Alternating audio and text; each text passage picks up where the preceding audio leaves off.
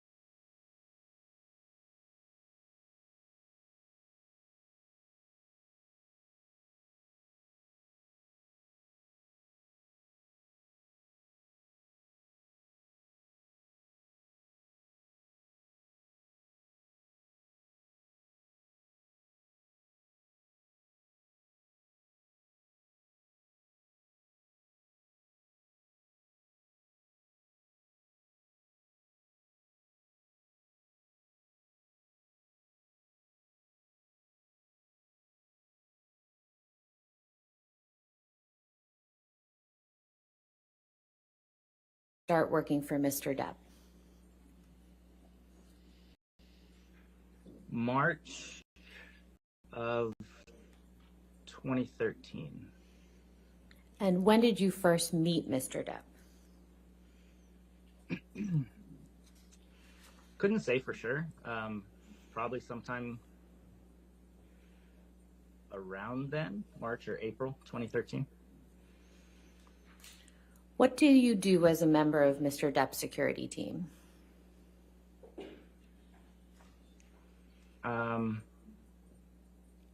Residential security, estate security, if he's in LA. When he's in LA, if he wants to go anywhere, I'll take him wherever he wants to go. I have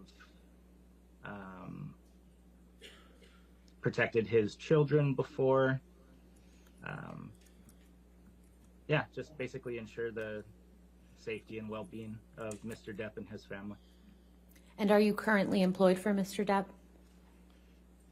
I am. What other means of employment do you have? So Mr. Depp's travel schedule is pretty regular. So when he's not in town, work slows down a little bit. So I have actually in the last 6 months, just under 6 months, picked up a full-time job working for another client. When you first started working for Mr. Depp, how often would you see him in person?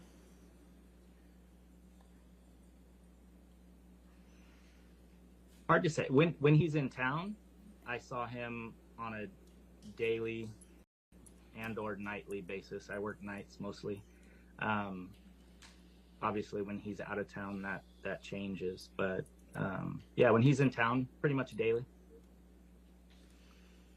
When did you first meet Miss Heard?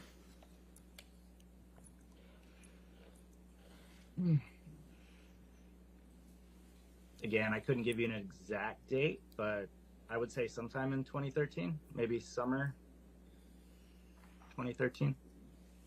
And when you were working for Mr. Depp, how often would you see Miss Heard when they were in a relationship? In the beginning, not very often. At one point, they moved to downtown LA to the Eastern Columbia building and became a little more frequent.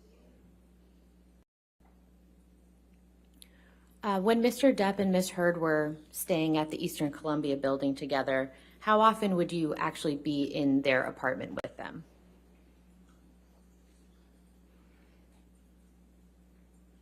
That would vary depending on the situation, but a few times a week would be my best estimate. It depended on what was going on, and there'd be nights where I wouldn't see them at all. There'd be nights where I would. Best estimate would be a few times a week. During that time, did you have occasion to see Mr. Depp and Miss Heard interacting with each other? I did, yes. And how often would you estimate? No, anytime I was in there, they were typically interacting. So I'd say a few times a week, several times a week. How would you describe the interactions between Mr. Depp and Miss Heard?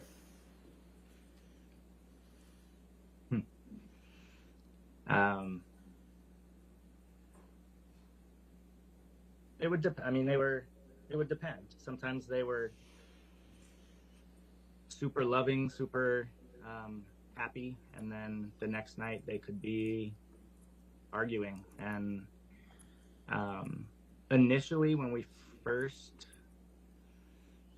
I first started working down at the lofts, things were cool. More than moving forward, things got a little more volatile moving in the longer they were there.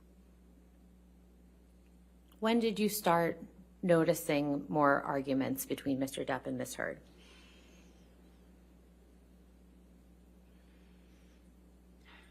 So I want to say like the end of 2014, they started staying down there pretty regularly. There were a few incidents where there were fights, but March 2015, when they came back from Australia, was when I really started to notice a change. And how often would you witness arguments or fights during that time? From in March? From March and thereafter. So when I came back from Australia, the arguments were pretty regular. Wouldn't say nightly, but every other night, several times a week, there would be arguments. And what did you observe in the arguments that you personally witnessed? So it was typically, I would come in, I'd get a text from Mr. Depp. I would go to Penthouse 3, which is where they stayed. Either stay by the door as requested, or in the kitchen. And then, I mean, it was just verbal arguments, yelling. It was typically Mr. Depp wanting to get out of there. And so there was the trying to convince Ms. Heard to let us leave. And yeah, I mean, lots of name calling, lots of F-bombs, you know. And who was the name calling directed at? So that was typically Ms. Heard directing her feelings toward Mr. Depp. And what do you recall Ms. Heard saying in those instances? Oh dear.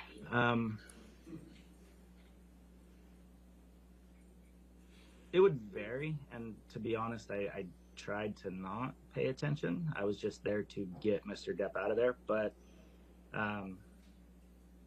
you know, there were times I've heard Ms. Heard call him a fucking deadbeat dad, if I can say that. I apologize to the court. If a fucking washed up, fucking cunt, you name it. She's spewed it. How would you describe your own interactions with Ms. Heard in the time that you worked for Mr. Depp? Objection, relevance. All right, what's the relevance of his interactions? His interactions when he was involved in when he was witnessing these altercations. Well, if you want to ask that question. Okay. How would you describe your interactions with Ms. Heard when you were present during an altercation between her and Mr. Depp? For the most part, there wasn't really interaction. There were a few times where I was trying to get Mr. Depp away from the situation, and Ms. Heard didn't like my involvement in the situation, and she, on one occasion, let me know how she felt about that. And what did she say to you in that instance? A lot. It was a lengthy, one-sided conversation. But she basically demeaned my career choice, called me a fucking yes man. And honestly, there were parts of that where she, you know, she was like, how would you feel if someone was involved in your relationship? Which I sympathize with.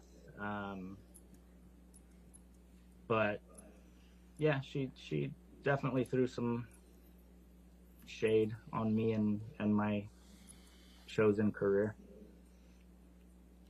Now, you mentioned that the arguments between Mr. Depp and Ms. Heard increased when they returned from Australia in March 2015. When did you first see Ms. Heard when she returned from Australia? So I picked Ms. Heard up from the airport on March 9th.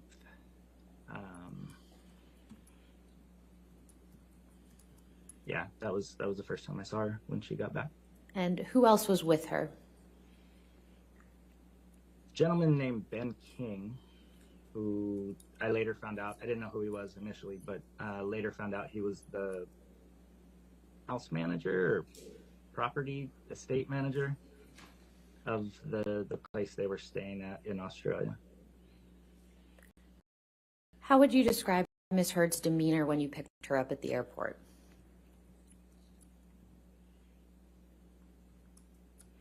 She seemed normal, nothing out of the ordinary. She was pleasant. She was polite, like she usually was. How much time did you spend with Ms. Heard that day?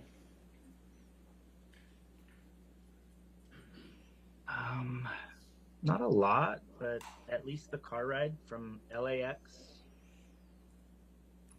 to downtown LA to the lofts.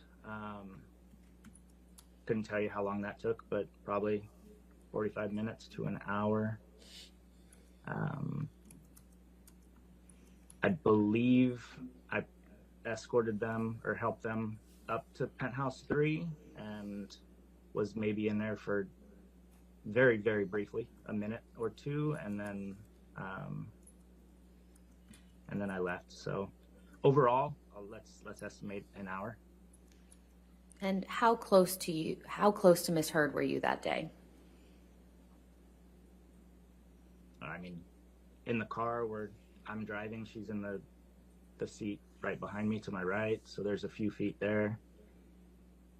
I think when I picked him up, I don't remember if I hugged her or not, but I know I probably grabbed some luggage, so I was within a few feet. And what time of day was it when Ms. Heard arrived at the airport? Early afternoon. I want to say they landed at around 1 p.m. What, if any, injuries did you observe on Ms. Heard that day?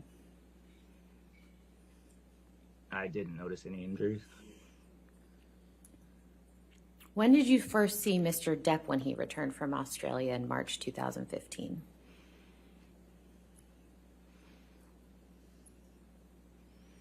I don't know, to be honest. I know it was after Miss Heard came, but I couldn't give you an exact date. And what, if any, injuries did you observe on Mr. Depp when he returned from Australia?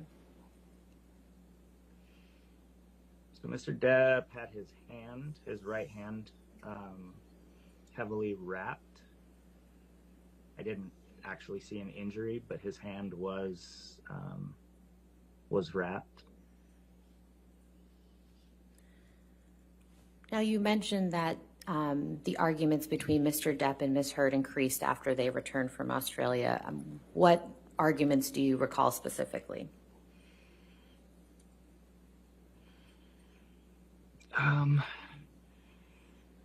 One in particular stands out. March 23rd, a couple weeks after they got back, there was an incident in Penthouse 5 that I recall.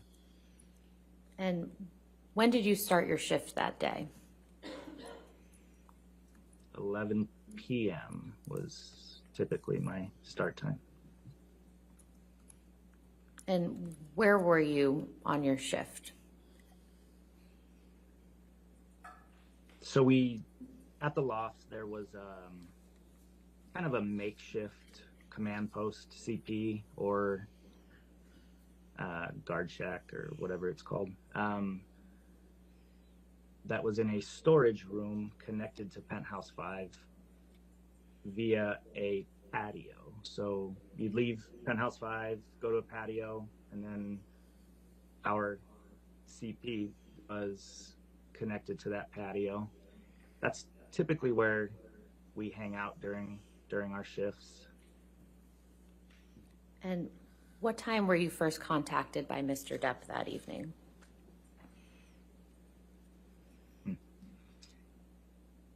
Again, I can't say precisely, but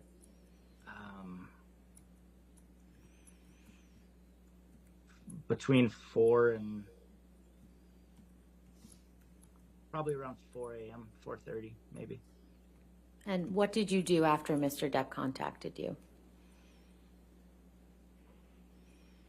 So when he texted me, and I was downstairs. I don't remember exactly what I was doing, either getting some air, stretching my legs, or grabbing some food. But I remember getting the text. I wasn't in the CP when I got the text. He requested I meet him at Penthouse 5 and requested that I bring the nurse, his nurse that was working at that time with him. What was her name? Debbie Lloyd. Okay. And so what did you go get Miss Lloyd? I did. So Miss Lloyd was staying at a hotel close by, probably about a half block away. And being that I was already down there, I felt 4 a.m, I wasn't gonna, and Mr. Depp wouldn't have wanted me to have her walk by herself. But I wasn't gonna go get the truck either, since I was down there already. So I walked over to the hotel. I believe I called the nurse just to make sure she woke up. And then I walked to the hotel and I met her there. We walked over together to the Eastern Columbia building. In the lobby, we ran into Miss Heard. She was at the front desk talking to security or concierge, I'm not sure who. Miss Lloyd stayed downstairs with Miss Heard. I proceeded upstairs to meet Mr. Depp at Penthouse 5 as requested.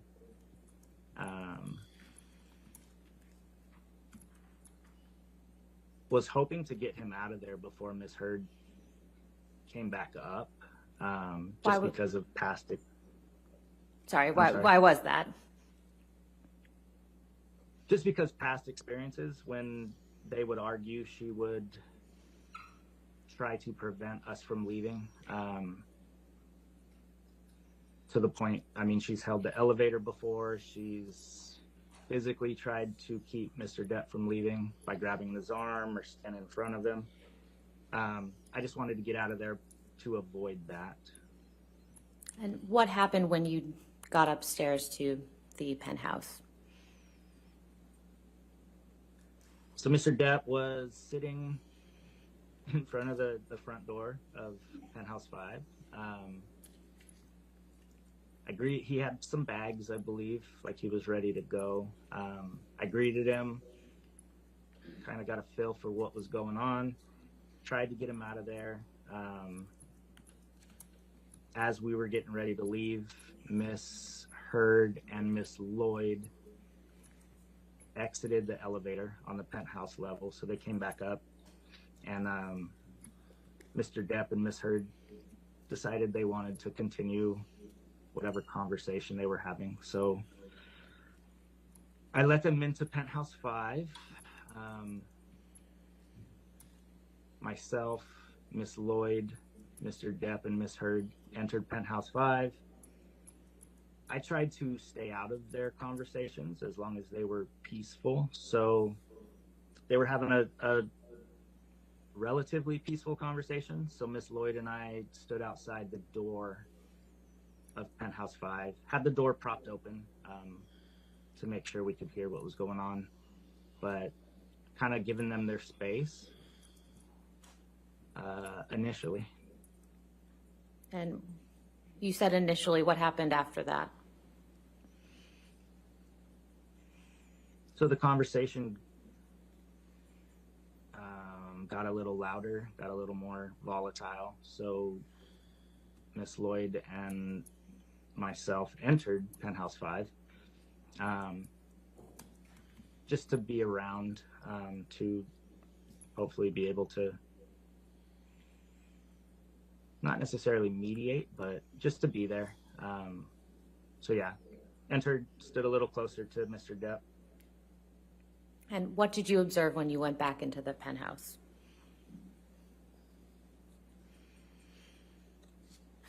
So the argument continued. There were moments of kind of normal conversation, peaceful conversation, but then there were also moments of yelling and anger from both of them.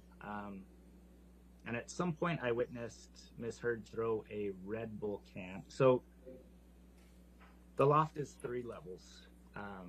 Mr. Depp was down at the lower level, which is the kitchen area. There's a middle level, which was turned into an office for Miss Heard. And then the upper level was where the bedrooms were, but they were turned into closets, basically, for Miss Heard at that time. Miss Heard and her sister at that time, Whitney, had come in. They were both on the middle level, the office level. And I saw Miss Heard throw a Red Bull can from her position that struck Mr. Depp in the back. Anything else that you recall? At that point, I moved closer to Mr. Depp. I didn't care that I was in the middle of their conversation at that point. I didn't want my client getting hit with anything else. So I stood right by Mr. Depp. The verbal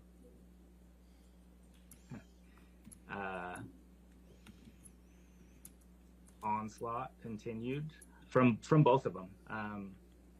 Mr. Depp was giving as good as he got at that point. He was angry and agitated. At one point, Miss Heard threw something else, either a purse or some sort of bag or something that she had up there. I was able to knock it away so it didn't hit him. At one point, she spit at him. Yeah, and then just a lot of verbal vitriol from both of them. What do you remember Ms. Heard saying to Mr. Depp on this occasion? Jeez.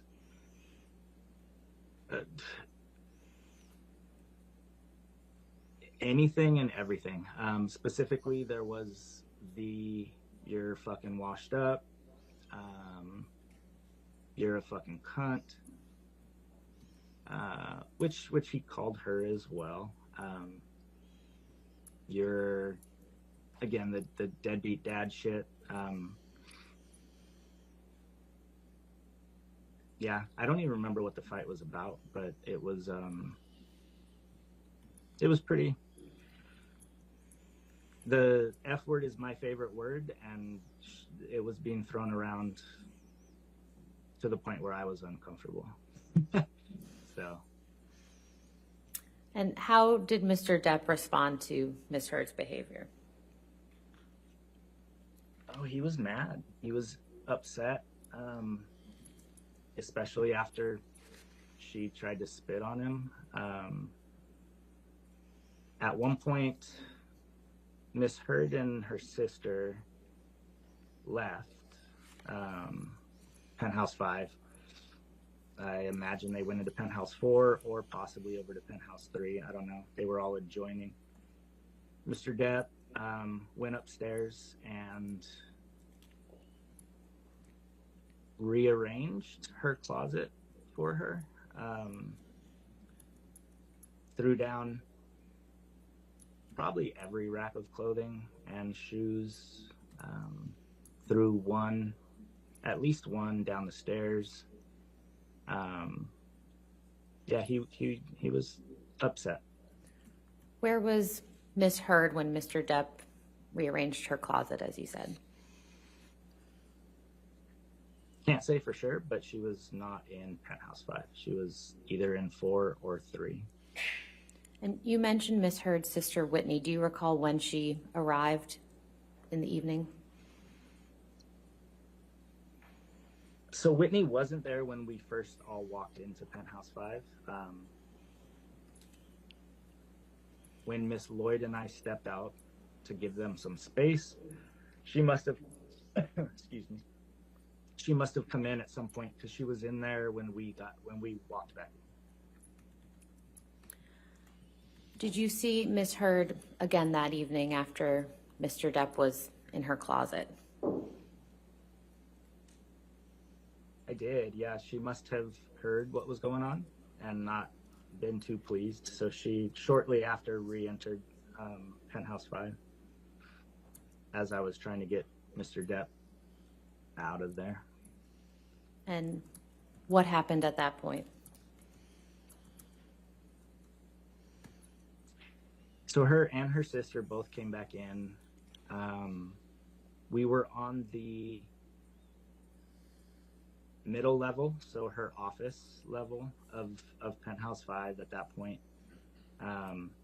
She was agitated. Mr. Depp was agitated.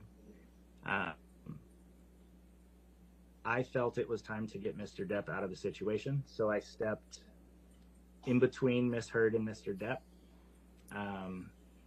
telling Mr. Depp that we were leaving and that it wasn't up to him anymore.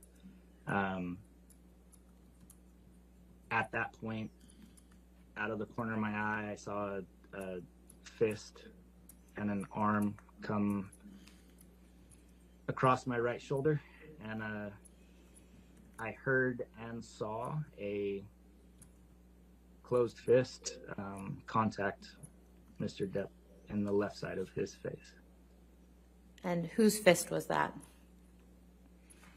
That was Miss Heard's fist, Amber Heard's fist. And where was Whitney when this occurred?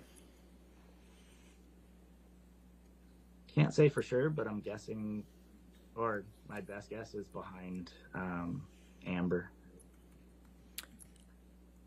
How did Mr. Depp respond when he was punched?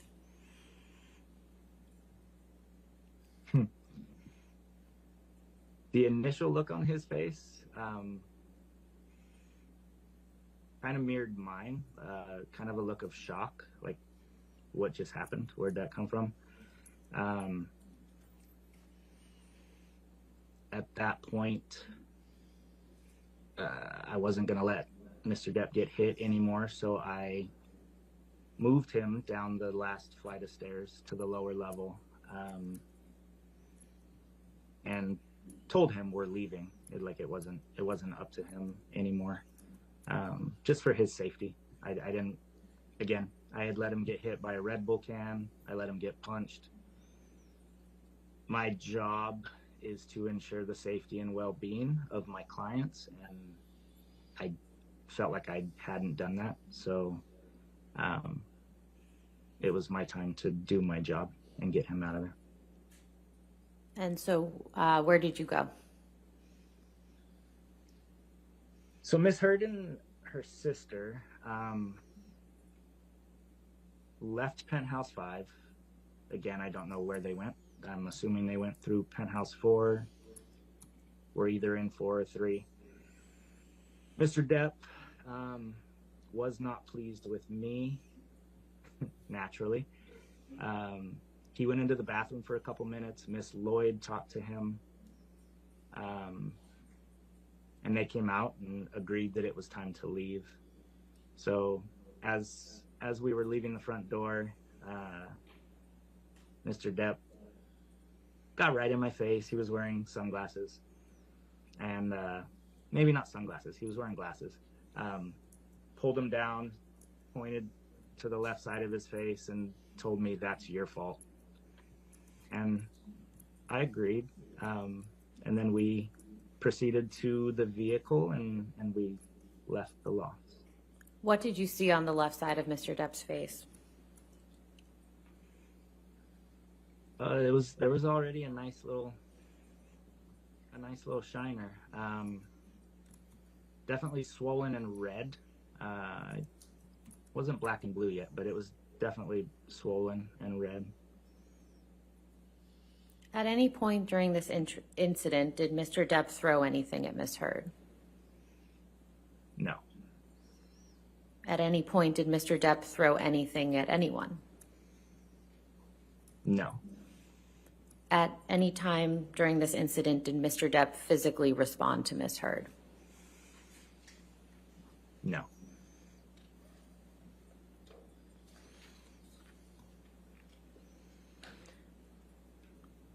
Do you recall Ms. Heard's birthday party in April of 2016? I do.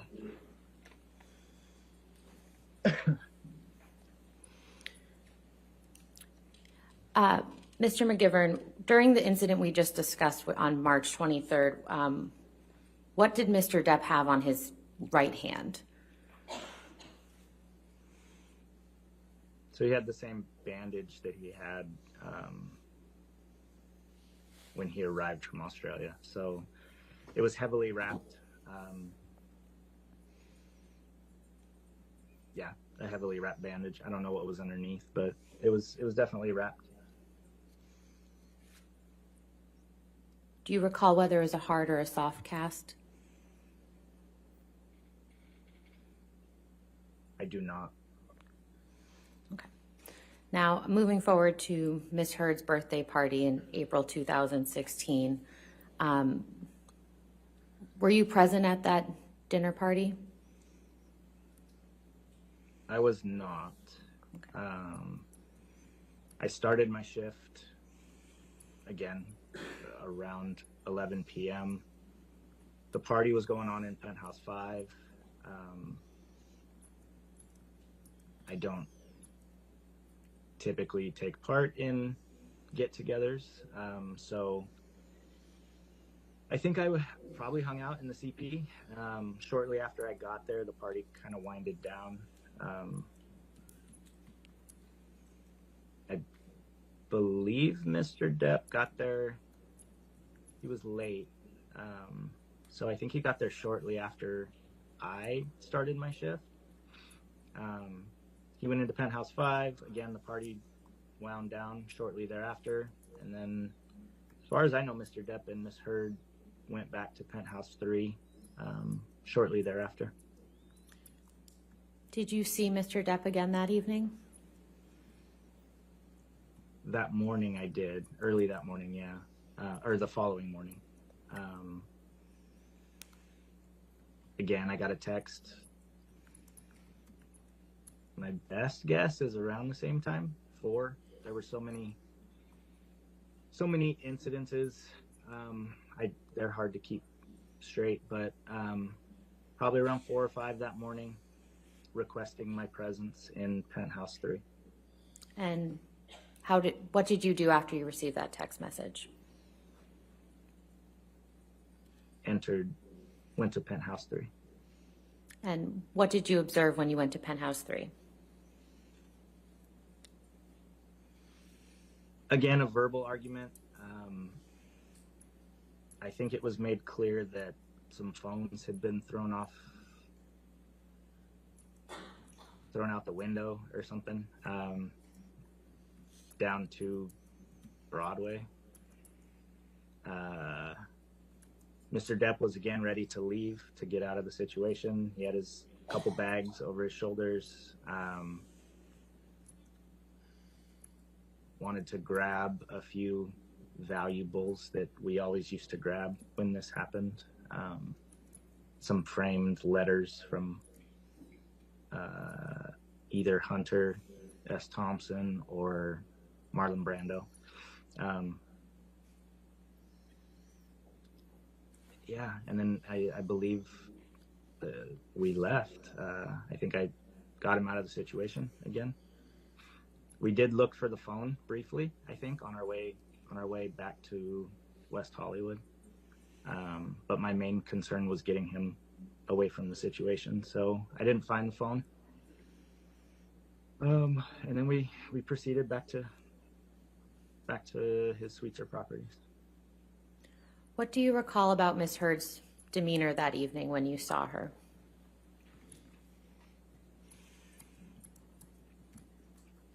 Nothing out of the ordinary. Nothing that. I mean, they were arguing like usual in those circumstances, but nothing pops out. What, if any, injuries did you observe on Ms. Heard that evening? I didn't notice any injuries. In your time working for Mr. Depp, have you ever seen Mr. Depp physically abuse Ms. Heard? I have not. Now, you mentioned a couple occasions. How many times have you witnessed Ms. Heard be physically abusive towards Mr. Depp?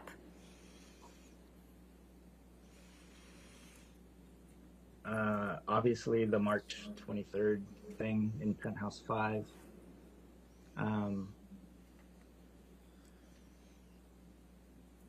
Physically abusive. I don't know how to define that, but I have seen her physically try to prevent him from leaving before. So grabbing his arms, standing in front of him, pushing him.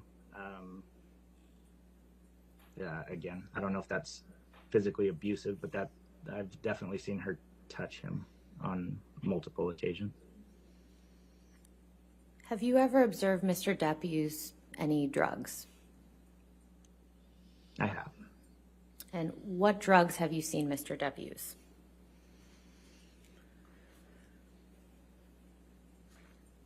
Are you talking non-prescription drugs? Yes. Marijuana and cocaine. How many times have you seen Mr. Depp use marijuana?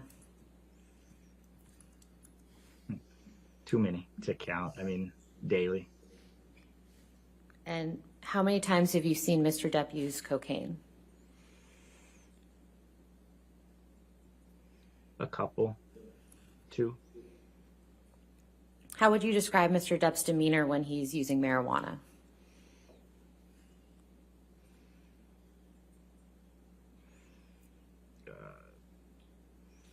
Chill, for lack of a better word. Mellow.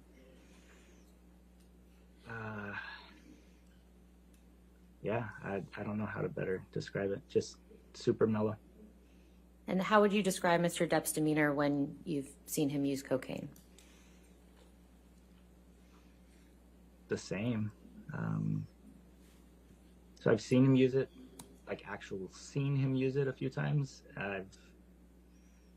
I've known of him using it other times, and I feel like it levels him out. Yeah, I haven't noticed any difference when he's used it. Have you observed Mr. Depp consume alcohol?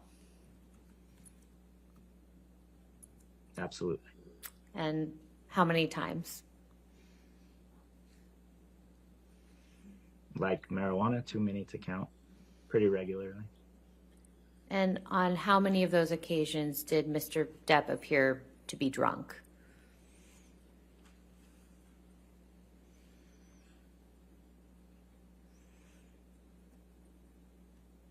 It would depend on what you mean by drunk, but not many. The only time I would say I've seen Mr. Depp drunk was when he would fall asleep on the couch, sitting up with his boots on. Other than that, Mr. Depp handles his liquor very well. How would you describe Mr. Depp's demeanor when you've seen him consume alcohol?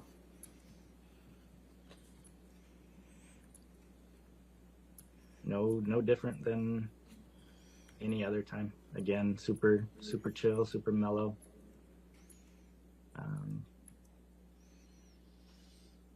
Yeah. Have you ever witnessed Ms. Heard consume alcohol? I have. How many times would you estimate?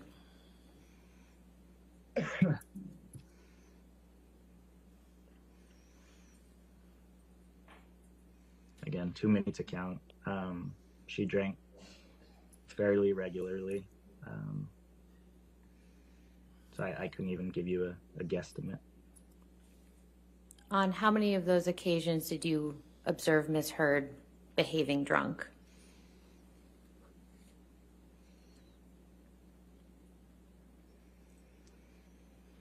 Can't say I've, other than the incident on March 23rd, where I didn't see her drinking, but I assumed based on her behavior, she was drunk.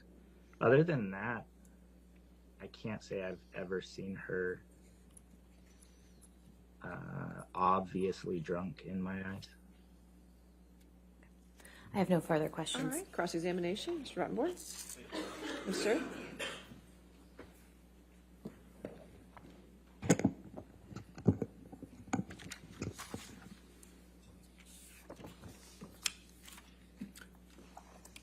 Good morning, Mr. McGivern. Good morning, sir. So you said you've worked for Mr. Depp for about 9 years, right? Correct. And he hasn't been in town recently, so you have another job. Is that what you said? Yes. But you still consider yourself an employee of his even today, correct?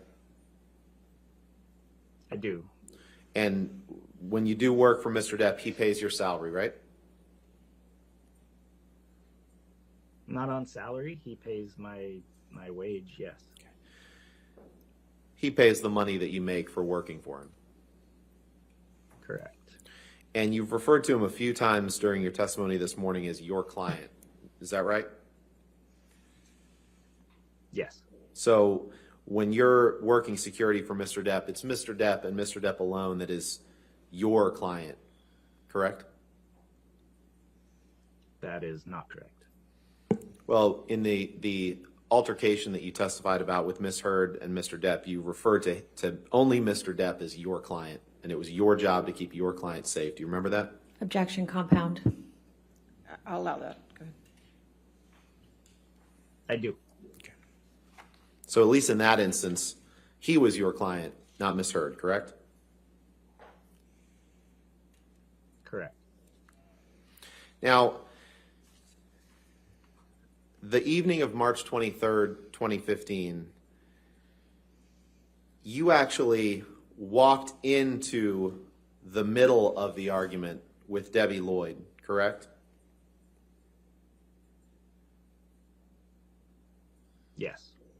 So you testified earlier that you were downstairs and Ms. Heard was downstairs in the lobby and you'd gotten Ms. Lloyd, but that's actually not accurate, is it? To the best of my recollection, that is accurate. In fact, when you and Ms. Lloyd entered Penthouse 5, Amber and Mr. Depp were already in there having a verbal argument, correct? That is not correct.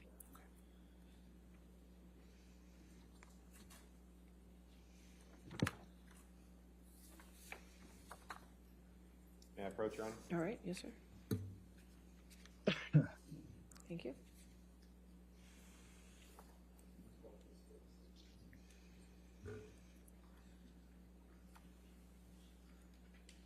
Mr. McGivern, do you see a document on the screen in front of you entitled Witness Statement of Travis McGivern?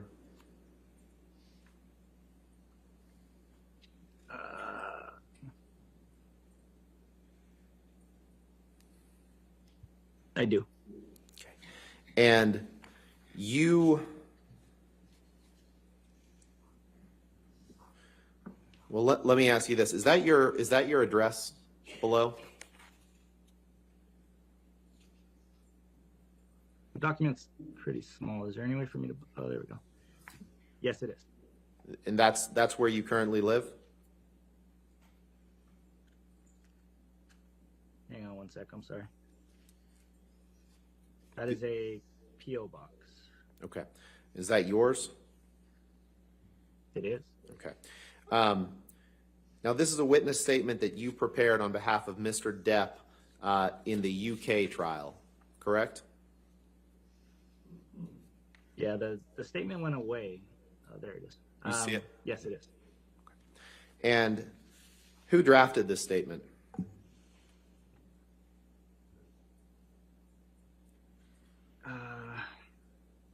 myself along with an attorney. I don't remember exactly who. Was it Adam Waldman? At that point, I don't believe it was, no.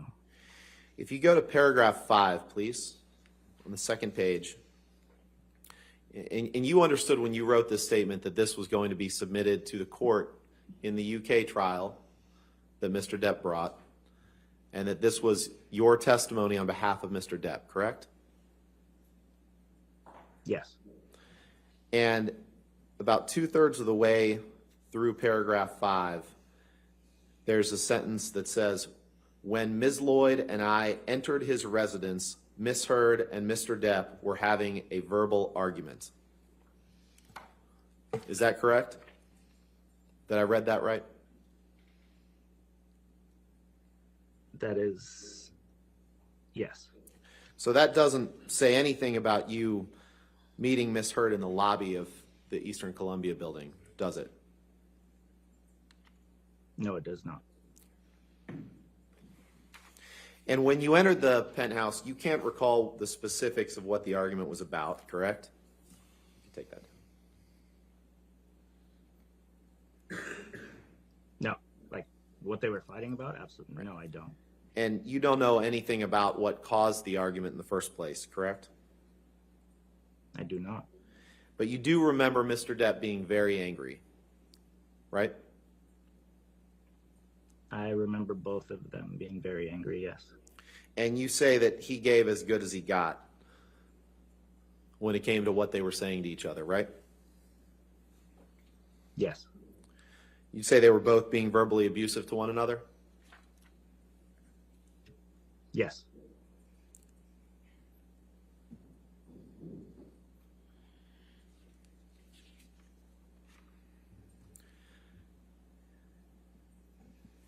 And you testified that at some point Ms. Heard was on the mezzanine level, right? The level of her office, so kind of the middle level of the penthouse?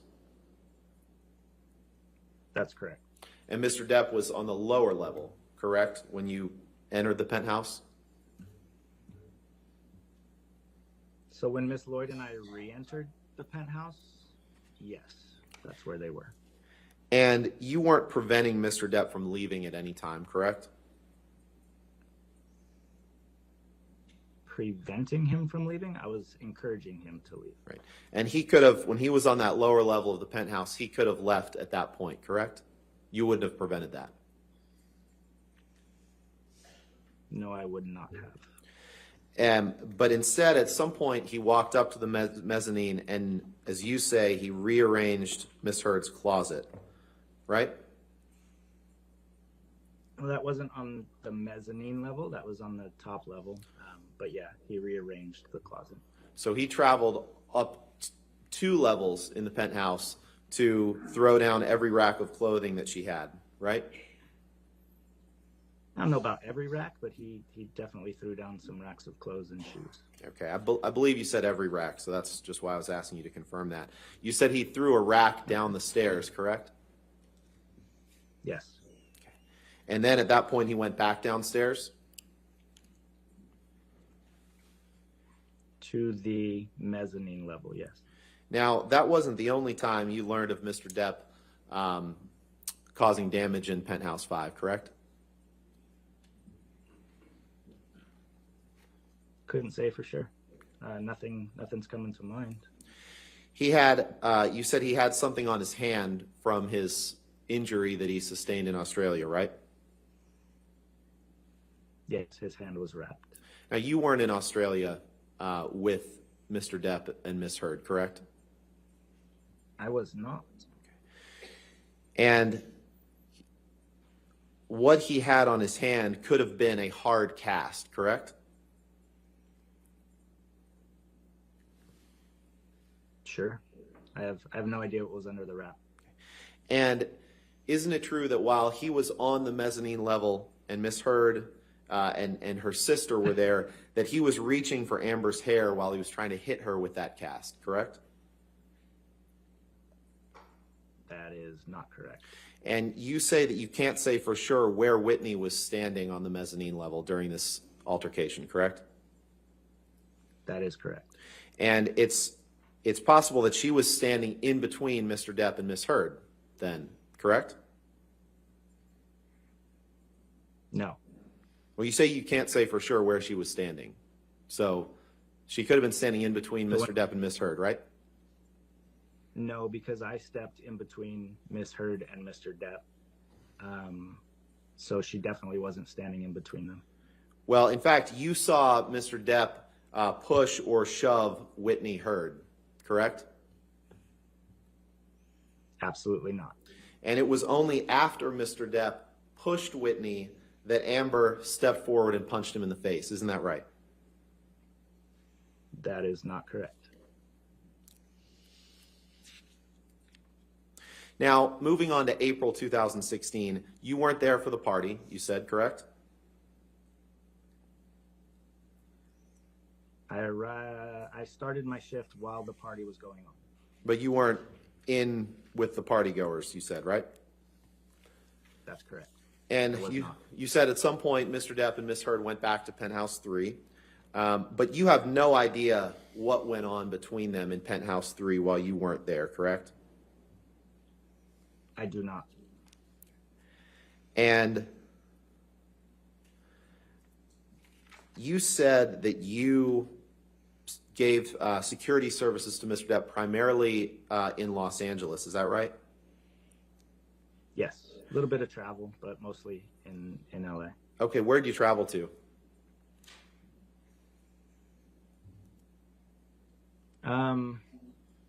Vegas,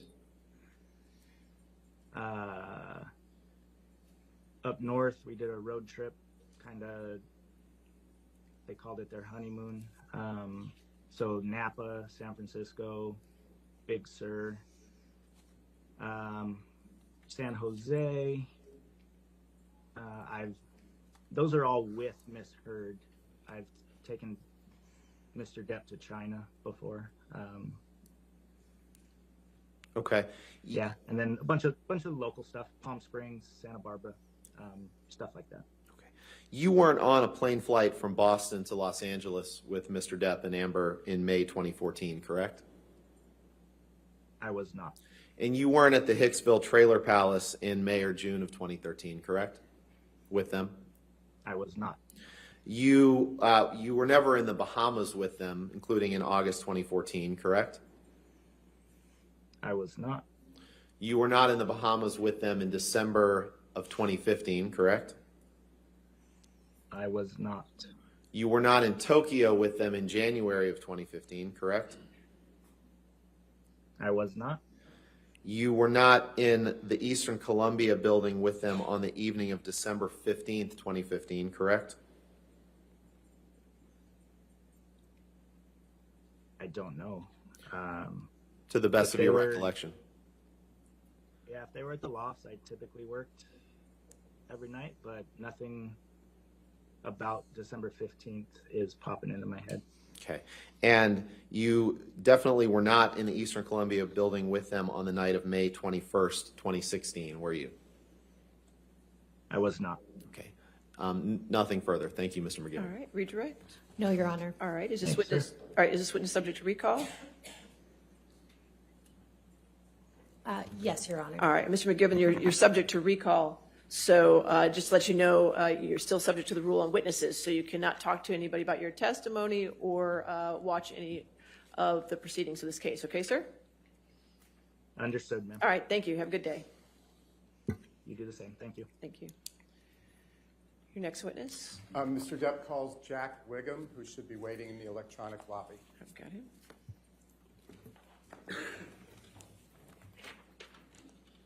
All right, Mr. Whigham, can you hear me, sir? Yes, ma'am. Could you do me a favor and just count to 1 to 5 for me? Sure. 1, 2, 3, 4, 5. All right, thank you, sir. Can you raise your right hand? Do you swear or affirm to tell the truth under penalty of law? Yes. Okay, thank you, sir. Good morning, Mr. Whigham. Would you please state your full name for the record? Sure. It's Jack Whigham. Where do you live, Mr. Whigham? I live in Los Angeles. Where, if at all, did you earn your undergraduate degree? I earned a degree in finance from the University of Florida. In what year, if any, did you graduate from the University of Florida? 1998. Do you have any graduate degrees, Mr. Whigham? I do. I have a law degree also from the University of Florida and graduated in 2002. Mr. Whigham, what do you currently do for a living? I'm currently a manager representative for artists. Would you please describe, Mr. Whigham, for the jury what a manager representative does? So we, represent writers, directors, actors, actresses, mostly in their pursuit of artistic endeavors. So I primarily focus on film and television, but, all artistic endeavors. How does a manager representative get paid? Typically via a commission. What? So industry standard is kind of 10% of whatever the deal is. And Mr. Whigham, what did you do professionally after you earned your JD at the University of Florida? I was an attorney at a firm called Weil, Gottsville, and Manges for approximately 3 years. And then I segued from there to a talent agency called CAA, Creative Artists Agency. In what year did you start work at CAA? I started there in April of 2004. And Mr. Whigham, in what capacity did you start working at CAA? I started at the bottom, in the mailroom, checking mail, and then became an assistant for one of the managing partners. And then in 2007, I believe I became an agent.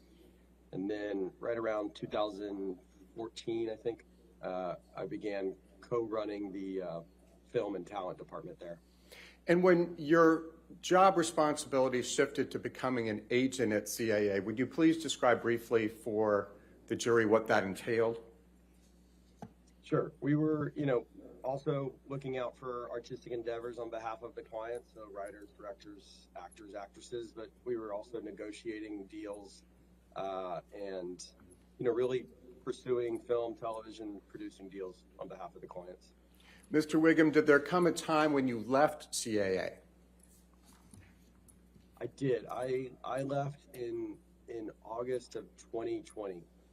What, if anything, did you do professionally after you left CAA in August of 2020? So I co-founded a management production company called Range Media Partners in August of 2020 and have been working there ever since. What type of company is Range Media Partners? It's a management representation production company. Do you know Johnny Depp? I do. Mr. Whigham, when did you first meet Mr. Depp? I actually met him very briefly on the set of Black Mass, which was probably, 2014 or 15, and then I met him very briefly at one of his music shows, but more substantively, I sat with him, I believe in the fall of 2016. Did there come a time, Mr. Whigham, when you became Mr. Depp's agent? Yes. When was that? Right around October, I believe, or fall of 2016. Was that when you were still with CAA? Yes. When you first started with Mr. Depp as his agent, who, if anyone, assisted you? I had two partners that I worked with Johnny. One was Brian Lord, and the other was Christian Carino.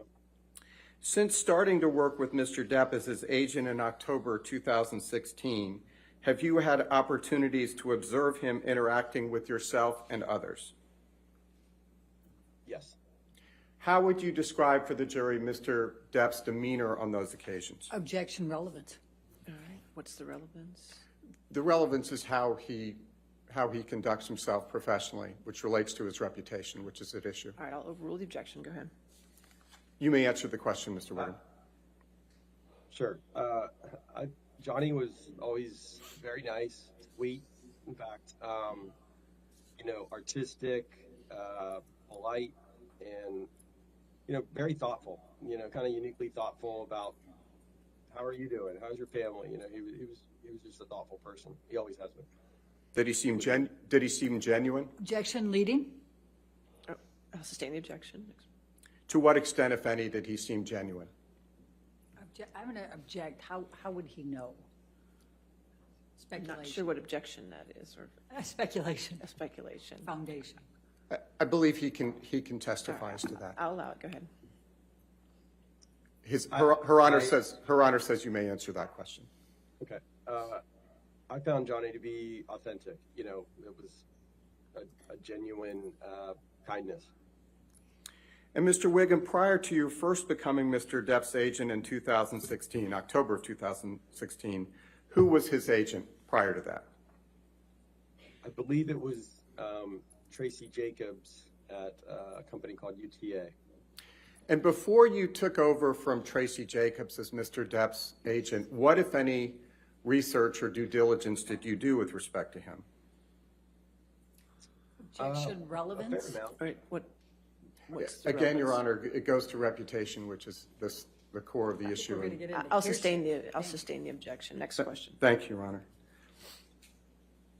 Were you aware of Mr. Depp's professional reputation at the time you became his agent in October of 2016? I would say objection leading, and I think it's going to call for hearsay. I'll overrule at this point. Go ahead. I believe I was. What was your understanding, if any, of Mr. Depp's professional reputation at the time you began representing him as his agent in the fall of 2016? Johnny's reputation, in my opinion, was he was very well regarded and respected by peers in the artistic community. Your Honor, he was very artistic. I'm going to object. First of all, he says in his opinion, which he's not an expert witness, and second, he's now going into hearsay. No, I'll overrule the objection. Go ahead. Mr. Whigham, Her Honor, you may continue. Well regarded, respected, extremely talented, artistic.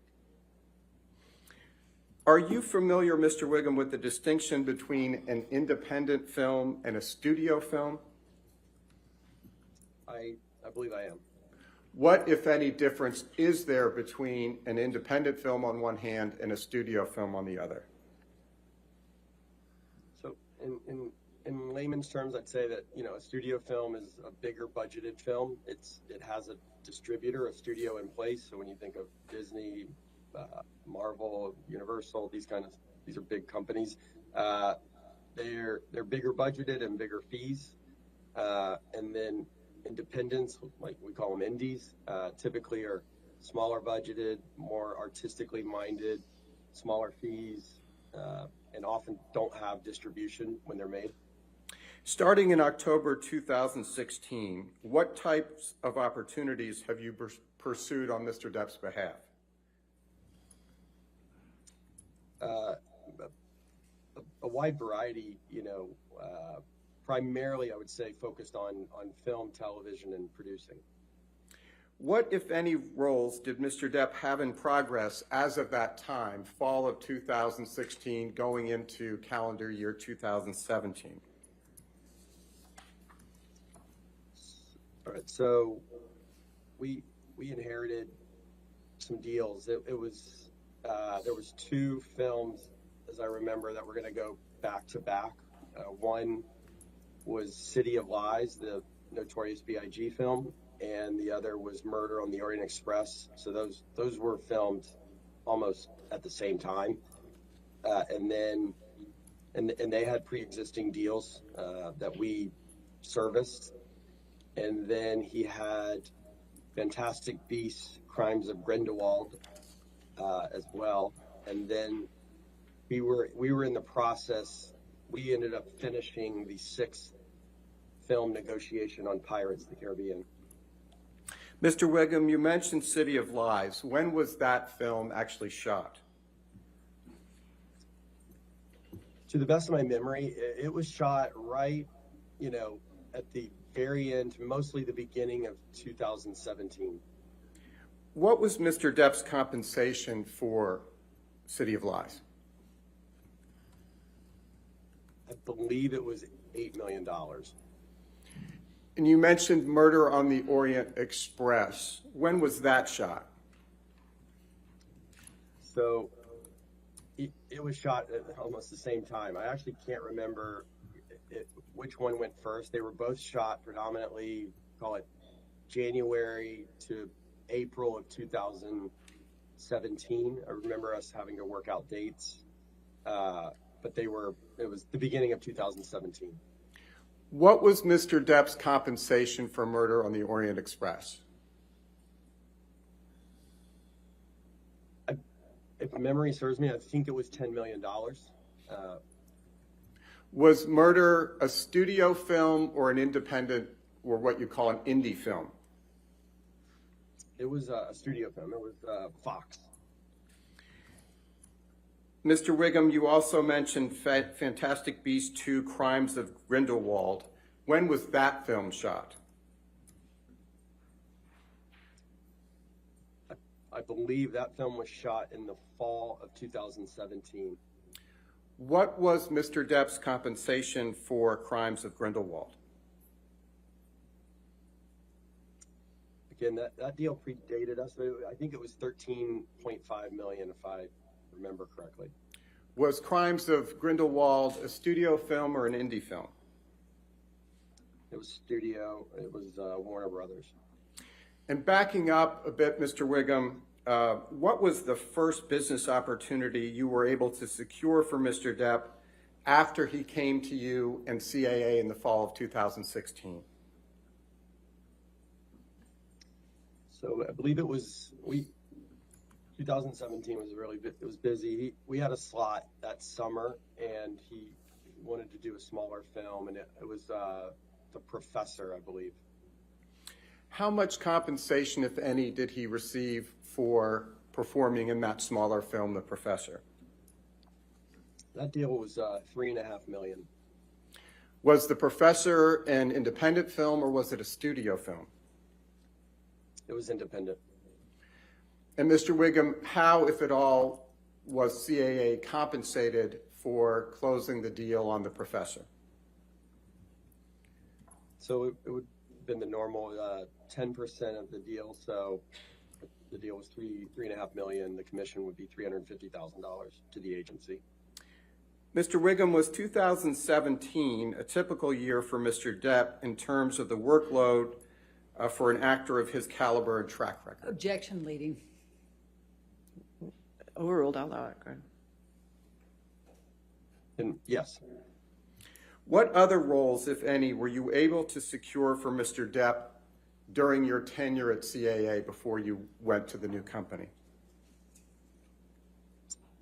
A film called Waiting for the Barbarians and a film called Minamata. When was Waiting for the Barbarian shot? So Waiting for the Barbarians was fall of 2018. What, if any, plans did you and Mr. Depp have for 2018, calendar year 2018? We had a very specific plan for that year because 2017 was busy, and he had done 3 studio films, and I remember him wanting to take time off to rest and be with his kids for first half of the year, and then he wanted to go on the music tour, which always just made him really happy, and so that was the summer of 2018, and then we had the slot for the fall of 2018, and that's where we spent a lot of time thinking about what that movie was going to be. And Waiting for the Barbarians was kind of a little gift because it was based on a J.M. Coetzee novel, and Johnny's, very well read and knew the literature, the underlying book, and Mark Rylance was in the film, and it was just like a dream actor that he always wanted to work with. What was Mr. Depp paid for Waiting for the Barbarians? $1 million. And I apologize if you've already said this. Was Waiting for the Barbarians an independent film or a studio film? It was an independent. Mr. Whigham, you also mentioned the film Minamata. When was that film shot? That was the very beginning of 2019. So I think January start. Was Minamata an indie film or a studio film? It was independent. How much was Mr. Depp ultimately paid for Minamata? So his fee became, it was $3 million. What, if any, role did Mr. Depp play in Pirates of the Caribbean 5? He played Captain Jack Sparrow. Was he paid an actor's fee for that film?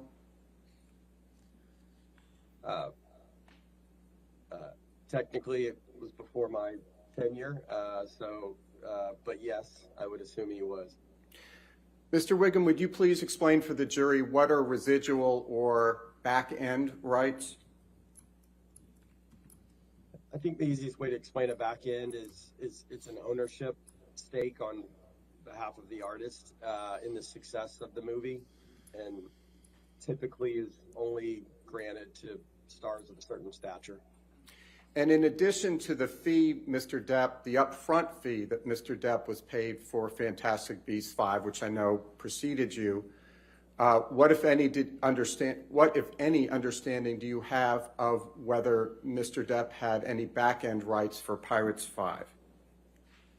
Objection, Your Honor. Foundation, he said that deal was at the other agency, and he wasn't. I'll allow it if he knows it. That's fine. Go ahead. Her Honor says you may answer the question. Yeah, so you initially said Fantastic Beasts. I think you meant Pirate 5. I apologize. I did mean Yeah. for Pirates 5, what, if any, back-end did Mr. Depp have for Pirates 5? I don't know what it was. I know that he had one. To what extent, if any, did Mr. Depp ever have a deal to perform in Pirates 6? So when we started representing him, I remember Brian Lord and myself finishing a deal that had started at the previous agency. Objection, Your Honor. May we approach? Okay. Hold on a minute.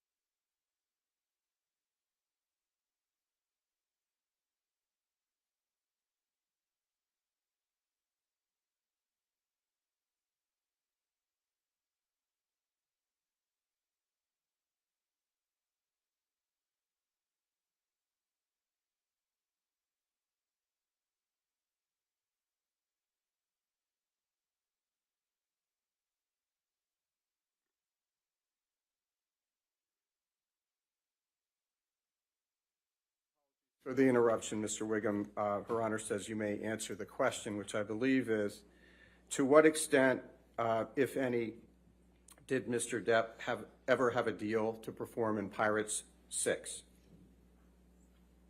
So we finished the deal, and then we closed the deal at $22.5 million for that film, is my memory. Which studio was involved in the Pirates series, including Pirates 6? So that was Disney. Was Disney the studio involved in all of the Pirates movies? Yes. What role was Mr. Depp to play in Pirates 6? Objection calls for speculation I'll allow it. and hearsay. I'll allow it. Captain Jack Sparrow. Was the $22.5 million to be paid to Mr. Depp by Disney or by some other entity? Disney. And when was that $22.5 million to be paid to Mr. Depp? It would be paid when he shoots it. We call it principal photography, so when the film shoots. Who was the producer of the Pirates franchise? Jerry Bruckheimer. Does Mr. Bruckheimer work for Disney? No. In 2017, to what extent, if any, was Mr. Bruckheimer supportive of Mr. Depp remaining in the Pirates franchise? Objection, Your Honor, calls for hearsay. I'll sustain the objection. Thank you, Your Honor. Putting aside his role in the Pirates films, did Mr. Depp have any other affiliations with Disney in 2017? Yes. What were those affiliations? He, if I remember, in the spring, you know, he went down to Disneyland and put on the Captain Jack Sparrow outfit and wardrobe and went into the ride. Disney had worked out a fun little thing where he was going to take the place of the automated, you know, Captain Jack Sparrow on the Pirates ride, and so he would kind of surprise people as they were going along there. And so I remember he did that, and then in May of 2017, he went to Disney Shanghai to help open the Pirates of the Caribbean ride there. What, if anything, did those affiliations signify about the status of Mr. Depp's relationship with Disney as of that time? Objection, Your Honor. I'll sustain the objection. Next question. Thank you, Your Honor. To what extent, if any, did Mr. Depp socialize with anyone at Disney in 2017, to the extent you know? Objection, Your Honor. I'll allow it to the extent he knows. Do you know whether Mr. Depp socialized with Disney during 2017, yes or no? Objection, Your Honor. Foundation and hearsay. I do. If you could lay a foundation to how he knows. How do you know that Mr. Depp socialized with Disney in calendar year 2017? Because I was there. Who, would you please describe for the jury what you mean when you said you were there when Mr. Depp socialized with Disney? We had a dinner in spring of 2017 with myself, Jerry Bruckheimer, Johnny, and Sean Bailey, who was running the film, you know, was president of Disney. How did the dinner conclude? Great. I mean, very, very nice. It was a great dinner. As of early December 2018, so we're now in December of 2018, what, if anything, was your understanding of the status of whether Mr. Depp would actually appear in Pirate 6? Objection, Your Honor, calls for hearsay. All right, I'll sustain the objection. Next question. Mr. Whigham, did there come a time when you saw an op-ed that purportedly written by Amber Heard that appeared in the Washington Post? Yes. Mr. Whigham, I would like to show you, please, what was entered previously into evidence as Plaintiff's Exhibit 1. Mr. Gibson, would you please pull up Plaintiff's Exhibit 1? And, Your Honor, may we please publish this to the jury as it's been previously. Oh, it is. Thank you. Mr. Whigham, have you ever seen this document before? Yes. What is it? I believe it's the opinionated op-ed in the Washington Post that Ms. Heard wrote. Mr. Whigham, when did you first see Ms. Heard's op-ed in the Washington Post? It would have been right contemporaneous to when it came out. And Tom, if you would please move ahead to, I believe, the second page in Plaintiff's Exhibit 1. And drawing your attention specifically to the third paragraph of the op-ed, Ms. Heard writes, quote, 2 years ago, I became a public figure representing domestic abuse, and I felt the full force of our culture's wrath for women who speak out, unquote. What, if any, understanding do you have of that reference?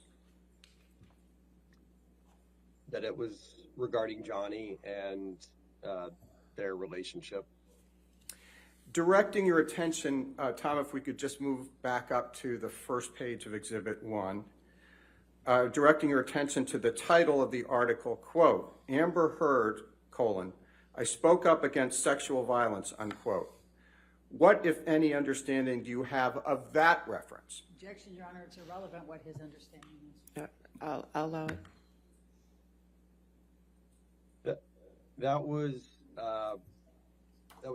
rather shocking, I remember, because it was the first time I'd heard an allegation of sexual abuse.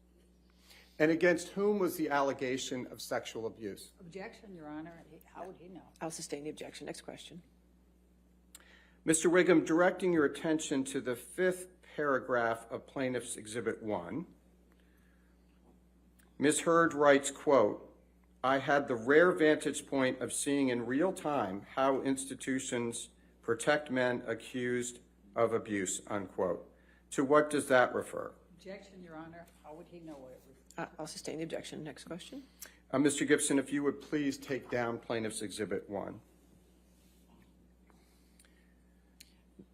Mr. Whigham, how, if at all, was Ms. Heard's op-ed different from other articles about the couple's relationship? Objection, Your Honor. Calls for hearsay foundation. All right. Other articles? Mr. Whigham, had you seen other articles in the course of your duties as Mr. Depp's agent about Amber Heard and Johnny Depp? Objection, Your Honor, still. Yes. Calls for hearsay foundation. I'll allow it. Thank you. How, if at all, was the op-ed different from other articles you had read about the Johnny Depp-Amber Heard relationship? It was a first-person account coming from the victim. It's extremely impactful. Impactful in a good or bad way? With respect to Johnny, it was catastrophic because it was coming from a first-person account. It was not from a journalist. It was not from someone observing. It was from someone saying, this happened to me. Mr. Whigham, between December 18, 2018, the date of the op-ed, and October 2020, did Mr. Depp perform in any studio films? Sorry, could you just repeat the dates? Between December 18th, 2018, which is the date that Ms. Heard's op-ed appeared, and October 2020, to what extent, if any, did Mr. Depp perform in any studio films? Zero. No studio films. How, if at all, did Ms. Heard's op-ed impact Mr. Depp's ability to land roles in studio films between December 2018 and October 2020? Objection, Your Honor. Calls for hearsay foundation and expert. I'll sustain that objection. Next. Are you near the end, Mr. Chu? I just want to make sure because I it's am, coming up on Your our morning break. Okay. I Go. have probably 5 minutes. Okay, that's good. Go ahead. What effect, if any, did the op-ed have on the release of Minamata, the indie film you mentioned Objection, earlier? Your Honor. Calls for hearsay speculation. He worked on You want to approach for a Sure. moment? Yes, Your Honor.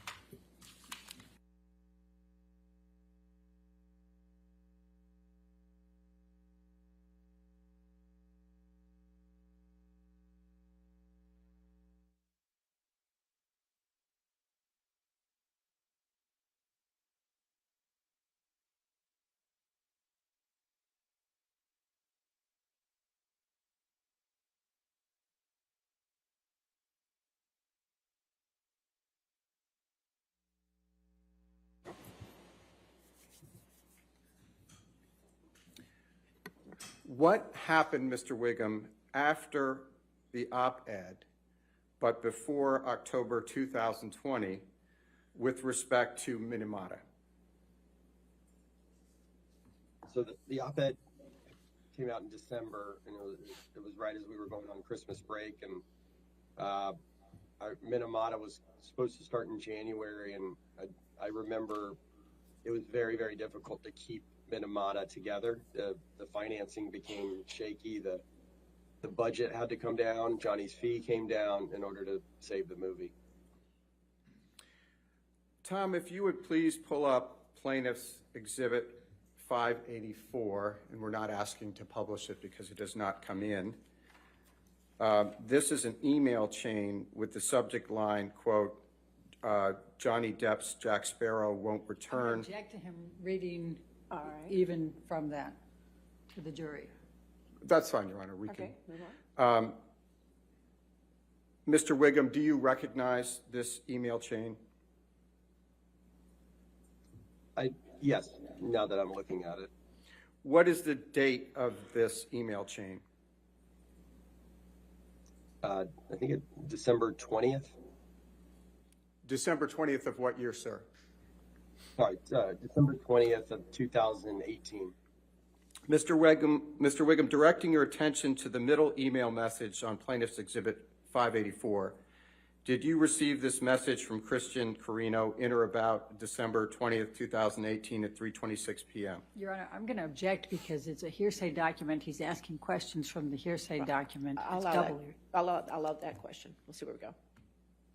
Her Honor said you may answer that question. Yes, he's asked. I see what he's asking me. Would you please explain to the jury what the message was about? Objection, Your Honor, hearsay. Hearsay. He's asking him to essentially say. If we want to approach for a moment.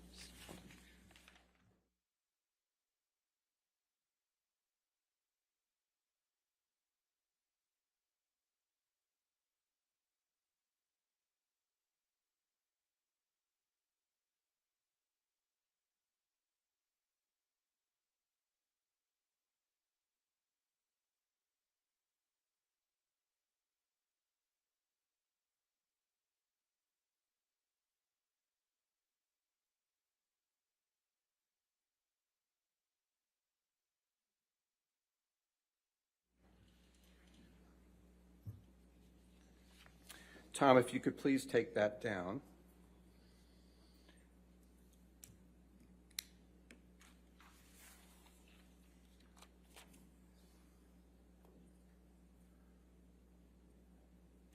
Mr. Whigham, did there come a time after Ms. Heard's publication of the op-ed on December 18, 2018, but before October 2020, that you learned more about Disney's plans about whether it would cast Mr. Depp in Pirate 6? Objection, hearsay.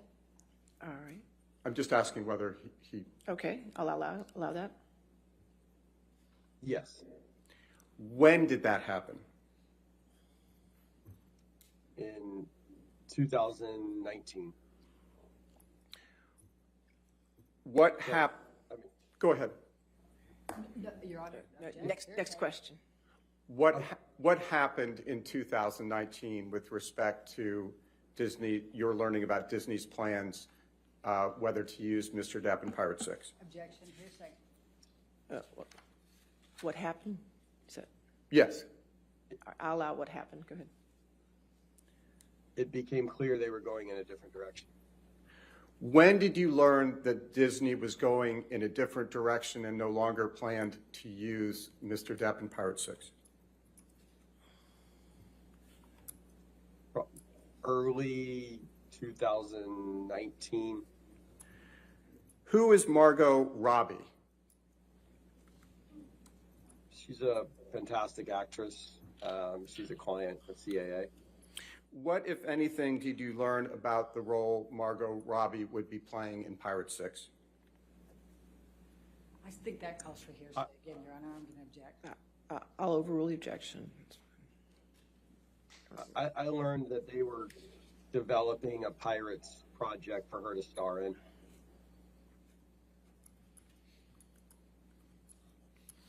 After you learned that Disney was going in a different direction in early 2019 and no longer planned to use Mr. Depp, to what extent did you reach out to Jerry Bruckheimer or Sean Bailey? Objection, Your Honor, calls for hearsay. It does not, Your Honor. Overruled. I'll allow it. Thank you, Your Honor. A lot. Did you reach out to Mr. Bruckheimer and Mr. Bailey jointly or separately? Separately. What, if anything, was the result of your outreach to Mr. Bruckheimer and Mr. Bailey? Objection still calls for hearsay, Your Honor. Calls for hearsay. I'm just asking what the result was. It's still based on his communications with them. All right, I'll sustain the objection. Next question.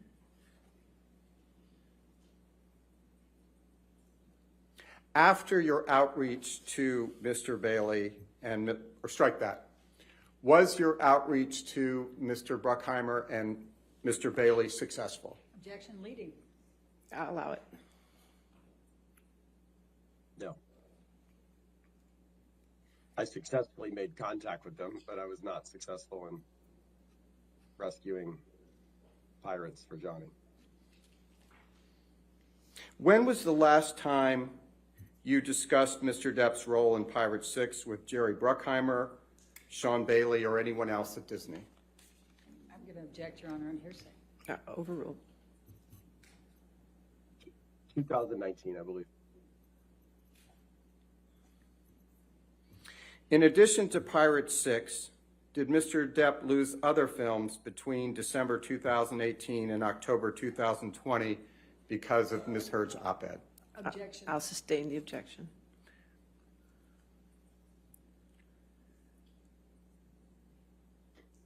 In addition to Pirate 6, did Mr. Depp lose any other films between December 2018 and October 20? Objection, Your Honor. First of all, I don't think he testified that he lost Pirate 6. Second of all, it's a She's leading- now contradicting the witness's testimony, no, which is no, Just trying to ask the inappropriate. question Both of you. the other way. Both of you. Overruled. Let's go. Next. Go ahead. Answer the question. Yes. After the op-ed, it was impossible to get him a studio film, which is what we normally would have been focused on in that time period. Mr. Whigham, to what extent did COVID, or strike that, to what extent, if any, did COVID impact Mr. Depp's opportunities prior to October 2020? I think it had an effect on Johnny, like other actors to some degree, but we were still doing business, especially on behalf of bigger stars that greenlit films, and so what was happening was we would close deals or put together a movie and then just set the start date for whenever people could get together and actually shoot the movie. Mr. Whigham, in your many interactions with Mr. Depp, have you ever seen him angry? Objection, Your Honor. It's leading. I'll sustain as to leading. In your many interactions, thank you, Your Honor. In your many interactions with Mr. Depp, to what extent, if any, have you ever seen him lose his temper? I never have, actually. To what extent, if any, has Mr. Depp ever raised his voice in your presence? No, he never has. Mr. Whigham, to what extent have you ever seen Mr. Depp engage in any violence? Never. Mr. Whigham, other than Ms. Heard, are you aware of any other woman who has ever accused Mr. Depp of physical abuse? Objection, leading, foundation, and hearsay. I'll sustain the objection to leading. Thank you, Your Honor. Thank you, Mr. Whigham. All right. I'll pass the witness. All right, Mr. Whigham, we'll do cross-examination in about 15 minutes. I'm going to take a 15-minute morning recess, okay, sir? All right, ladies and gentlemen, we'll go ahead and take our morning recess. Do not discuss the case with anybody and don't do any outside research, okay? Mr. Whigham, what I'll do is put you in the lobby, and then you won't see anything. In about 15 minutes, I'll bring you back, okay? Okay. All right, thank you. Thank you.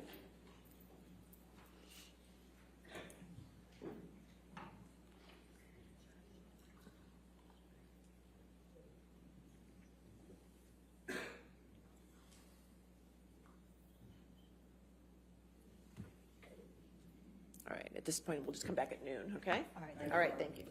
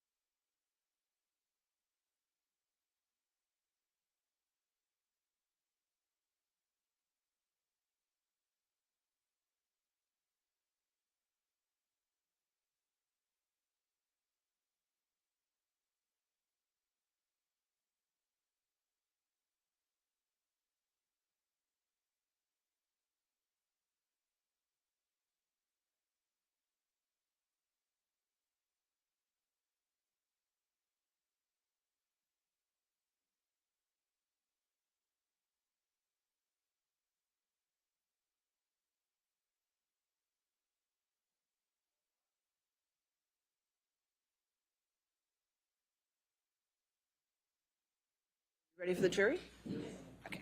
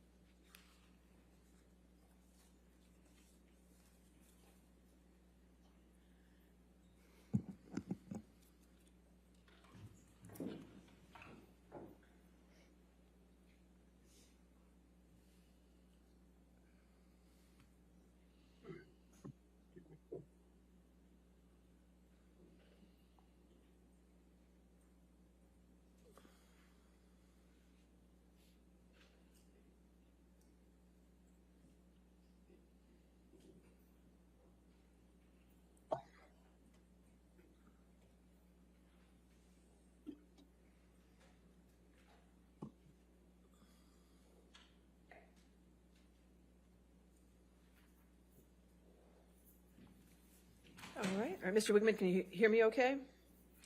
Yes, ma'am. All right. As soon as you ask him his first question, he should pop up there. He'll come Right. up then? Yeah, Okay. cross-examination. Thank you, Your Honor.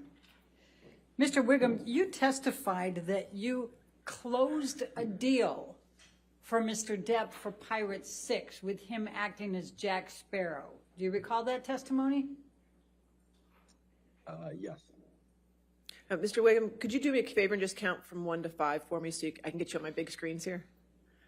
Sure. 1, 2, 3, 4, 5. Not getting on this. There he There is. we go. Okay, thank you, sir. I appreciate it. I'm sorry.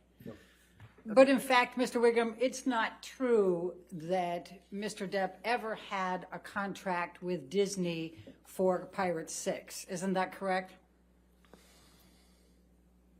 Can you explain that question or that position? Have you ever seen a contract that provides for Mr. Depp to play Pirate 6? To the best of my knowledge, my memory, myself and my partner closed an optional picture deal for the amount of money of what that picture would be for Johnny. And you would make sure to have that in writing, wouldn't you? You know, that would normally go through legal counsel in terms of the codification of it. Do you have any explanation for why there exists nothing, no piece of paper, nothing suggesting that Mr. Depp ever had a deal with Disney for Pirate 6? Objection, lack of foundation, compound. Oh, I'll allow it. So I often close, when I was an agent, we would work on many deals where I actually wouldn't see contracts. They were verbal in nature. And then, you know, especially on optional pictures, just so there was an understanding of what the money would be. So do you have an explanation why there is not even a piece of paper, not an email, not a text, not a document, nothing that suggests that Mr. Depp is going to be in Pirate 6 as Jack Sparrow? Objection, asked and answered. I don't believe it was. So overruled, I'll allow it. I mean, if you're asking me my opinion, it wouldn't necessarily be alarming because that would be a conversation usually to understand. Disney's going to want to know: are we on the same? Page about what the money's going to be? And most of that conversation, if I remember correctly, was also with one of Johnny's lawyers at the time. Okay, and so you had, so Johnny's lawyer was discussing this, but there's no document. Do you have an explanation for that? You may know better than me if there is a document, but that was Jake Bloom, you know, at the time, I believe, if memory serves me correct. All right.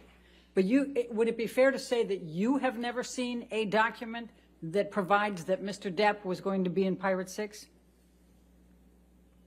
It would be fair to say that it was consistent with a lot of the conversations that I would have on behalf of big stars, where it was verbal and there was an understanding of what the deal was going to be. Mr. Whigham, if you could please answer my question. Objection, harassment. He did answer the question. I'll allow you. Want to ask your question? Go ahead. Thank you. Sure. Judy, Can you repeat the question? Sorry. Judy, can you read that back? Thank you.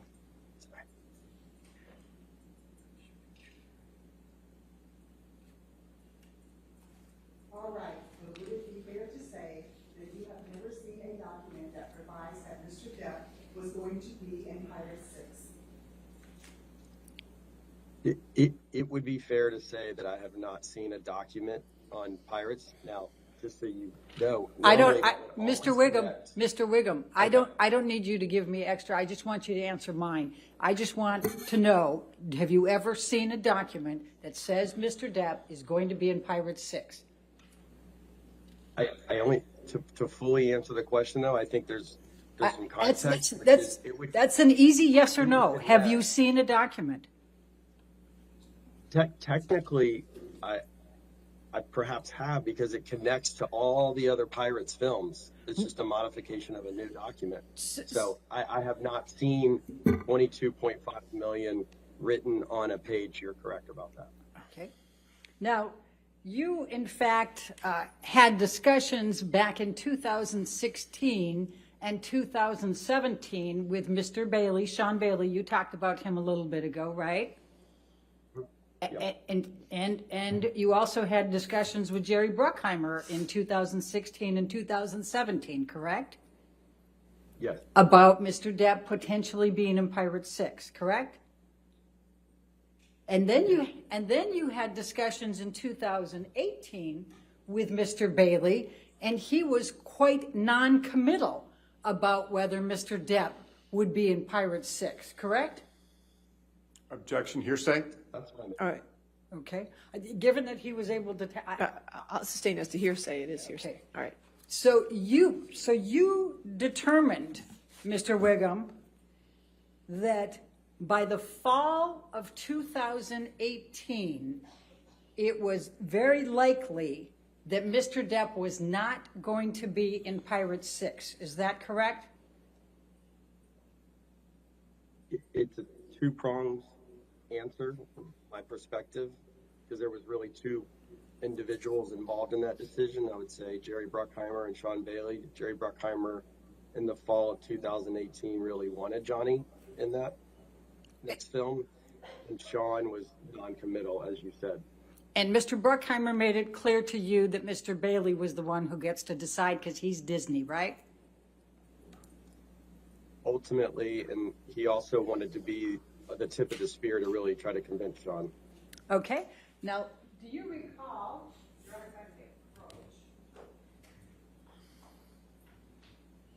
Thank you.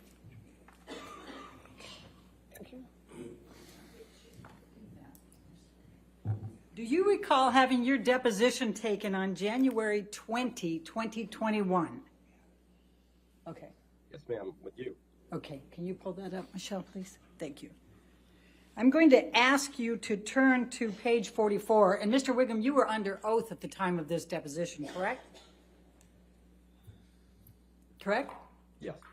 Yes, ma'am. Line 10. This is page 44, line 10.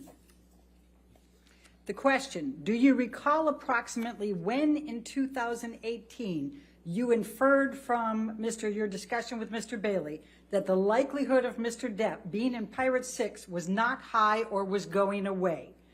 And your answer at that time was, if memory serves me, the latter part of 2018 maybe.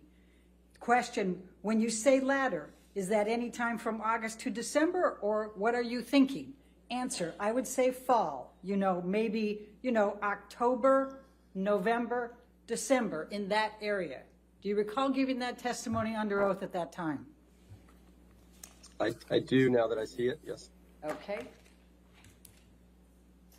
And in fact, there were quite a few things going on earlier in 2018 that might have had a bit of an impact on Mr. Depp's reputation. Would you agree? It might help if you Refresh your recollection? Sure. Sure, and before I go there, though, I think you said that the reason it was so catastrophic for Mr. Depp for the op-ed was because it was a first-person account of Johnny, right? Do you remember saying that? Yes. Okay. Wasn't it a first-person account when Ms. Heard filed for the TRO in 2016? So that would have predated any relationship I had to Johnny, so I had no knowledge of that. Okay, so you don't know whether it was catastrophic then? If you're asking me my opinion on something I don't know, I can form an opinion right now. It's a court document and probably a little different than an op-ed in the Washington Post. But I would agree it's not now that I'm forming an opinion, that it's not a great headline for sure. When you read the op-ed, did you read it online or did you read it in the actual Post paper? I don't remember.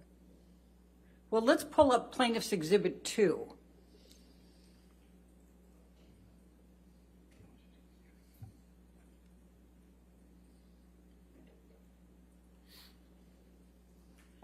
Does this refresh your recollection?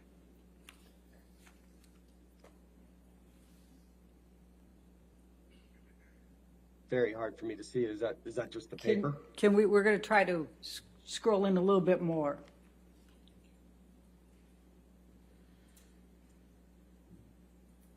Again, just you can help me. Is that the paper?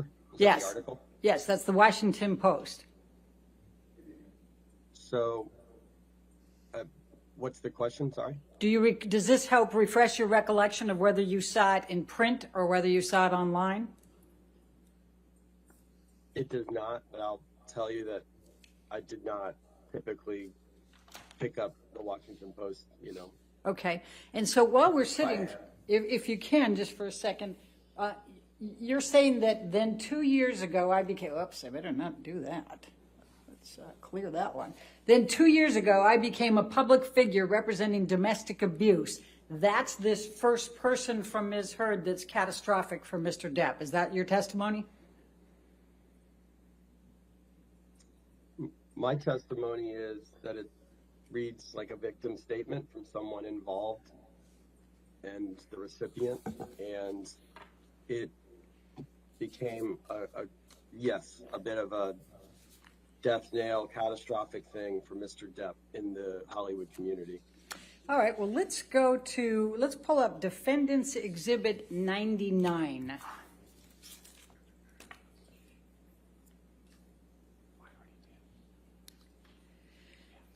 Now, there was, in fact, an article published in the Sun newspaper by Dan Wooten, the editor-in-chief, on April 27, 2018. Do you recall that? Now that I'm looking at it.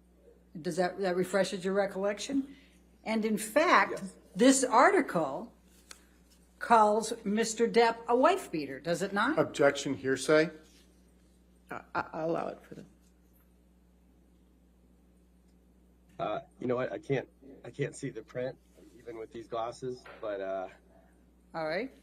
Well, I'll take your word for it. Well, the title here is How Can J.K. Rowling Be Genuinely Happy Casting Wife-Beater Johnny Depp in the new Fantastic Beasts film? Objection, Do you see hearsay, that? Your Honor. I'll allow that. Yeah. Okay. Your Honor, I'd like to move the admission of this exhibit. I think at this point, it's not offered to prove the truth of the matter asserted, but it's going to he's testified to comparisons of other articles. He's testifying to the impact of the op-ed. I think it's, in fairness, we should be able to put this in and be able to make the comparisons. It's clearly hearsay, Your Honor. I'll sustain the It's objection. not offered to prove the truth of the matter asserted, Your I'll Honor. sustain the objection. Okay. Well, let's go to the third page. No, let's go to the fourth page. So it has A5, I think is what I'm trying to get to. So it says paragraph 7. So do you recall that it says in here, Objection, hearsay, Your Honor. Your Honor, She's just trying to backdoor your ruling.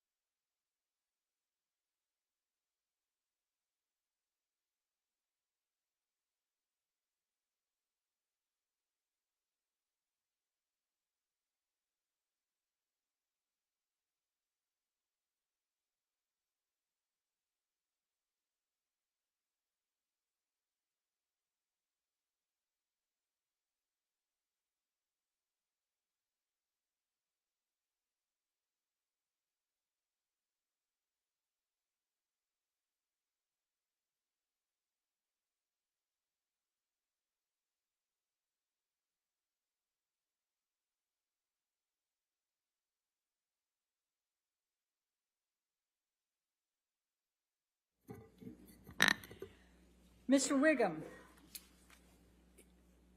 the article also had pictures, did it not? I don't recall. Do you recall whether it had a picture of Ms. Heard? Objection, hearsay, Your Honor. I'll allow that. I don't recall. Can we go to the 8th page?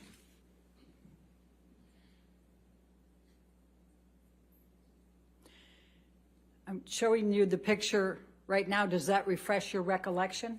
Your Honor, hearsay, lack of foundation. Yeah, I'll allow it. It doesn't speak to my impression of when I read it or how I read it, but I see the photo. Yes, ma'am. All right, and in fact, it shows bruises on it, doesn't it? On Ms. Heard's face?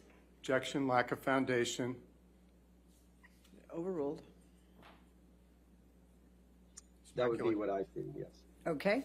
Now, Mr. Depp filed a lawsuit against the Sun newspaper and against Dan Wooten for this article, correct?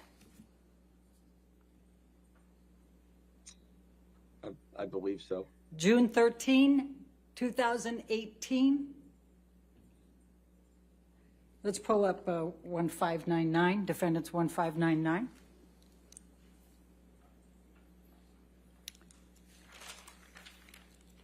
Does this refresh your recollection? Objection, hearsay, Your Honor. Just for refreshing recollection, I'll allow. Just so I understand the question, you're asking, does it refresh a memory that Johnny filed suit against the Sun? Yes, and Dan Wooten. On June 13, 2018. Sure. Okay. Now that I'm looking at it, yes. All right, and he did so in the UK, in the High Court of Justice, correct? I believe so. You would know better than I. Okay, and if we can just turn to page 9, and do you recall that Mr. Depp alleged that that article had caused him serious harm to his personal and professional reputation? Objection, hearsay, calls for speculation. I'll allow the question. Thank you. No, I don't recall. I'm going to ask you to take a look at paragraph 11. And let me see if I I can need get new glasses. Okay. Sorry. Thank you. I'm gonna- I wish, Your Honor, is there a way to even make that screen bigger on mine? I wish I had better glasses and more technologically savvy. They can make it a little bigger, but I think that's about as far as it can go. I'm going to try to highlight it here so that that might help you a little bit. Let me switch the color. So, do you recall that Mr. Depp alleged that the article in the Sun newspaper by Dan Wooten had caused serious harm to the claimant's personal and professional reputation?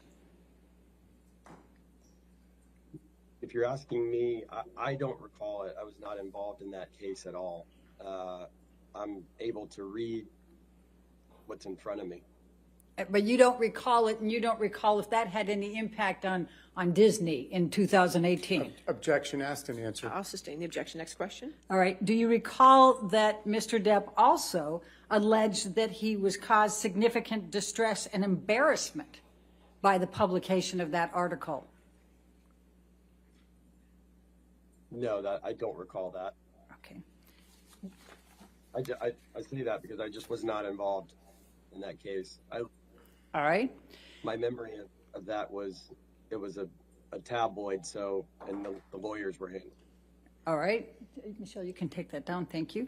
Now, there was a trial in the UK, was there not, on Mr. Depp's claims of libel against Dan Wooten and the Sun? I believe so. And it was in July of 2020, was it not? I don't remember the date, actually. All right. And it lasted 3 weeks? Do you recall that? I don't, but I'll take your word for it. Do you recall there being an enormous amount of publicity surrounding that trial? Objection calls for speculation, lack of foundation. He said he did. Thank you. I'm sorry, Mr. Whigham, you said you did recall that? Asked and answered. I'll allow it. I remember there being press around it, yes, ma'am. Okay. And in fact, do you recall that Mr. Depp gave testimony for 4 days? Not specifically, I don't. Do you recall that Ms. Heard gave testimony for 4 days? I don't recall any specific memory of who testified, for how long, or any details within the case. Do you recall there being many, many witnesses testifying at that case, on that case? I think I'd revert to my answer just now. Okay. And the press that surrounded that case, do you recall it being focusing on things like Mr. Depp's drug and alcohol use? Same answer. Do you recall there being the video, the kitchen video, being shown repeatedly? Objection. Your Honor, may we approach? Sure.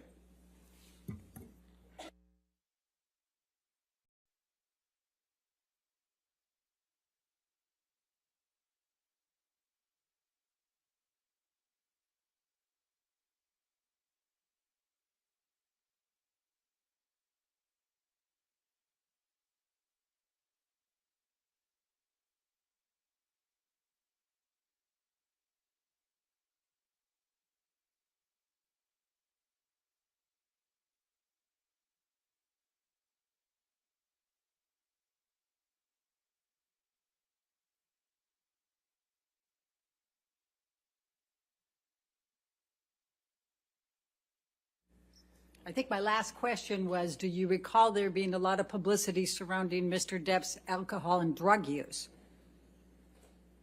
I think I answered that. Oh, that's right. I was on the video, recall. the kitchen video. Do you recall there being the kitchen video being played pretty repeatedly in the press? No, I don't. Do you recall a lot of pictures of Ms. Heard reflecting bruises, cuts, injuries? I think, just to be clear, I don't recall anything that was going on within the case. I was always consumed with next film and TV opportunities, and that was being handled by the lawyers. That's my memory. Do you recall, I just have a couple more to ask you on this, do you recall there being allegations of at least 14 incidents of domestic violence against Ms. Heard in that trial? I do not, with specificity. Same answer. Now, could we bring up exhibit number 1 again, plaintiffs?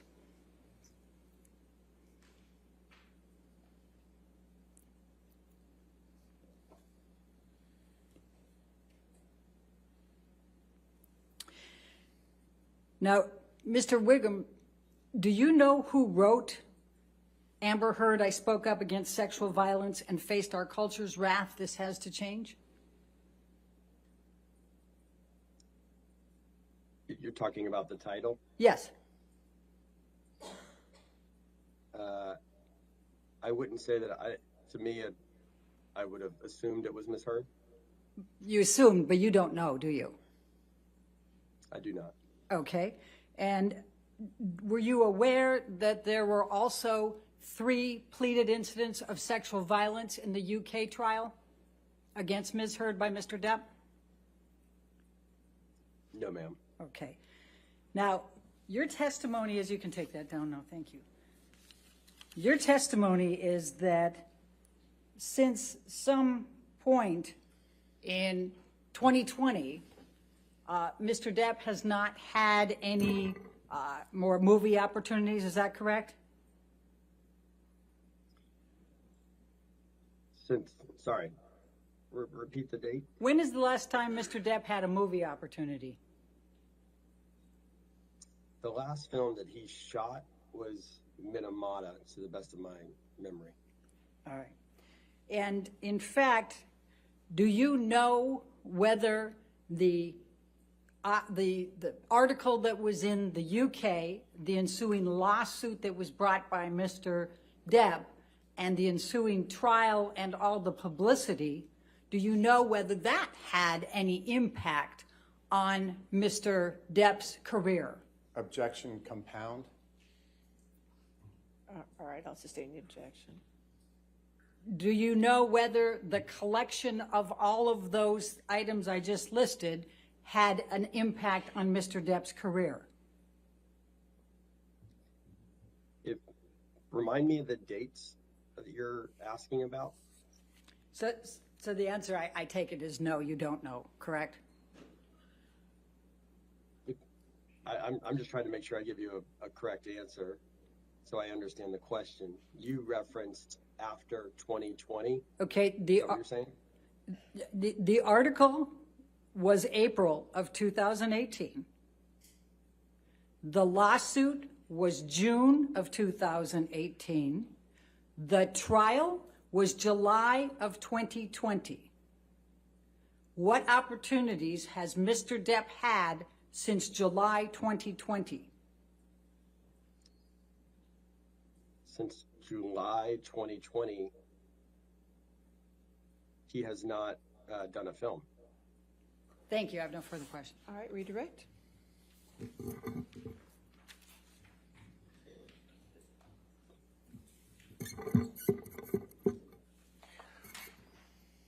Good afternoon again, Mr. Whigham. Do you recall Ms. Bredehoft asked you questions about whether you ever actually saw a document containing the $22.5 million deal for Mr. Depp for Pirate 6? Do you recall that? I do. And do you recall when you were trying to answer her question, you said you needed a little more context? Do you recall that? Yes. And would you please now provide the jury that context so they can have a fuller understanding of what your testimony is? So often on a franchise movie, when you're dealing with big stars and you're talking about future optional pictures, you engage at the high level, meaning the president or the top of the studio, to get an understanding of what that deal is going to be. They then get papered, typically, when I say papered, amended, because it's based on the same contract, usually, that's been in existence. And it would get, sometimes we don't see paperwork or get paperwork until the film is happening. And Mr. Whigham, on a similar line, Ms. Bredehoft asked you some questions about whether after this deal was done, it was starting to trend badly with respect to Disney and not so, and still well with respect to Mr. Bruckheimer in the fall of 2018. Do you remember that testimony? I do. When was it that Disney made the final decision as to whether Mr. Depp would be in Pirate 6? I'll sustain the objection. I'll sustain the objection. Next question. Mr. Whigham, it may have been trending badly as of that time, but Disney had not gone in the other direction, correct? No. So the email Overruled, you I'll showed allow me it. earlier, You may continue. the email you showed me earlier was 2 days after the op-ed, and I was saying that Disney had never said that Johnny would not be in the film as of that date. Overruled. And my testimony is the exact same as the deposition, which is it was trending badly in the late fall on behalf of Disney, but Jerry Bruckheimer and I were lobbying to make it happen, and so we had hope, and it became clear to me in early 2019 that it was over. Thank you very much, Mr. Whigham. No further questions. All right, thank you. Is this witness subject to recall? Yes, Your Honor. All right, Mr. Whigham, since you're subject to recall, you're still subject to the rule on witnesses, so you cannot discuss your testimony with anybody and you cannot watch any of the trial, okay, sir? Okay. All right, but you're free for today. Thank you. All right. Thank you. Thank you. All right, your next witness? Your Honor, before we call the next witness, may we approach briefly for a Okay, moment? sure.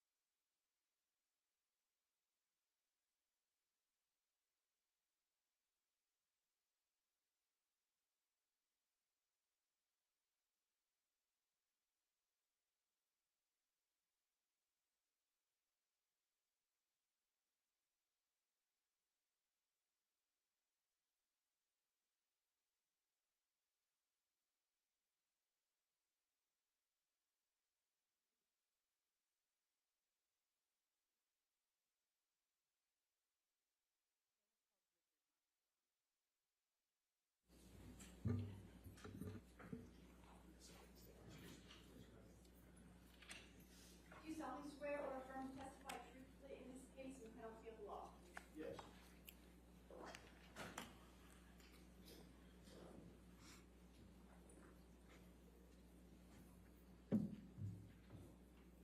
Good, how are you doing, sir?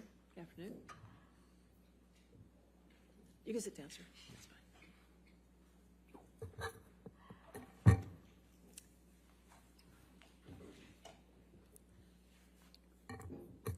Good afternoon, Mr. Marks. Good afternoon. Would you please state your full name for the record? Richard Edward Marks. And Mr. Marks, where do you live? I live in Hollywood. Would you tell us a little bit about your educational background, sir? I'm a product of the public school system in Los Angeles, and I went to UCLA undergraduate, and I'm a graduate of the UCLA School of Law. When did you graduate from UCLA School of Law? I graduated in 1973, and I've been an officer of the courts since then, almost 50 years. Where do you work?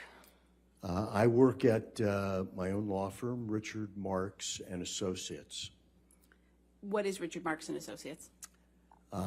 It is a transactional entertainment law firm, and we represent individuals, writers, directors, actors, books, but authors. But mainly we represent producers who are developing a product, if you will, to be produced and then exploited on television, features, streaming, things like that. When you say a transactional law firm, what do you mean by that?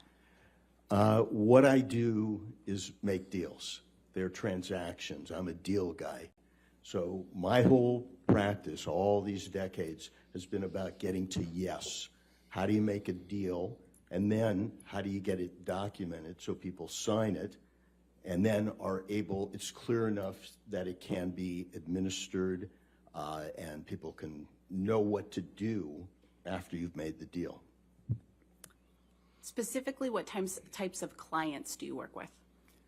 Well, as I said, I work with all kinds of clients, but my bigger clients and the bulk of my practice is representing producers who they develop and they produce content for exploitation.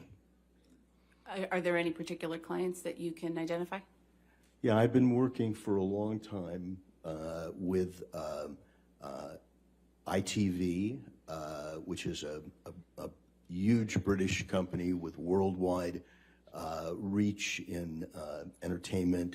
They produce The Voice, Love Island, and right now I've done all the development legal work on a miniseries that's about to shoot in France and England, starring Michael Douglas as Benjamin Franklin. It's based on a novel that we optioned. I helped them option years ago. Then scripts were written for the 8 Hours. Then Michael Douglas was engaged, the director was engaged, and I do all those contracts, and that's ITV. Another one of my big clients is Village Roadshow. They're an Australian company. They partner with Warner Brothers and they produce movies like Matrix, Aquaman, Scooby-Doo. Right now, I am working on a television series for them, doing the legal production, and before that it was development, but the production legal work on a reboot of the old College Bowl show, where two colleges come together with teams and answer questions, and here they're going to win scholarships. And the hosts are Peyton Manning and Eli Manning. So that's currently what I'm working on for Village Roadshow. Any other clients? And I would say my third big client is a company called Media Rights, MRC, and they produce movies and TV shows. Recently, I've done a lot of work for them. They are finishing up a miniseries that I'm doing the legal work on for Apple, starring Billy Crudup. We just finished a miniseries for them called Terminal List with Chris Pratt. That's for Amazon. And we recently finished a miniseries doing the legal deal making for MRC on a show called The Shrink Next Door, which is aired. It starred Will Ferrell and Paul Rudd.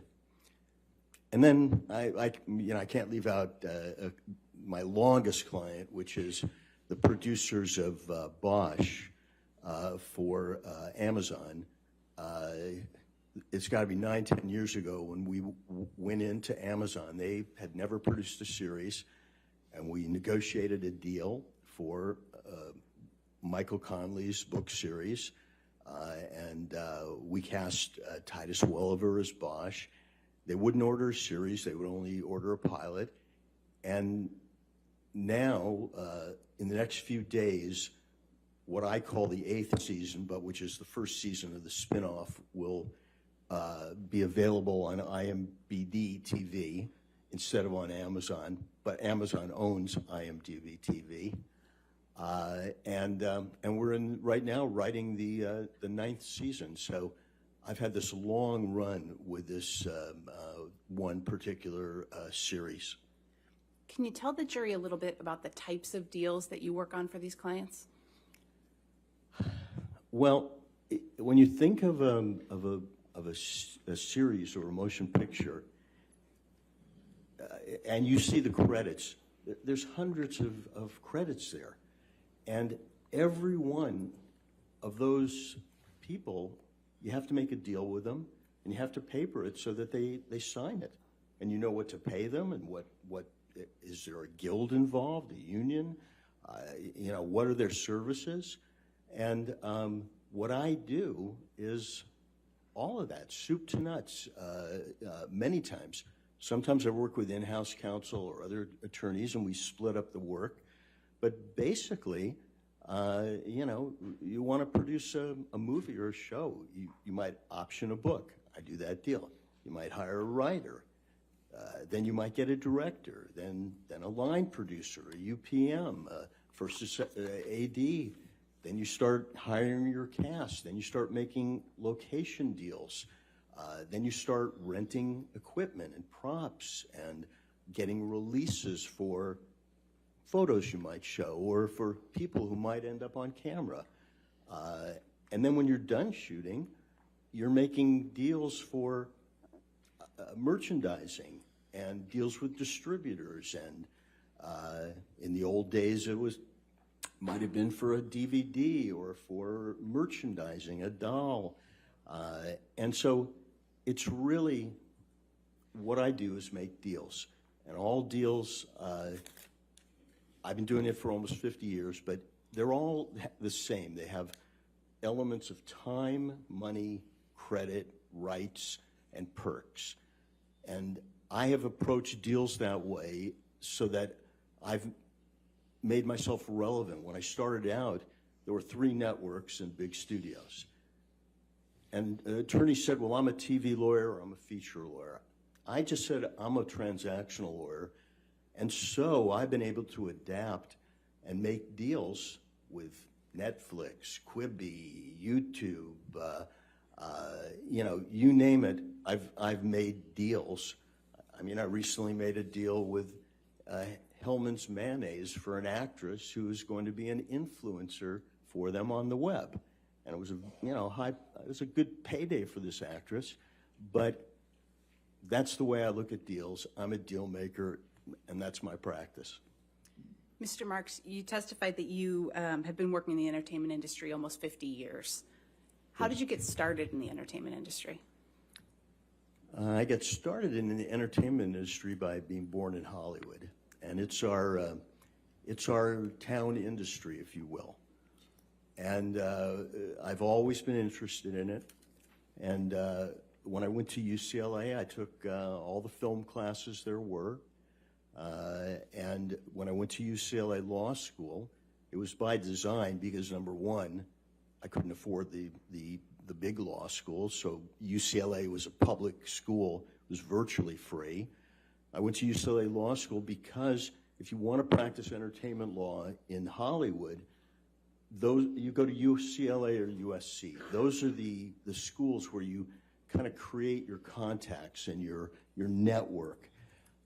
And at UCLA, they had some of the best professors who taught entertainment law-related subjects. So I took copyright, trademark, entertainment contracts, if you will. I took everything entertainment-related. And that's how I kind of built the foundation for then my after-law school career. What did you do after you graduated from law school? Well, I wanted to do entertainment transaction law, but I realized I could earn a little bit more money if I went into entertainment litigation, suing over copyrights and trademarks. And so I took the highest paying job that I could get out of law school, and was in 1973.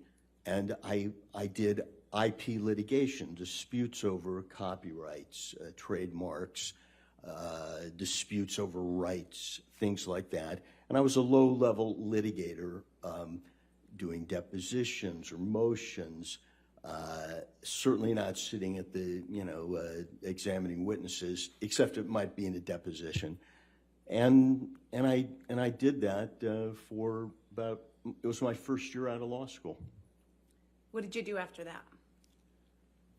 Well, after that, I kind of made a decision that being a litigator wasn't for me, that I wanted to make deals, that I wanted my career to be about getting to yes.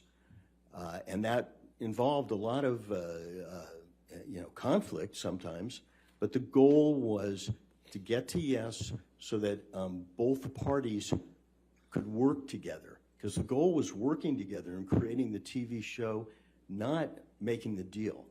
The deal makers had to step away so that you closed the deal and then people could live with that deal. And so I went to a transactional law firm, and I was there a couple years, and I made deals. What kind of projects did you work on when you transitioned into that deal-making role? Well, this is, mid-1970s, and this law firm was hot, if you will. And some of my classmates were there. That's how I got the job. I had to take a cut in pay to go there.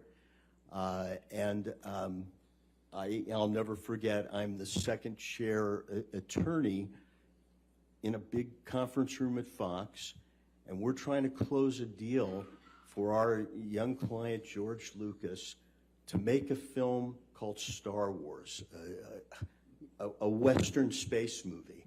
And Fox would not give us the budget or the salary he wanted. And this is the God's honest truth. We said, okay, give us the merchandising. And famously, they gave us the merchandising because they didn't think there was value there. And that's how much our business has changed. While I was at my first transactional firm, we also worked for a client. His name is Sylvester Stallone. His claim to fame is that he was a character actor, but he had written a script that all the major stars wanted to play. They wanted to play the role Rocky. And he said, I will not sell this script unless I play Rocky. And no one was happy about that.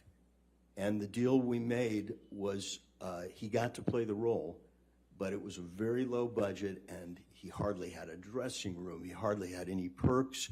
He wasn't happy about it, but we were able to make up for that in the deals for Rocky 2, 3. And that's the type of deals. It was, at that entertainment transactional firm, we weren't representing major companies, if you will. We were representing artists, writers, directors, talent, like individuals. We weren't representing the companies I do now, like ITV or Village Roadshow. How long were you at that law firm? I was at that firm for a couple years. What did you do after that? After that, I made a decision that I wanted to go in-house where the full-time business was making product, and it was very tied to production, and I wanted to move away from law firms at that moment. And my first in-house job was for the Ziegler Discount Agency, which was one of the premier literary agencies in town. We represented writers and books and estates of books. And at that time, in late 70s, early 80s, if you wanted to hire a writer or a book, or option a book, there were three places you went. You went to Swifty, which he's kind of famous, Swifty Lazar's Oscar parties, or you went to Swanee, H.L. Swanson, or you went to Ziggy, and I worked for Ziggy. Did you work for any other companies in an in-house capacity as a deal maker? Oh yeah. With Ziggy, we made deals for the book The Princess Bride. We did a lot of. We worked for William Goldman, who that was his book and his screenplay, and it was a fabulous experience. But that firm was bought by ICM, a much bigger agency, and then I moved to Paramount. That's where I next went, and at Paramount, I was the attorney on the series Cheers and the series Family Ties, which was the break for the young son, Michael J. Fox. And then I did something, because I have never said I'm just a TV lawyer. I'm a deal maker. I get to yes. And it's sort of unheard of, but I moved from network television doing the deals for Cheers and Family Ties. I moved to features at Paramount because you could earn a little more money in features. And I was married, and I had a child. And in features, I was assigned to do the development and production work for a producer, who's in this case Jerry Bruckheimer, and I also served. They had an overall deal with Eddie Murphy, so I did the legal work on his films like Beverly Hills Cop, Coming to America, things like that. And I was at Paramount about 4 years. Where'd you go after Paramount? After Paramount, I got this opportunity to head up business and legal affairs in the feature division for Jerry Weintraub's studio. Jerry was famous at the time for Karate Kid and Ocean's 11, and he represented, Elvis and Frank Sinatra in music, and John Denver. But this was his motion picture company, and I was in features, and we made a film called Troop Beverly Hills, which was starring Shelley Long. We made another film, The Big Blue. We acquired a film library. He was positioning himself to be a major company until he went bankrupt. And that was one of his only failures. Where'd you go after that? After Jerry Weintraub, I went to Disney, and I filled in for a year for the head of legal in features, who was on maternity leave and taking a family leave. And so I headed up legal on films like Dick Tracy, Madonna was in that, Rocketeer, another live action film. But what I really remember about my time at Disney is they were revamping the animation department, and they wanted to make a different kind of Disney animated film. And part of it, in the old days, Disney animated films, the voices weren't advertised. They weren't the stars of the movie. Disney was the star, or Dumbo was the star, but the voices were hardly known. And we broke that mold, and it was the first deal where we paid real money to someone to do a voice. Was a deal I made with Robin Williams to voice Aladdin. And it changed the whole history of Disney and feature animation. I worked on Beauty and the Beast, and it was a tremendous experience to be involved with them. After you worked at Disney, did you continue to fill in-house deal-making roles? Yeah, I continued my in-house road, even in the world that I could see was consolidating, and it was going to be more and more difficult to stay in-house. After Disney, I went to a company called Media Home Entertainment, and they put up money for films, and for their investment, they got the VHS cassette rights. So Media Home Entertainment was one of the producers, investors in the Nightmare on Elm Street series and Blue Velvet. And what they got was the right to sell video cassettes. They also manufactured and sold the Jane Fonda videos or the NFL videos. And it was a great business, except the studios realized, are we crazy? Why are we letting another company sell video? We should keep that in-house. And so I was not only head of legal, but I was on the board of directors, and we sold the company to Fox so that they could take in the assets and eliminate a competitor. Where'd you go after that?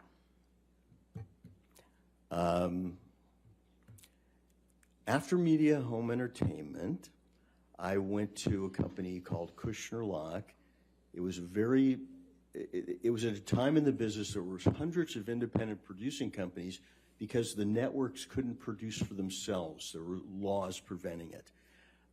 And Kushner Lock, we produced Pinocchio with Jonathan Taylor Thomas. We produced a small movie called Freeway. It was Reese Witherspoon's one of her first roles. And it was I was there for 8 years. It was a good long run until they, as all those independent companies ultimately did, not all, most, they went bankrupt after 8 years. What did you do after that? Now, you can see I'm still chasing the in-house world. I went to a company, Nelvana. They were a Canadian animation company, but they had this big office in LA. I headed up business and legal. We manufactured, made, produced animated television series like Care Bears and merchandising also.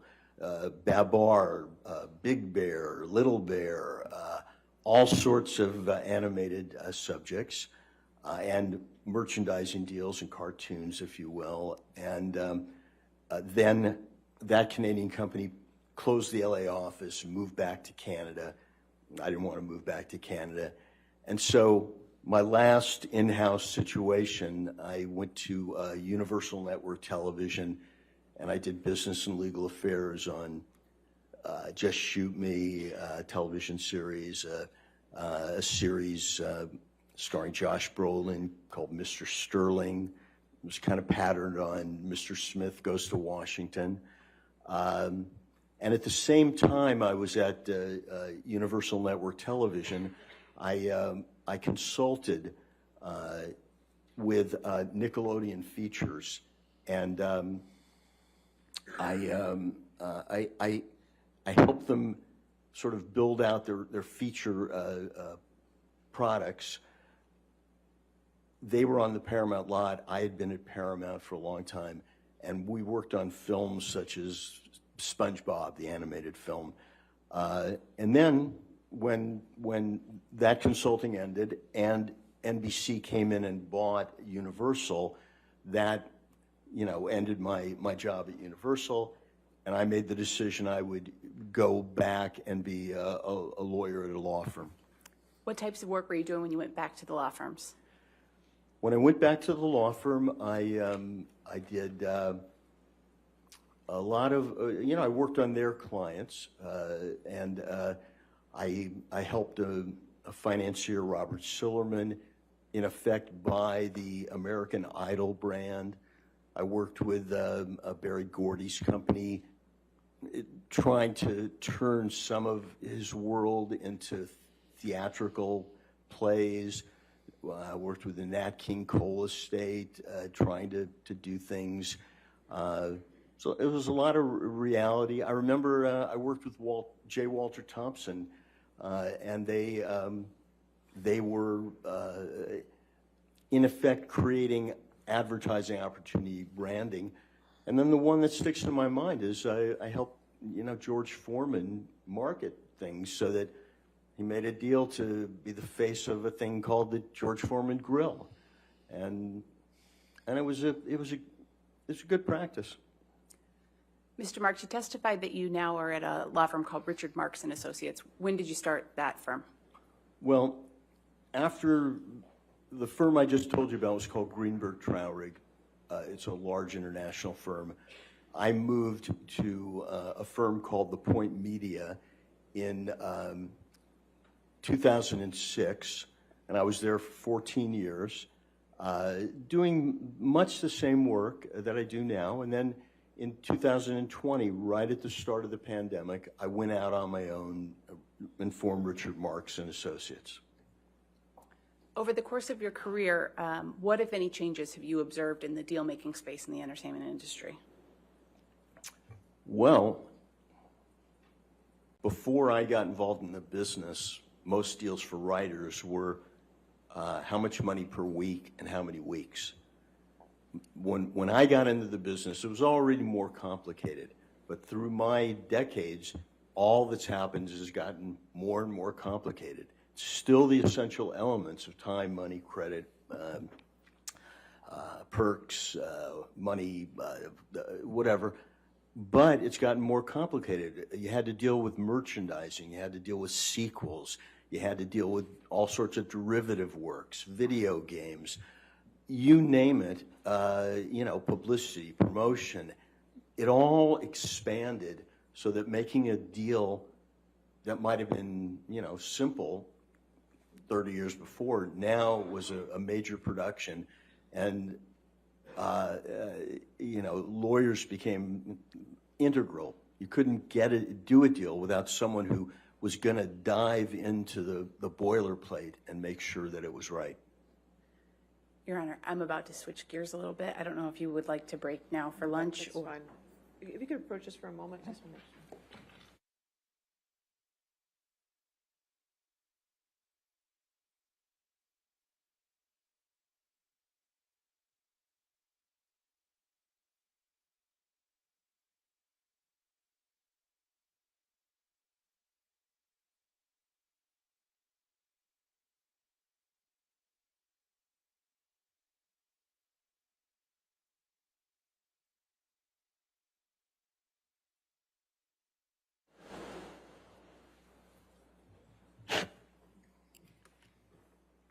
Your Honor, before we take lunch, plaintiff would move in Mr. Marks as an expert in the entertainment industry. All right, any objection?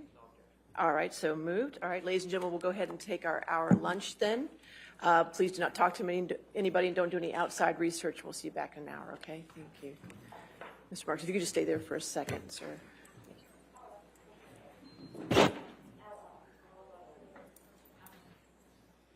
Stay there for a second. Just stay right there. Thank you. No problem, sir.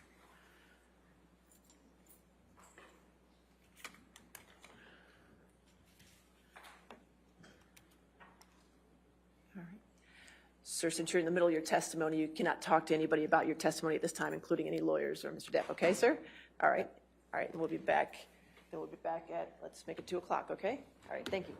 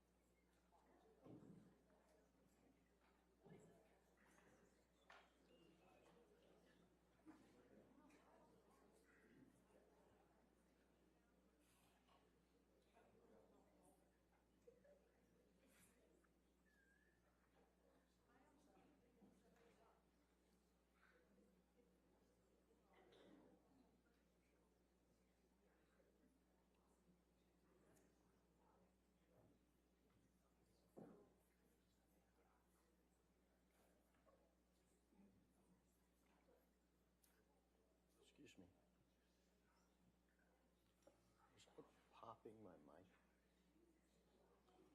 Popping the mic too close to it? Was I?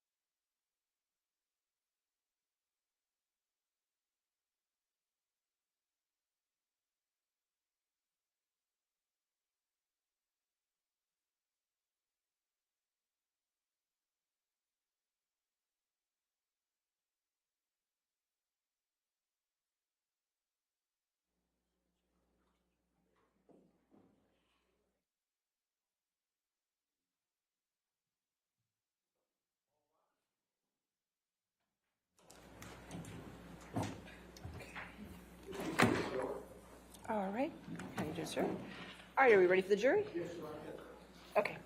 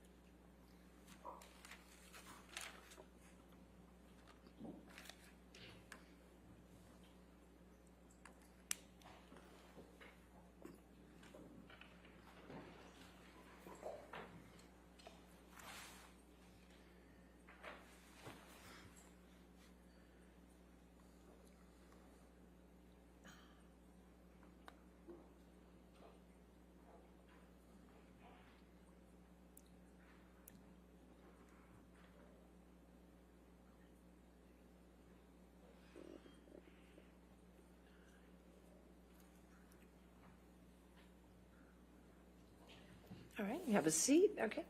Your next question? Thank you, Your Honor. Mr. Marks, what work were you asked to do in this case? I was asked to bring my years of experience in the entertainment industry and look at the damage that the op-ed of 2018 created in Johnny Depp's career and his life and his reputation. What work did you do to determine whether Mr. Depp's reputation had been damaged by the op-ed? Well, again, I view the op-ed and the fallout through almost 50 years in the business. And what I did was I read the pleadings in the case, the deposition transcripts, the articles, the pleadings, all of the paperwork in this case, which is voluminous. Based on the analysis you've done and your expertise in the entertainment industry, have you formed any opinions in this case? Yes. What, generally speaking, what is your opinion? My general opinion is that the op-ed damaged Mr. Depp, created a cancel situation, if you will, harmed his reputation and his ability to get work in Hollywood industry. Objection. Hold on, sir. Yes? I thought, could we approach? Sure.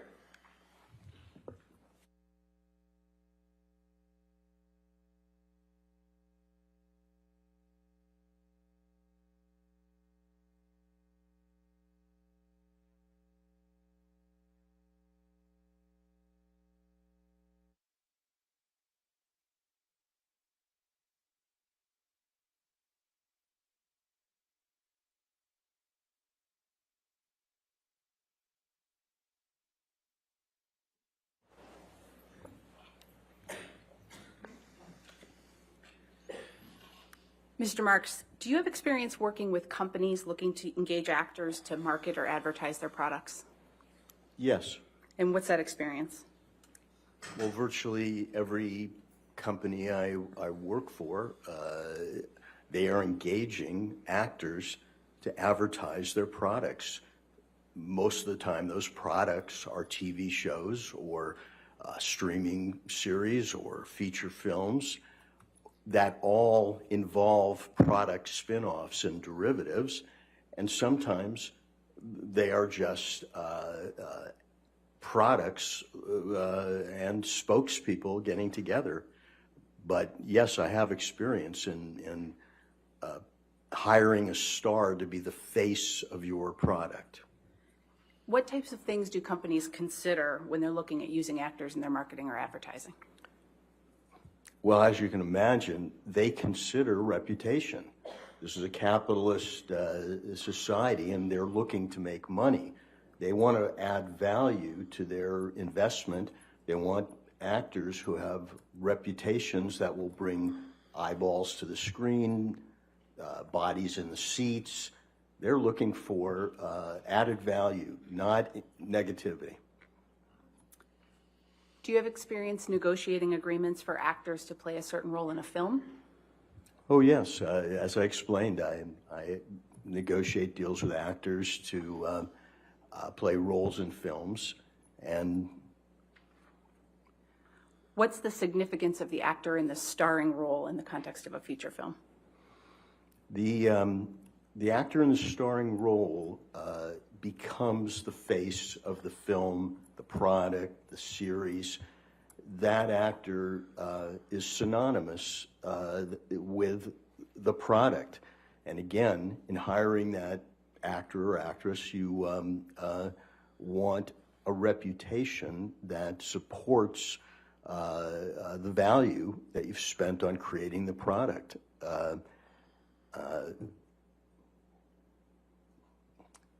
You might say that Pirates of the Caribbean is Johnny Depp and vice versa. That's the importance of hiring a star.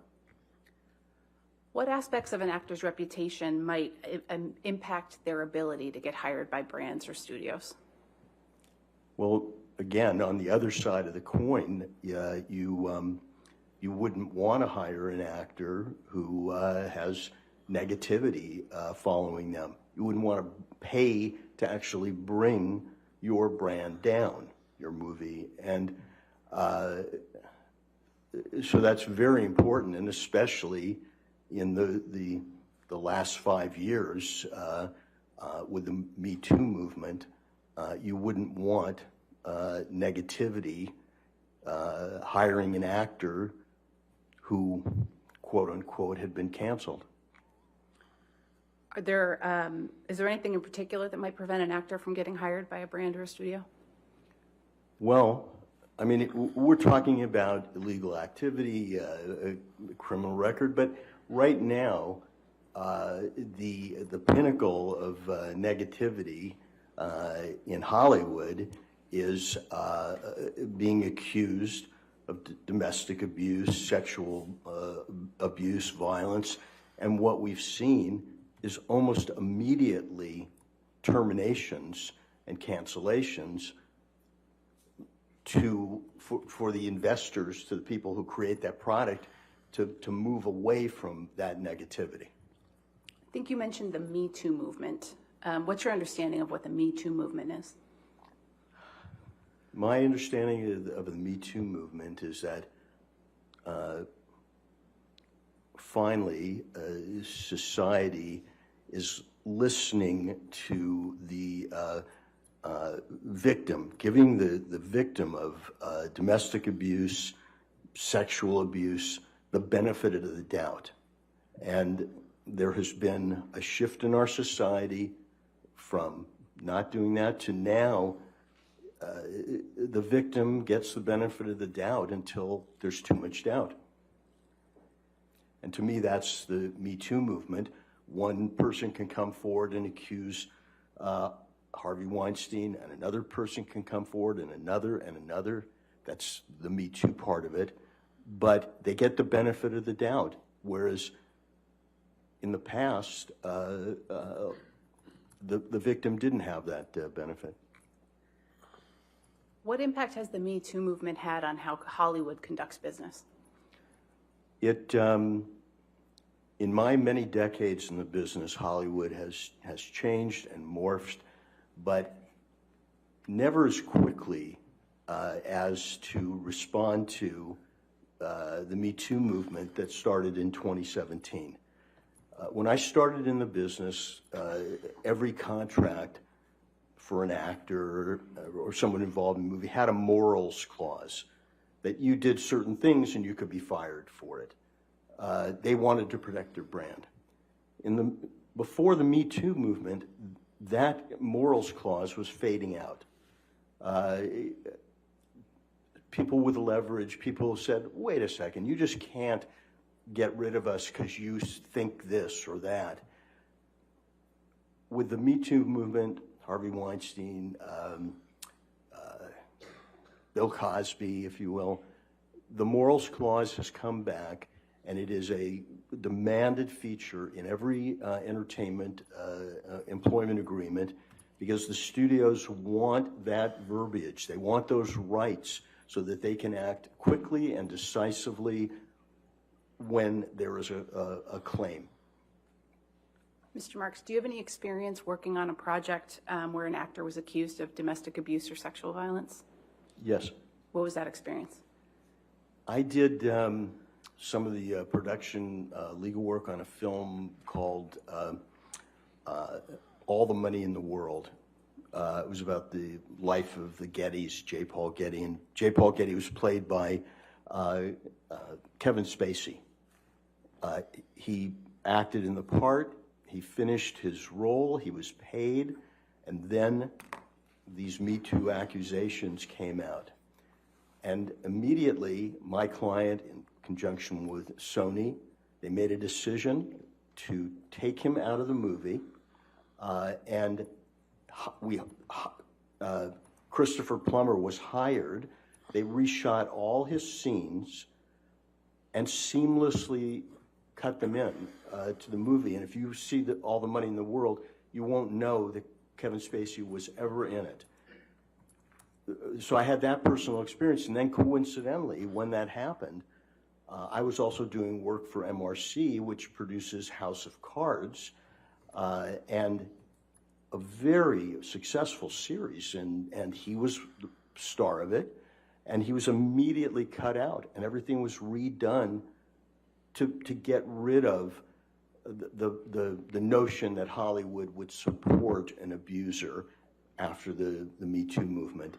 And then because I was in the mix of all of it, I also know that Kevin Spacey had completed another movie for Netflix, and unlike All the Money in the World, they couldn't reshoot it.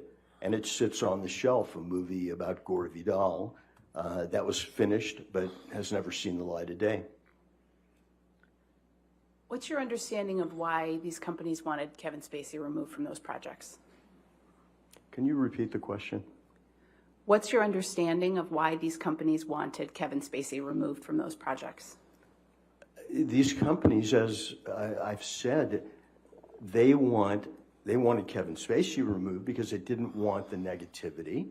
They want anyone removed so that they can get a return on their investment in our society, so that they are not seen as being in the old generation where women were not given the benefit of the doubt, where victims were not given the benefit of the doubt. And a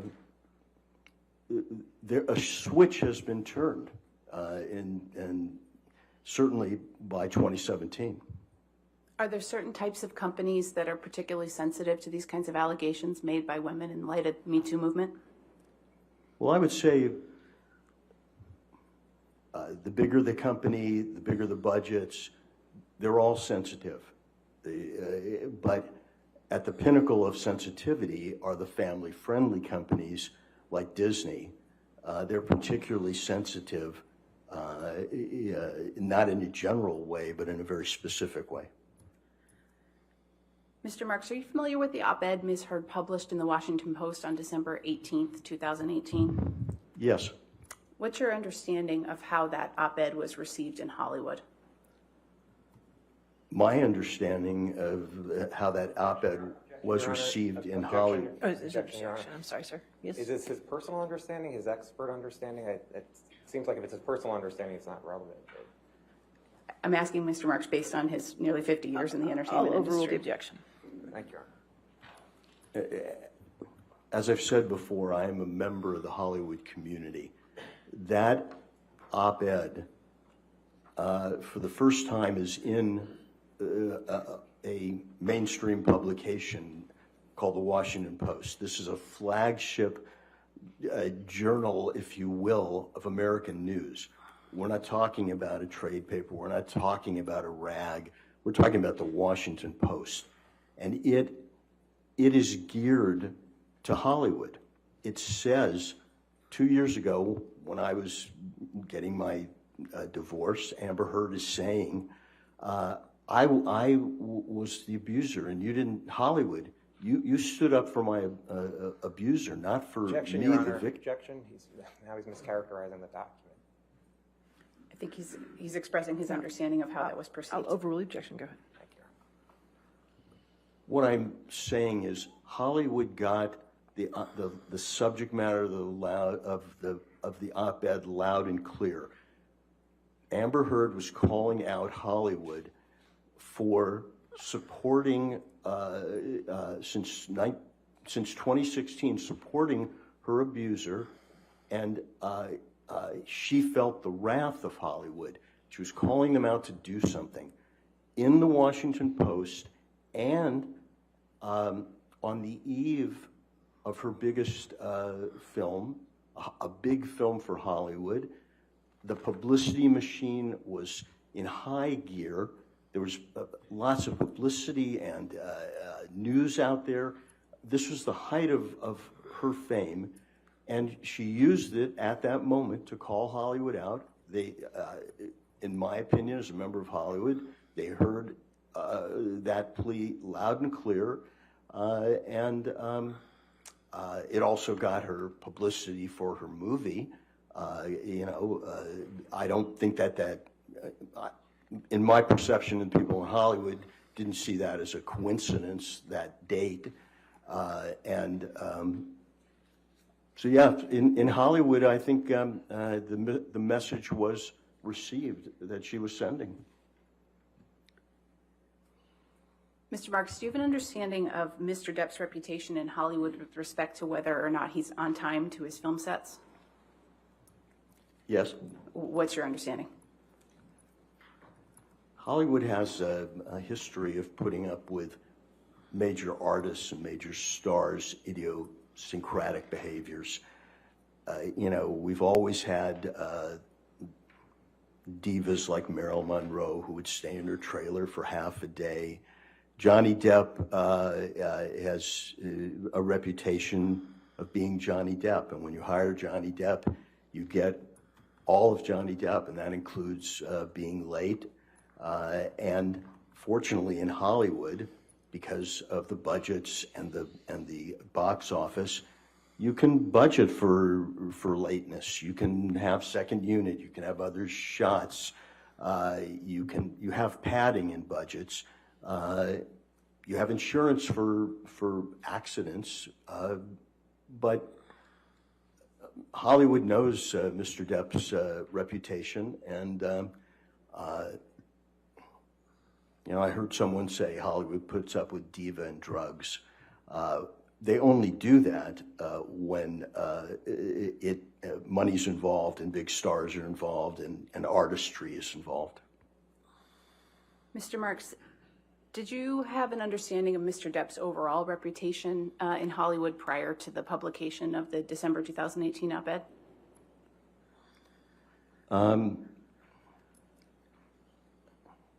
I would say that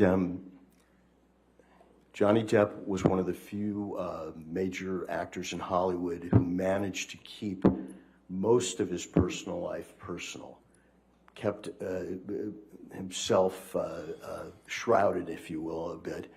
And his reputation, preceded him as a major artist in Hollywood. But what also marked him in this business is that he was congruent. He was likable. He was one of the guys, and I never heard any complaints, if you will. Do you have an opinion about the impact of the publication of the op-ed on Mr. Depp's reputation in Hollywood? It's devastating. It's the type of claim, the Me Too claim of sexual violence, domestic abuse, that has canceled a list of actors. Chris Noth recently. I just read something about Frank Langella.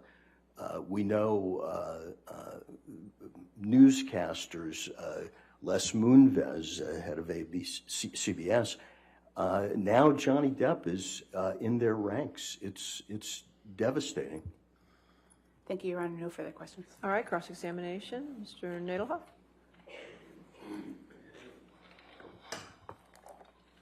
Good afternoon. Your rate in this case is $975 per hour, is that right? That's correct. And you've never charged that higher rate in any other case, isn't that right? I've charged near that amount, but never that high, correct? That's correct. Okay. How much have you received for this case? I'd have to look at my billing. During my deposition, the attorney who deposed me asked me the same question. I said I would look it up. I did during lunch, and then she never got back to it again. I don't remember how much it was then, and I don't have the figures now. And you don't know how many hours you worked on this case? I would guess, again, I'd be guessing, and I don't know if you want me to guess. I have a full-time transactional practice. This is a very small part of my practice. Okay. Now, you said you worked for Disney for less than a year, right? I worked for Disney about a year. Yeah, and that was in 1990, right? Yes. So that was 32 years ago? Yeah. Okay. And you worked at Greenberg Trowering from 2004 to 2006, is that right? That's correct. Your leaving was a mutual decision, was it not? Yes. Okay. Now,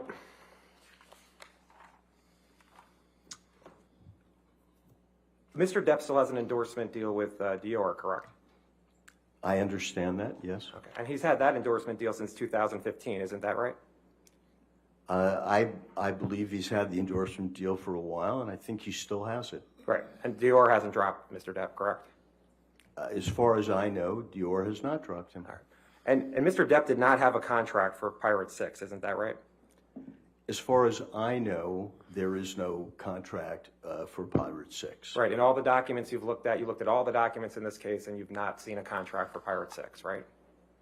That's my memory of the documents. There was no contract for Pirate 6. And in all the documents you looked at, you didn't see a text saying, Mr. Depp got the contract for Pirate 6 for $22.5 million, right? Objection asked and answered. Overruled. I didn't see paperwork on an agreement for Pirates of the Caribbean 6. So not an email, not a text, not any written document about Pirate 6, correct? Objection asked and answered. I'll sustain that objection. Next question.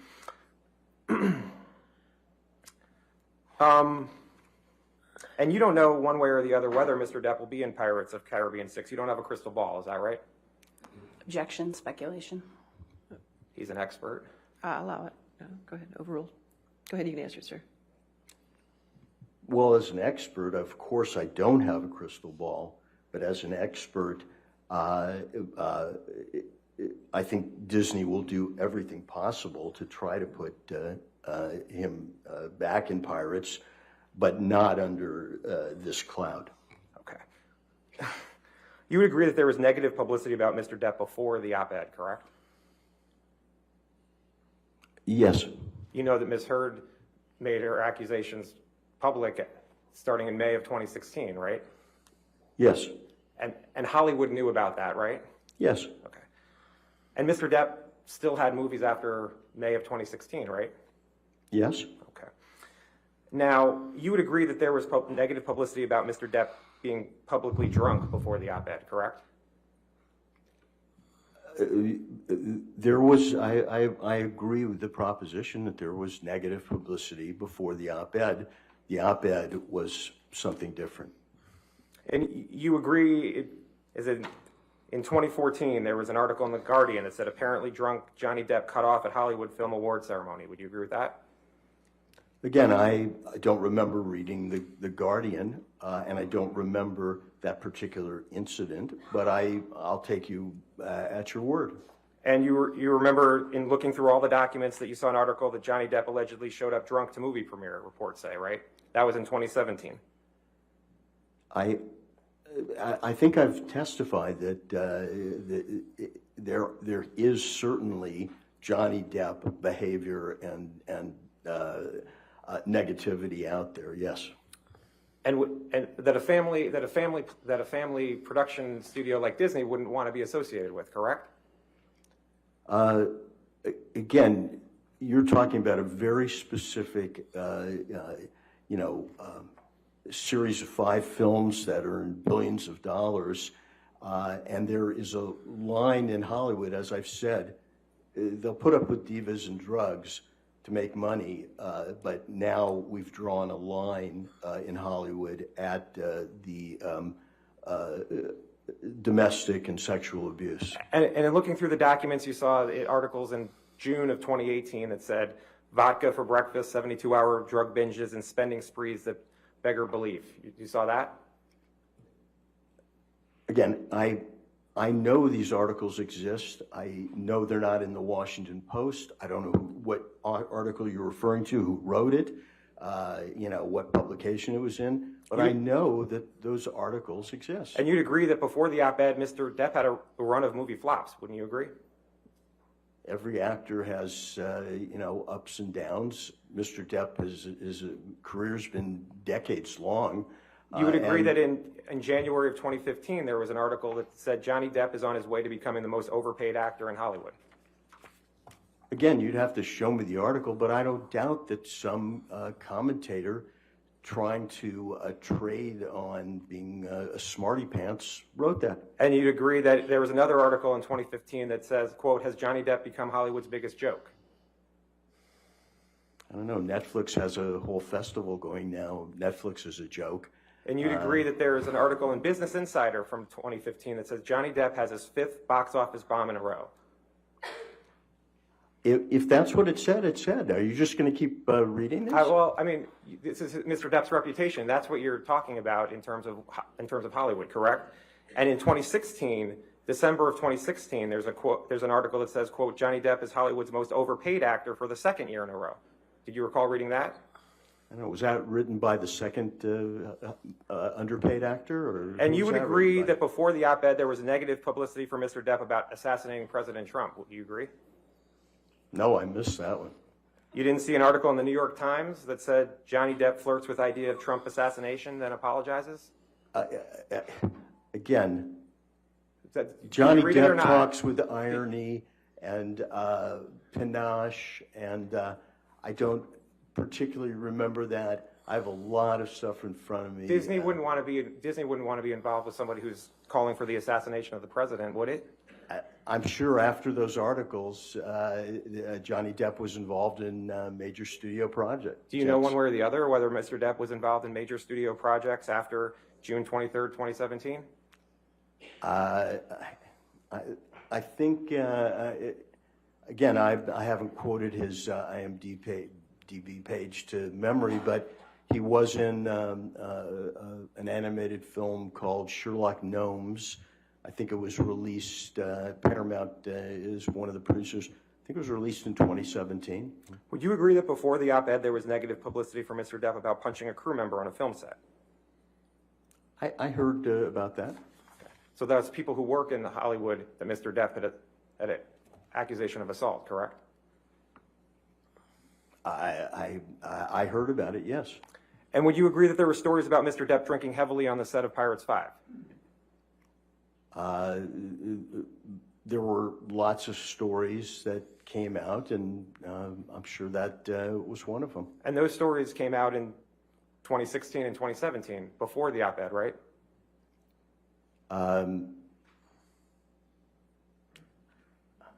Again, you'd have to show me a timeline, but I'll take your word that there were articles written in various rags or trade public. Is the New York Times a rag? Is that what you're saying? No, I'm not saying the New York Times is a rag. What I'm saying is, at the height of the Me Too movement, we have this op-ed directed at Hollywood, and in the Hollywood I know, the rest of the stuff is background noise. Now, and Pirates 5 did not make as much money in the box office as the prior Pirates movies did. Isn't that true? That's true. It only made about $800 million. It made less, though, than the first 4, correct?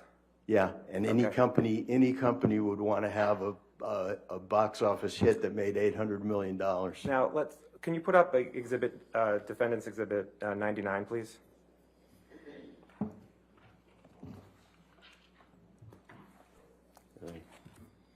And if you could blow it up. Now, you said the Me Too movement started in 2017. Is that what you're saying? It actually started long before that, but it picked up steam to what we now call the Me Too movement in 2017. Okay, and do you recognize this article from Dan Wooten that says, how can J.K. Rowling be genuinely happy casting wife-beater Johnny Depp in the new Fantastic Beasts film? Yes, this article is in the UK Sun, which came to prominence by publishing topless women on page 3. And the article came out on April 27th, 2018, correct?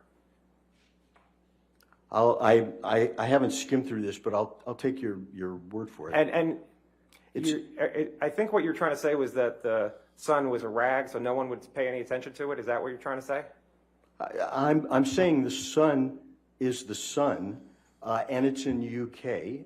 And what this article is repeating stuff from 2016, repeating all the stuff that you might say should be all past history after the divorce.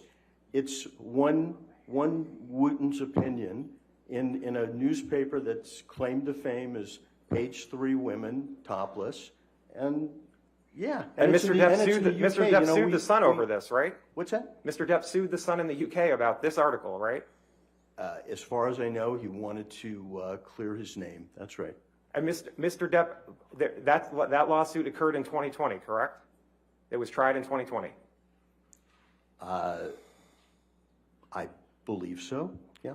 And there were accusations of abuse that came out based on that lawsuit, correct? As far as I know, the accusations were all old news and predated much. Yeah, I mean, this is a 2018 article, and in 2020, they probably were rehashing it. And the old news that was coming out in 2018, that would also affect Mr. Depp's reputation, correct? Again, I've tried to draw a line, the line that Hollywood draws between the Me Too movement and starting in 2017 and the gossip and the claims back and forth. I mean, there was also press about Amber Heard being an abuser in those years. There was also the other side of the coin. But the op-ed that didn't mention Mr. Depp at all and didn't mention any accusations that what happened to her, that's what caused Mr. Depp all his reputational harm? That's what you're saying? Well, I don't agree that this article was not about Did it mention Mr. Depp? That's what I asked you. Well, does she have another husband who abused her in 2016? But did it talk about it? Did it talk at all about Mr. Depp's abuse? Objection, Your Honor. He's tried to answer the first question, which was not exactly what the second question was that he re-asked. I'd asked that he be permitted to finish. Ask your question. We'll go from there. The op-ed article didn't mention any specific abuse by Mr. Depp towards Amber Heard, correct? The only name is this is Amber Heard telling her story that started in 2016 when she was domestically abused and ignored. Now, there were headlines about the UK trial, correct? I'm sure there were, yes. Like, let's burn Amber text allegedly sent by Johnny Depp about X read in court. I didn't hear you. Let's burn Amber text allegedly sent by Johnny Depp about X read in court. Yeah. And there's a headline from July 19th, 2020 that said, quote, Hollywood nervously awaits fallout from explosive Johnny Depp trial. So Hollywood was following the case, correct? Yeah. When was that headline? In 2020. 2020. Yeah, look, Johnny Depp is a decades-long fixture in Hollywood, and people were following something across the pond. You know, we thought we kind of got rid of the UK in 1776, but they were still following it, absolutely. I mean, Mr. Depp thought enough about this article to have a 3-week trial in the UK, correct? Objection calls for speculation about what Mr. Depp thought. I'll sustain the objection. Next question. There was a 3-week trial in the UK based on this article by Dan Wooten, correct? I think I've said Mr. Depp finally had enough, and he sued to clear his name. Okay, could I approach, Your Honor? All right. You want to?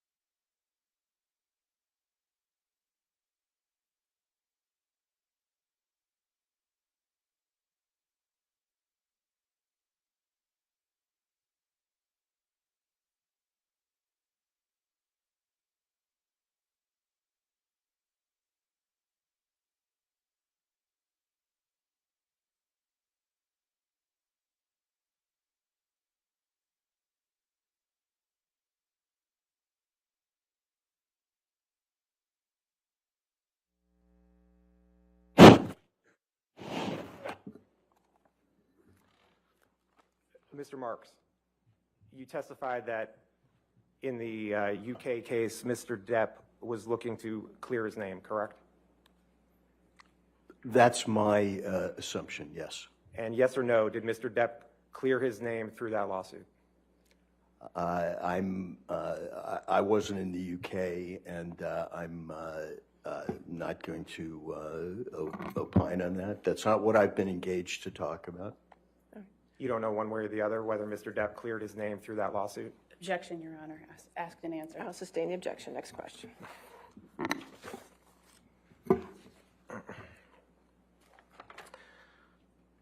You understand, can you please put up Defendant's Exhibit 115?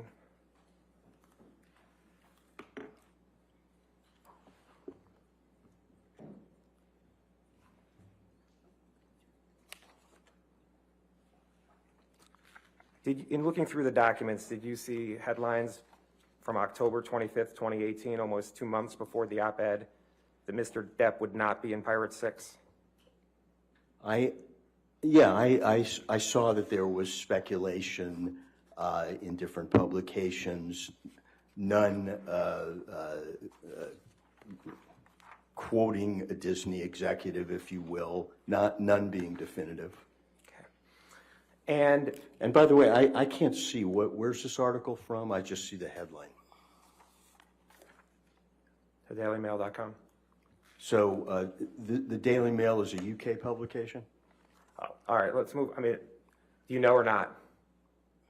Do I know what? Do you know if it's a UK publication or not? I think that the Daily Mail is, but I'm not sure. Okay. Now, did you review the deposition testimony in this case of the Walt Disney corporate designee? Yes. Okay. And do you recall that the corporate designee testified that Disney produced all documents related to its business relationship with Mr. Depp, including considering Mr. Depp for any work with Disney or future Pirates films, and she did not recall seeing the op-ed or any documents referring to the op-ed in that production of documents? I read the deposition. I don't recall seeing the op-ed in what Disney produced. What I do recall is that the person giving that deposition for Disney really had no contact with Jerry Bruckheimer or Sean Bailey. Just was someone that Disney put up who didn't know anything, is what I took And you from the understand, deposition. you're a lawyer, right? You understand that a corporate designee is supposed to be in the shoes of the corporation talking for Disney, correct? Objection, Your Honor. I think that's outside the scope of his expertise in this case. Overruled. Okay, go ahead. I understand that that's what the corporate designee is supposed to be, but when I read that they are not in That's what- touch with, you want- when that was the they're not in question. touch with the president of the company, it gives me pause. So Disney itself represented through this witness that it did not have the op-ed in any of its files, correct? I don't remember that passage in the deposition, but I can't remember. She certainly did not quote the op-ed or produce the op-ed or talk about the op-ed. Now, But in Hollywood, actions sometimes speak much louder than words. and did you recall that that same corporate designee said that Pirate 6 is still possibly in development? Until Disney says it's not in development, it's in development. Okay. And can we put up Defendant's Exhibit 134?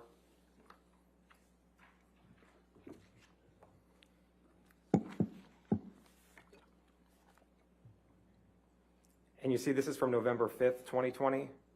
And where's this from? Some rogue website? Where's this from? InsideTheMagic.com? Okay. Okay. And this says Disney reportedly scraps plans for Depp's Pirates of the Caribbean 6 return, and that was on November 5th, 2020, correct? Assuming that this is a correct copy of this random website, that's what it says. They're not quoting the head of production. It's not a statement by Disney, but that's what this woman, Rebecca Barton, says. Well, 2 years after the op-ed, it was still a question as to whether Mr. Depp was going to be in Pirate 6. There was no contract for Mr. Depp to be in Pirates 6, but he was Pirates, and there would always be that question until Pirates is produced or until Disney says otherwise. And November 2020 was at the same time as all the publicity surrounding the UK case, correct? I think the UK judgment came out in November 2020. And this article came out 3 days after the judgment, correct? If the judgment came out on the 2nd, this is 3 days later in, what's this again, moviemagic.com? Correct. By Rebecca, Barton. Could I approach, Your Honor? All right.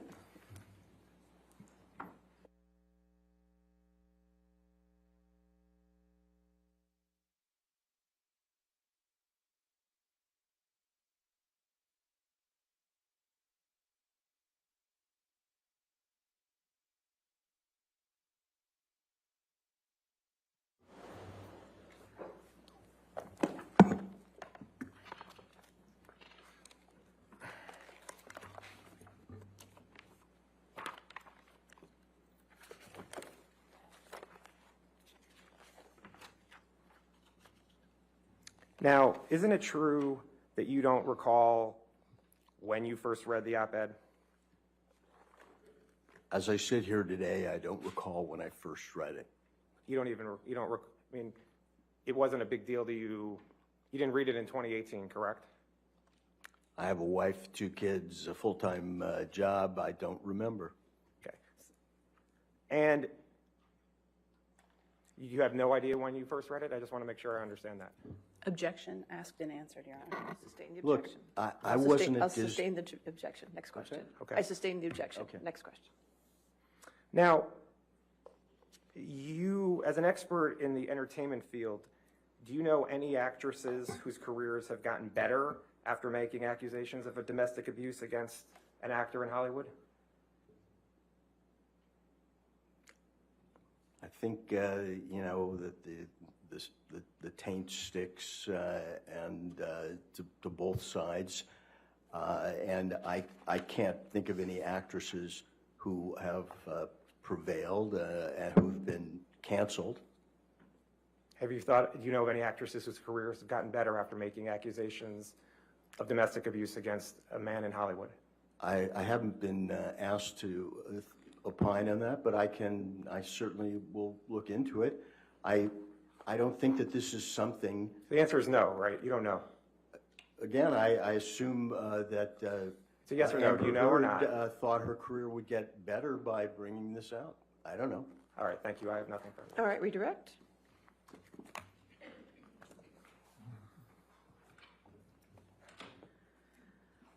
Mr. Marks, you were asked a series of questions about a number of publications and publicity related to Mr. Depp by Mr. Nadelhoff. Do you recall those questions?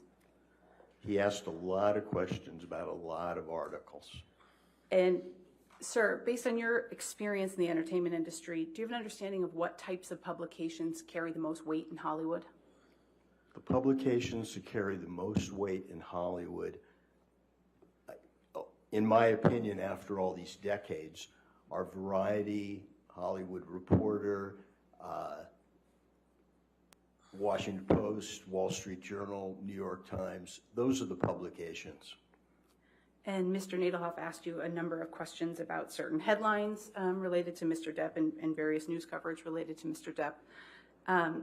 Do you have an opinion about the impact of those articles that you looked at with Mr. Nadelhoff on cross-examination on Mr. Depp's reputation in Hollywood? Again, I don't remember all the articles, but what I do know is that Johnny Depp had always had articles about him, and that didn't change the baseline. If you had a big project and it had a role for Johnny Depp, that didn't change the baseline. Is your opinion about the op-ed Ms. Heard authored different than that? My opinion about the op-ed in the Washington Post was different. That was had a different quality of headline and article. Thank you, Your Honor. No further All questions. right, is this witness subject to recall? He is, Your Honor. All right, sir, since you're subject to recall, the rule of witness does apply for you, so you cannot discuss your testimony and did not watch any of the case, okay, sir? But you're free to go today, sir, okay, thank you. Thank you. All right, watch your step there. All right, your next witness. Plaintiff calls Douglas Banya, Your Honor. Okay, can you spell that last name for me? B-A-N-I-A. Thank you.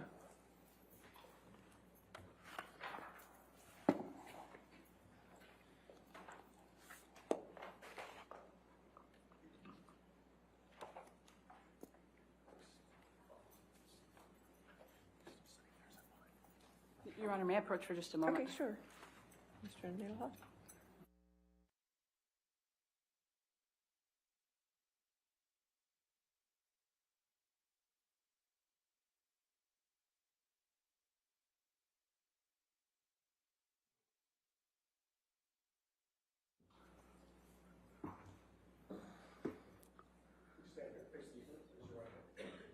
Do you solemnly swear or affirm to testify truthfully in this case or penalty of law? Yes.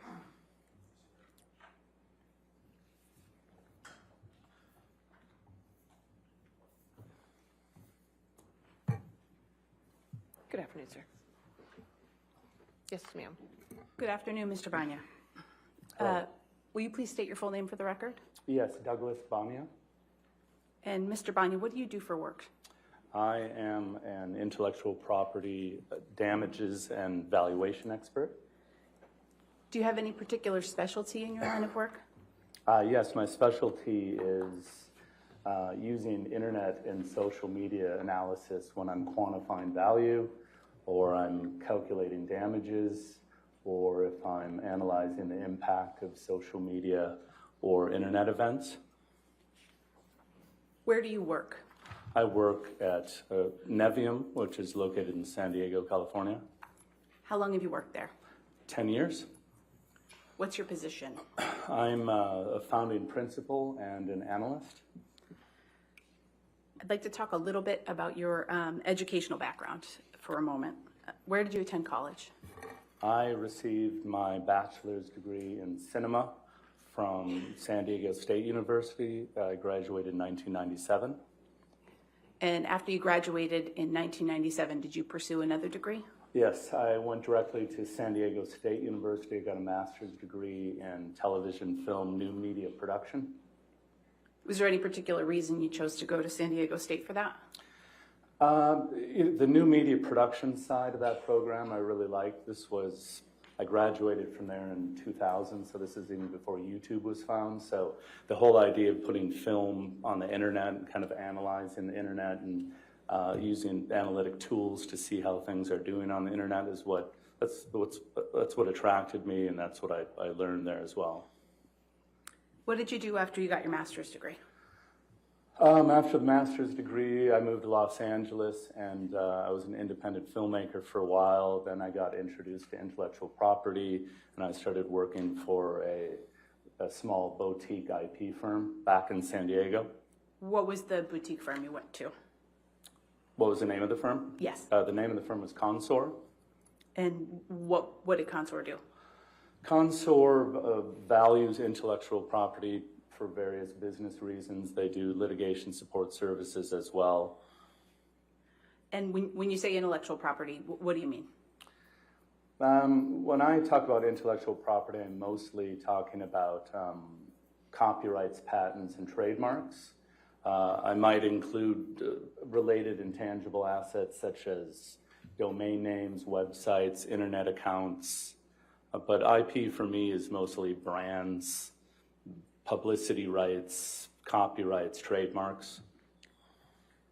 What type of work did you do while you were at Consor? I have various positions there, but I was a research analyst, as a financial analyst. I was a director of business development. My last position there was a principal.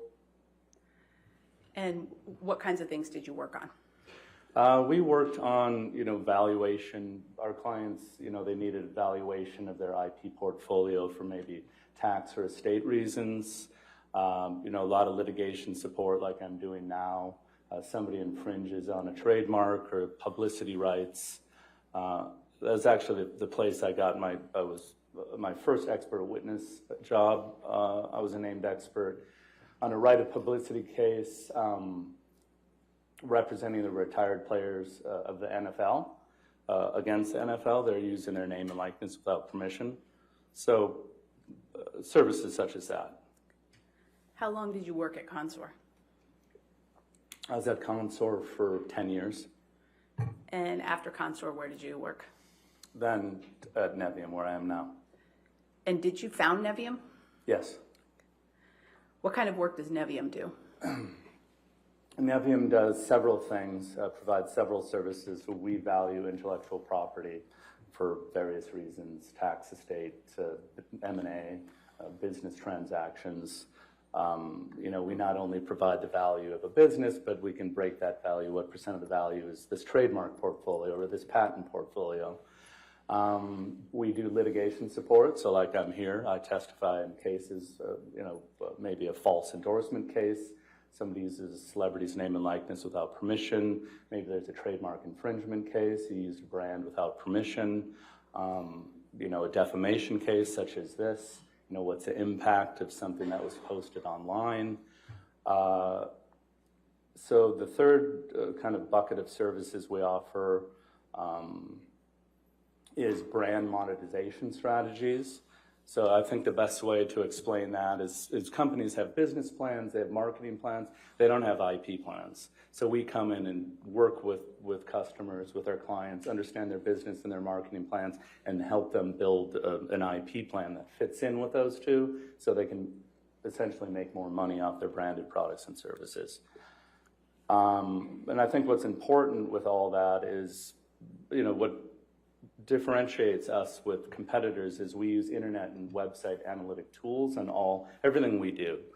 Everything is online now, and understanding those tools when calculating value or calculating damages is important. Do you have any professional certifications? I am a certified licensing professional. That is a designation given by the Licensing Executive Society.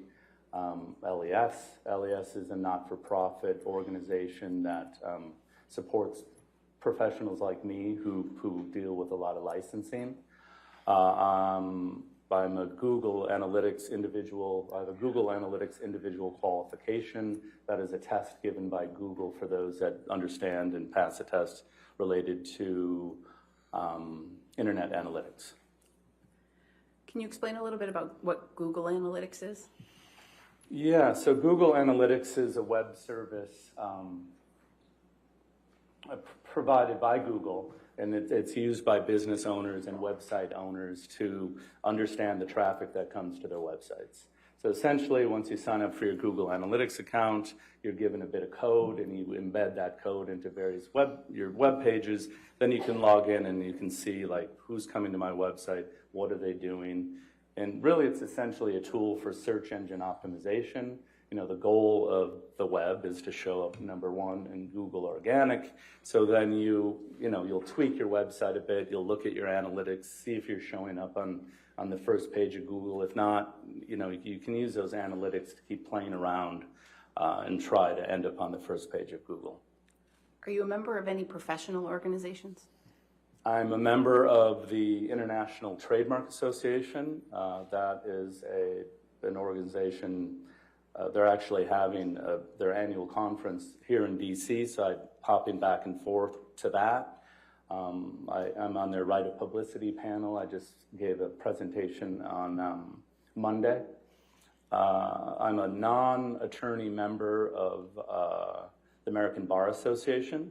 I'm on their copyright and social media committee. Your Honor, at this point, plaintiff would offer Mr. Banya as an expert in internet and social media analytics. All right, any objection? No, Your Honor. All right, so moved. Thank you. Mr. Banya, what were you asked to do in this case?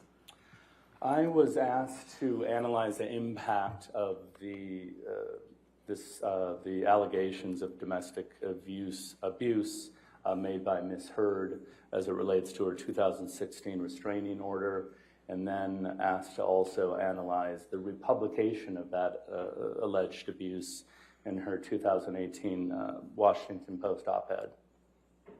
What work have you done in connection with forming your opinions relative to that? So I identified the best tools to use in this case, which are Q-scores, Google Trends, and historic Google search results. You used a few terms in there. I just want to break them down a little bit. What's a Q-score? A Q-score is, there's a Q-score company that's been around for about 50 years, and what they do is they measure how well a brand or a celebrity or sports character is known and how much they're liked. And they also measure how much they're disliked. Who else besides you uses Q-scores? Q-scores are used by, any company that, organizations that license in a celebrity or a brand to endorse their product or service. The PGA Golf Tour is actually using Q-scores right now. They're using Q-scores in Google search results. They have a pool of $40 million that they're doling out to their players. So depending on their Google search results and their Q-scores and other metrics, I'm sure, they're using those to divide up that pool of money. And I think you also mentioned Google Trends. What's that? Yeah, Google Trends is another service offered by Google. As we know, everything starts with a Google search these days. There's 5 billion daily searches on Google. And Google Trends allows a user like me or you to go into Google Trends and analyze search traffic for various key terms, anything you really want. Maybe there's a new football player and you want to see how that football player is trending compared to the team over time, or maybe something related to Ukraine, or maybe a celebrity. So Google Trends just shows you what kind of search volume is happening during various points of time. What are historical Google search results?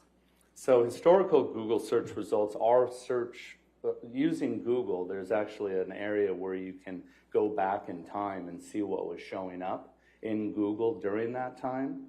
And it's really the best indication of what websites would have appeared back in time.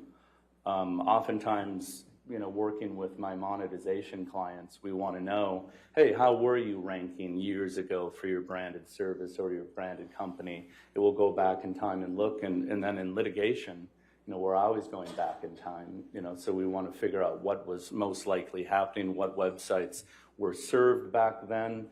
And when you know what websites were served back then, you typically know what people were reading and thinking about. Why did you choose these particular tools for your analysis in this case? Well, the Q-scores, I really thought it was the best idea to understand Mr. Depp's Q-scores right before 2016, before the abuse allegations, just to see where he was at. Then I wanted to see his Q-scores right after the 2016 alleged abuse allegations. And then I wanted to see his Q-scores after the 2018 Washington Post op-ed, just to see if there was any changes during that period of time. And what about your decision to use Google Trends and historical Google search results? Yeah, I mean, I felt that those two tools together were perfect, because what I wanted to do is understand, as I mentioned, everyone's going to Google to figure things out. What were people when people Googled Johnny Depp prior to these alleged abuse allegations? What websites were coming up and what was the public consuming about him? Then I wanted to know that after, and then after the op-ed. So I used Google Trends just to identify the dates in time, in which then I went into the historic Google search results. I searched for Mr. Depp, and then I changed those dates to go back in time, and then I analyzed the top 3 websites of each search. Based on the analysis you did in this case, have you formed any opinions? Yeah, my analysis shows that prior to 2016 and the allegations, the abuse allegations, Mr. Depp was not portrayed in a negative connotation. That's the first thing that I identified. Did you form any other conclusions? I realized that those websites that were coming up were mostly about his career, his characters, Johnny Depp as the individual, his interests. Then after the 2016 mark, the majority of those results turned into negative things about the abuse allegations. And then even more so after the op-ed, there seemed to be kind of a theme or a flavor of not only the abuse allegations, but his drinking and drug use. Did that answer your question? Yes. Okay. Yeah. Mr. Banya, have you prepared a demonstrative that depicts how you used Google Trends in this case? Yes. Your Honor, at this time, we'd like permission to approach. I have hard copies.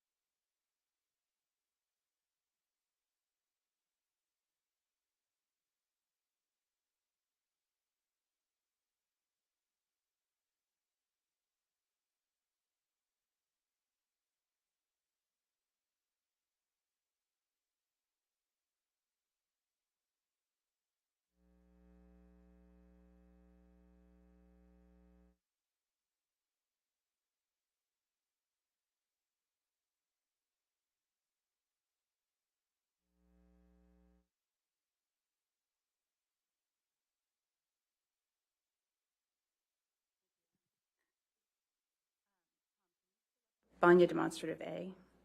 And just for the record, we've marked these as plaintiffs 1236 for identification. 1236 for identification. Do you want to publish it to the jury? Yes, please. Okay. And Mr. Banya, can you explain for the jury what is depicted in this demonstrative that you prepared? Yes. So this is the Google Trends data. You're going to see that it runs from 2004 into 2020, and you're going to notice the different spikes. Those spikes represent when people were searching for Mr. Depp. You're going to also notice here, I've got the red line just showing the date when Ms. Heard filed the restraining order. Oh, can I write on this thing? You can touch the screen, yes. Okay. Yes, sir. Thank you, Your Honor. Yeah, so here I'm talking about, in this line here, is just the date and time in which Ms. Heard alleged the abuse and filed the restraining order. And then this line here is the December 18th, 2018 op-ed. And what I wanted to do is identify the peaks of interest in Mr. Depp. And you're going to notice here, I found 17 spikes of interest that I analyzed. And then the 51 key web pages we're going to get into later, I've analyzed the top 3 search results for each spike. And then here I analyzed the 7 spikes after the 2016 allegations of abuse, and then again after the December 18th, 2018 op-ed. Once you determined these spikes, the periods of significant interest in searches for Johnny Depp on Google, what did you do with that information? So, again, the purpose of using Google Trends was just to understand when there's the most interest in Johnny Depp, because for some reason something was going on in the news, in the media, people are turning to Google to search for Mr. Depp. So then I went to my web browser, and then I searched for Johnny Depp in Google. But before I did so, I have a separate web browser. I call it my Workbench browser.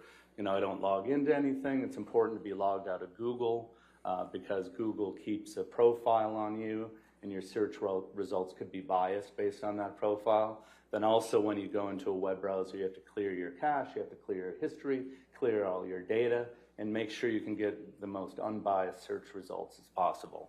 So I went into Google, I typed in Johnny Depp, and then I searched and set the time periods for the various points here that you see labeled with letters. Do you have a demonstrative that shows an example of one of those points that you examined? Yes. Okay. Tom, could we go to the second Banya demonstrative, please? Yeah, so this is an example of, I believe it was spike or 0.0 in the Google Trends. So what I did is I went into Google, I cleared everything as I told you, made sure I was logged out of Google, and here you're going to see I typed in Johnny Depp, I hit the search, and then what I did is went to this tool area, which pulls a drop-down area for the date, and I set the date to match the Google Trends spike of November of 2004. Then we had these top 3 websites that came up. I downloaded those websites and then I analyzed them. So did you undertake this analysis for each of the 17 points on the prior slide that we looked at? Yes, correct. And what did you do once you had your web page results, such as on this demonstrative? You mean when I reviewed each web page? Yes. Yeah, so what I was looking for is, were these web pages or articles, did they have anything to do with the alleged abuse? Did they have anything to do with his alcohol, drug use? Did they have anything to do with his work ethic? So I basically, tried to understand, the content and of each website or article. Did you look at all of the results that turned up when you ran these historical searches? I only reviewed the top 3. Why did you choose the top 3? So I reviewed the top 3 because research shows that about 50 to 75% of the people only click on the top 3. So I wanted to get the majority of the searches. Tom, I think we can take that down for now. Thank you. What did you determine about the results that you found for the period prior to Ms. Heard's first allegations of abuse? So I determined that, Mr. Depp was not portrayed in any negative connotation. The web results were about his life and his career, his acting, his, pictures of him, relationships he was in, just pretty normal stuff. And what did you determine about the top results after Ms. Heard's initial allegations in 2016 and then the republication in the op-ed in 2018? Okay.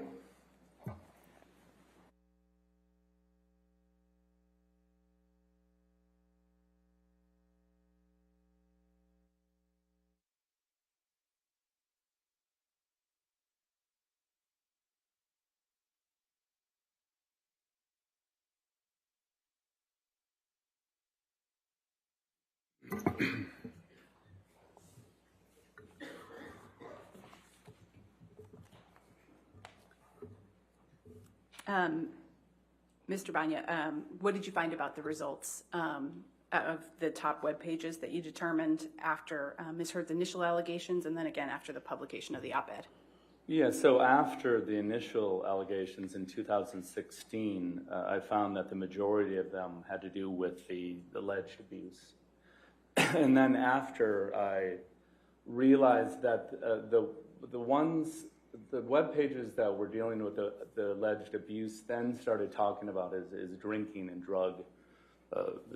drinking and doing drugs. So it appeared to me that they became negative after 2016, but then after 2018, they even included the alleged abuse, but also included the drinking and drug use. Did you form any opinions about the results that didn't refer to the allegations of abuse? That didn't?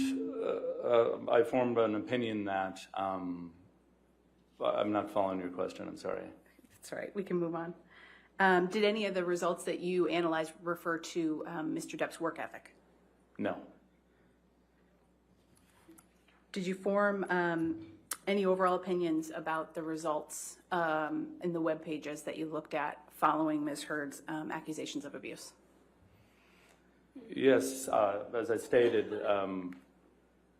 prior to 2016, the web pages were just about his daily life and career. After the 2016 marker point, they tended to include, the majority of them included, the allegations of abuse. And then after the 2018 op-ed, the ones that included the allegations of abuse were also talking about drinking and drug use. What was your overall view of the connotation of those results then? Yeah, so Mr. Depp was portrayed in a negative connotation after the 2016 allegations of abuse, and even more so after the 2018. You mentioned you also looked at Q scores as part of your analysis. How are Q scores calculated? Yeah, so Q scores, it's a survey of 1,800 people that happens twice a year.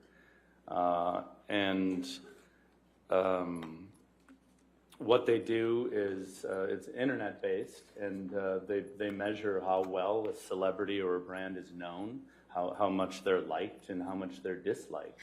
Q scores, include sports figures, celebrities, even cartoon characters, brands. So that's how the scoring system works. Do you have a demonstrative that reflects the Q score analysis that you prepared? Yes. Okay. Tom, could we have demonstrative C, please? And Mr. Banya, what does this tell us about the Q score analysis that you completed? Yeah, so what this is saying, again, these spikes are the Google trends that you've already seen, but what I've overlaid are his Q scores shown in the red, green, and purple area. And as you recall, I wanted to find out his Q score prior to the allegations of abuse in 2016, where he had a positive Q score of 11 and a negative Q score, a positive Q score of 35 and a negative Q score of 11. And then I looked at the Q scores after, and then after the op-ed. And what did you determine about those Q scores?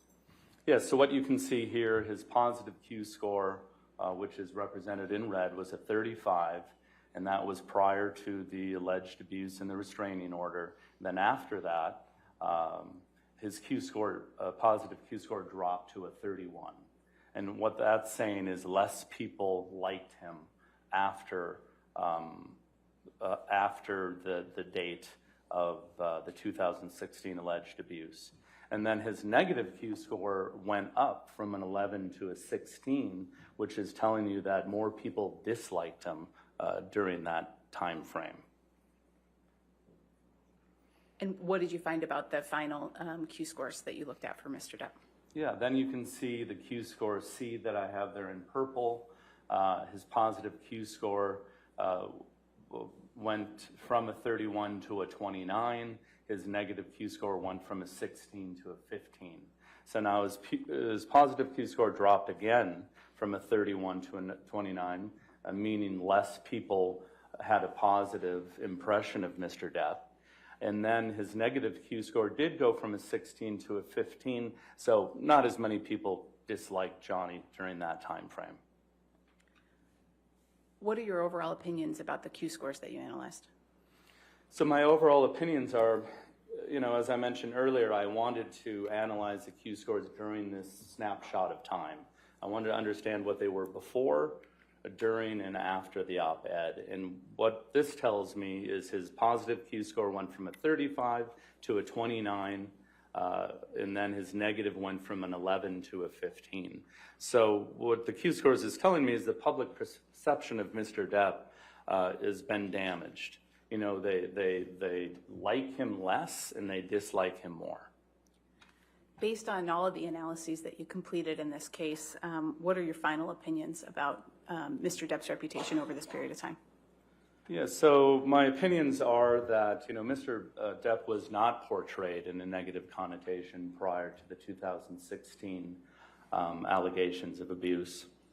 And then Mr. Depp's image, he was portrayed in a negative connotation after the 2016 allegations of abuse, and then more so after the 2018 Washington Post op-ed. And then the Q scores represent that, the public thinks he's damaged. They think less likely of him. His positive Q score has gone down, and they don't like him even more because his negative Q score went from the 11 to the 15. I have no further questions of this witness, Your Honor. All right. Ladies and gentlemen, let's go ahead and take our afternoon recess of 15 minutes. Do not discuss the case and do not do any outside research. Just stay right there for a second, sir.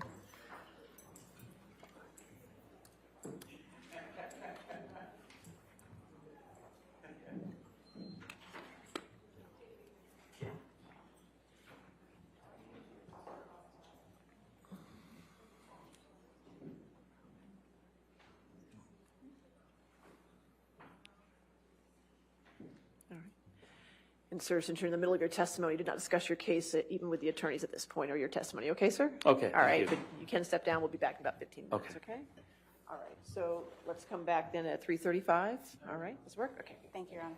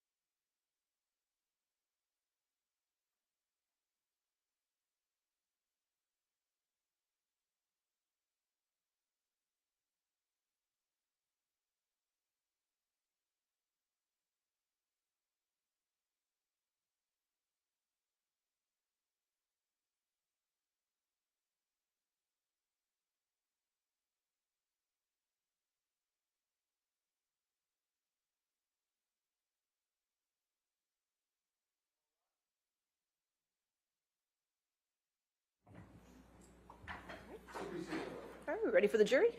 Okay. We have one exhibit to hand out. Okay, one exhibit. Oh, good.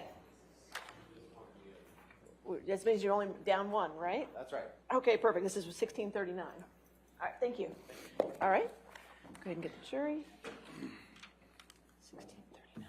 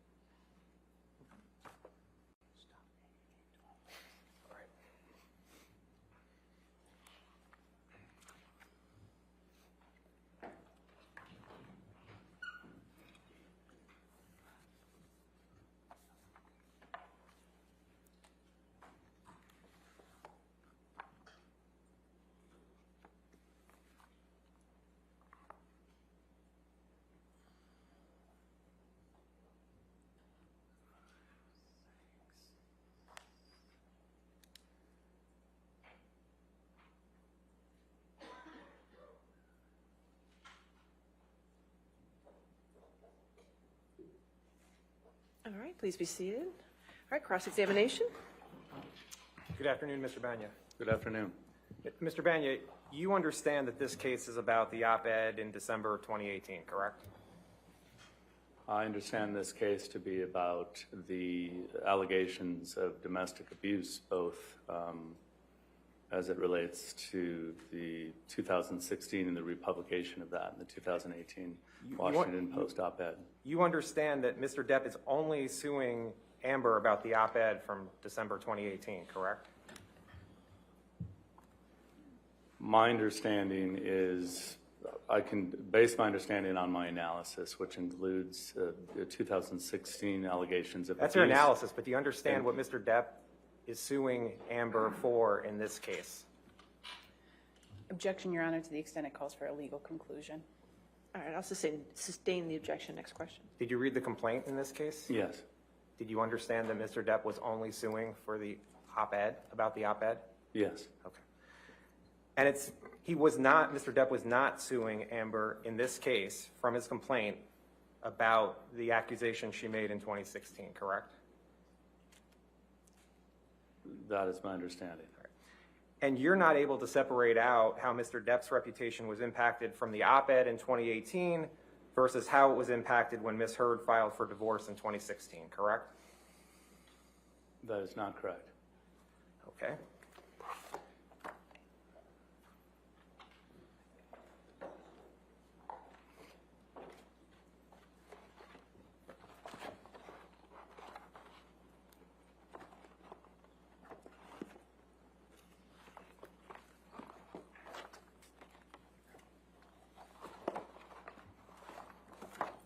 May I approach, Your Honor? Yes, sir. Thank you.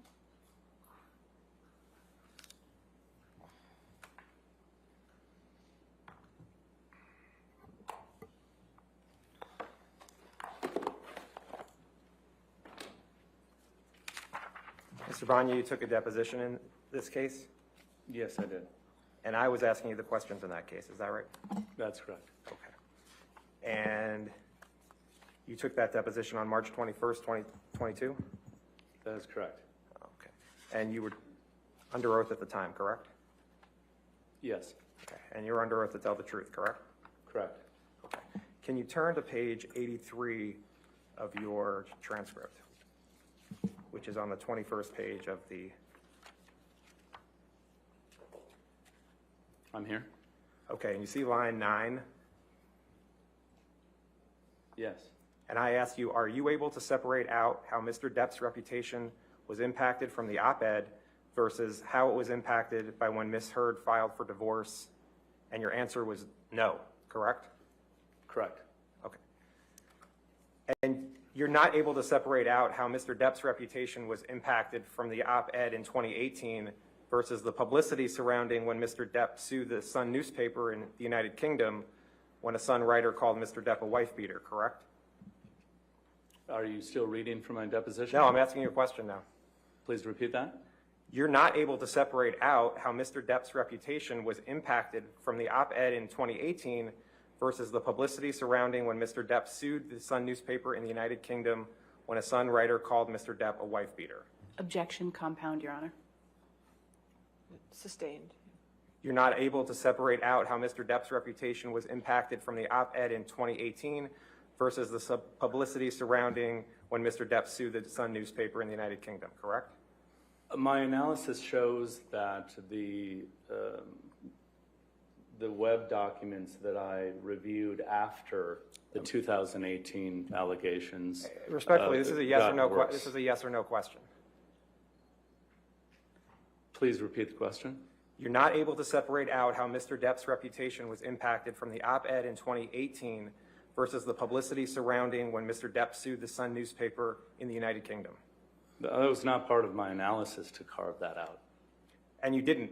You wouldn't. You were not able to separate it, correct? I didn't try to. Okay, and so you couldn't. I didn't try it. Okay.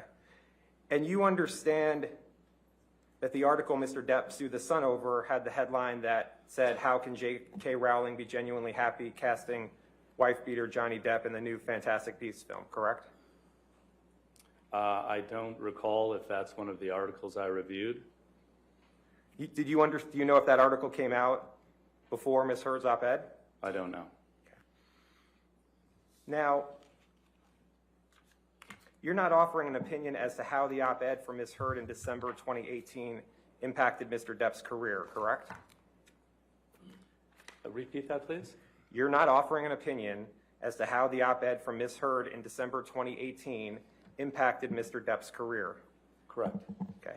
And you're not offering an opinion as to how the op-ed from Ms. Heard in December 2018 impacted Mr. Depp's reputation. What I'm doing is It's a yes or no. Are you offering an opinion to that or not? My opinion is related to his public image. You're not offering an opinion as to how the op-ed from Ms. Heard in December 2018 impacted Mr. Depp's reputation, correct? I'm not talking exactly about his reputation, correct? And you're not offering an opinion as to how the op-ed from Ms. Heard in December 2018 impacted Mr. Depp's public image, correct? I'm offering an opinion that after the 2018 It's a yes or no, public sir. image. It's a yes or no. You're not offering an opinion as to how the op-ed from Ms. Heard in December 2018 impacted Mr. Depp's public image. I am. Turn to your deposition transcript, please. And if you go to page 74, which is on page 19.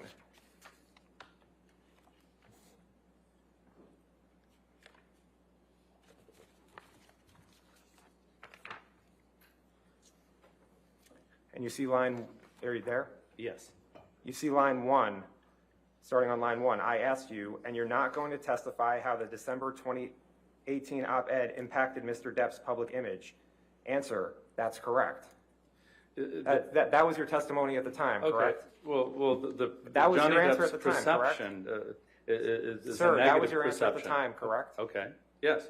And that was your answer on March 21st, 2022, correct? Yes, the date of the deposition. So that was a month and a half ago, Right. correct? Okay. And you're not offering an opinion as to whether the op-ed from Ms. Heard made Mr. Depp more hireable or less hireable, correct? Correct. Okay. As to the articles that came up in the Google searches that you spoke about, it was you made the determination whether the articles had a, quote, negative connotation or not, right? Correct. And so that's just your view if an article had a negative connotation about Mr. Depp, right? Yes, that's my opinion that they had a negative connotation. Right. So if an article criticizes Mr. Depp's acting, for example, you're not considering that article as having a negative connotation about Mr. Depp, correct? Repeat that, please. So if an article criticizes Mr. Depp's acting, you're not considering that article as having a negative connotation about Mr. Depp, correct? Correct. Okay. Now, in your analysis of Google spikes, the highest spike in searches for Mr. Depp was in January 2004, correct? Correct. Okay, and I guess you guys have it. Can you put up the demonstrative 1236?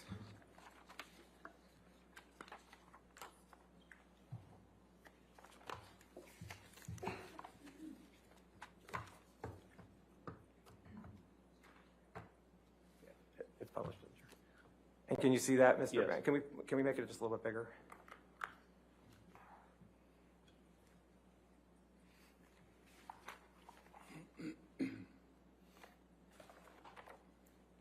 Okay.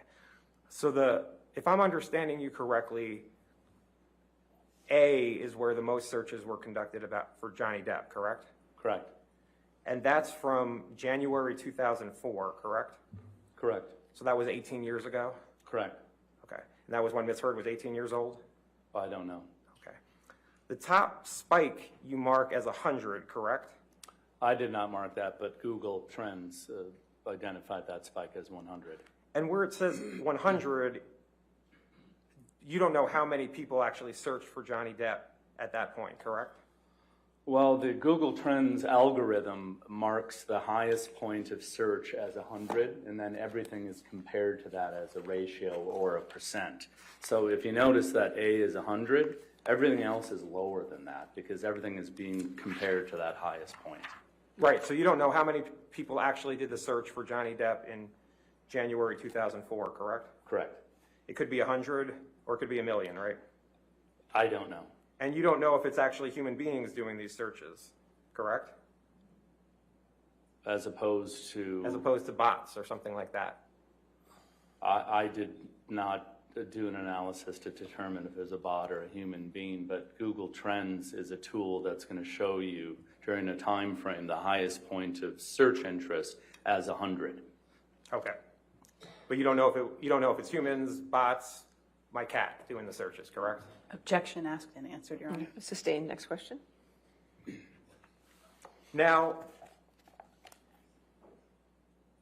in all of these Google spikes, Ms. Heard's op-ed never came up as one of the top 3 searches in any of the Google spikes, correct? Well, that is correct because Google Trends is based on a search of a word or a name. And because Mr. Depp's name was not mentioned in that op-ed, Google Trends did not pick that up. So a person does a search for Johnny Depp and the op-ed doesn't come up, correct? In my analysis, the op-ed did not come up. Okay. And in fact, the red dotted line all the way to the right, that shows when the op-ed was published on December 18th, 2018, correct? Yes. Okay. And the searches are actually going down right after the red line, correct? As opposed to the searches in 2004? Look at the red line, look at the red dotted line, and you have two points here, right there. Those go down from the time of the op-ed, correct? Correct. Okay. And isn't it true that the next, I guess, spike happens in March of 2019, correct? Right there. Yes. And do you know that it was March of 2019 when Mr. Depp sued Amber Heard in this case? No, I didn't look at that date. Right. You didn't look at any articles for this bullet, correct? That's correct.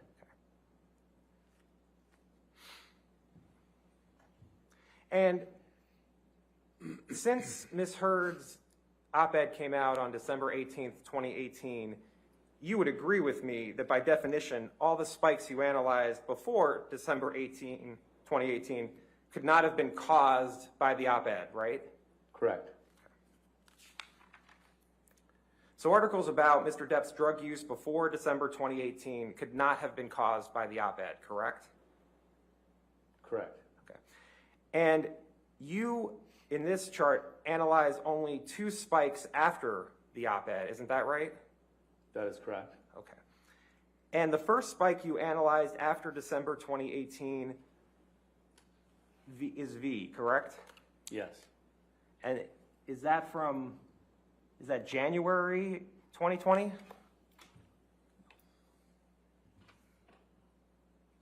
Roughly, yes. Okay. So that's January 2020 is over a year after the op-ed by Ms. Heard, correct? That's correct. Okay. And then the next spike you analyzed was T, correct? Yes. And that was in approximately July 2020? Correct. Okay, so that was a year and a half after Ms. Heard's op-ed, correct? Yes. And again, none of the articles, and then for V and T, if I understand it, you then analyze the top 3 searches that came up, or the top 3 websites that came up after a search? Correct. Okay. And none of the articles you analyzed in those Google spikes after the op-ed were the op-ed, correct? Correct. Okay. And isn't it true that the headlines of the articles over a year after the op-ed that you analyzed were about Mr. Depp suing the Sun in the UK for a Sun writer calling Mr. Depp a wife beater? You would have to pull those articles back up. I don't have those in front of me. Isn't it true that the article, and just so I understand it, V and T, that would mean there were 6 articles, correct, that you analyzed? Yes. Okay. And isn't it true that the article on February 26, 2020, the headline was, quote, Johnny Depp's disturbing alleged text messages read aloud in court as libel lawsuit begins? Again, I don't have that article in front of me. I did produce those as part of my analysis. I don't have that in front of me, if you'd like to show it to me. And you understand that that was about the lawsuit against the Sun in the UK, not about the op-ed, correct? Again, I do not have that in front of me. And another article that came up on February 27th, 2020 is one of the top 3 hits when you search for Johnny Depp. What the headline was, quote, let's burn Amber, texts allegedly sent by Johnny Depp about X read in court. I mean, if you want to talk about these articles, we need to bring them up. This is your opinion. You don't recall what articles you analyzed? I mean, there's a lot of articles here. I didn't memorize each title. There were 6 articles that you Okay. analyzed in the almost 2 years after the op-ed. All right, can you bring those up and we can talk about them? And on July 19th, 2020, the headline was, quote, Hollywood nervously awaits fallout from explosive Johnny Depp trial. You don't recall one way or the other whether that was one of the articles in either V or T? Again, I know if you want to bring up my documents, I know document 9J, 9O, 9K, and 9M are mentioning the op-ed. Again, I don't have those in front of me. And when you say mentioning the op-ed, does that mean that it just references that Mr. Depp sued Amber Heard in Fairfax? No, it talks about how he's alleged to have abused her as it relates to the op-ed. Doesn't it say, I mean, another headline from July 19th, 2020, the headline was, quote, Hollywood nervously awaits fallout from explosive Johnny Depp trial? Objection asked and answered. I'll sustain the objection. Next question. You understood that was about the lawsuit against the Sun in the UK, correct? Objection asked and I answered. didn't ask about that. Overruled. Again, I would like to talk about these articles, but I need to see them. And on July 19th, 2020, the headline was, quote, Johnny Depp versus Amber Heard, all the nasty bits of the UK trial, and it's all nasty. That was in point T, correct? Again, I do not have that list in front of me. If you'd like to bring that up, we could talk about it. And you understood that was about the lawsuit against the Sun in the UK, correct? I do not. And on July 19th, 2020, the headline was, quote, Johnny Depp claims in the Sun he beat ex-wife, complete lies, court told. That was the quote, correct? I don't see that here. That was in your report, correct? I would have to look at the documents again. I would be happy to discuss them if you would bring those up. And then you previously had a chart that had articles from November 2020, correct? I'm sorry, say that? You previously had a chart that included articles from November 2020, correct? Objection, Your Honor. May we approach on Okay, this? sure.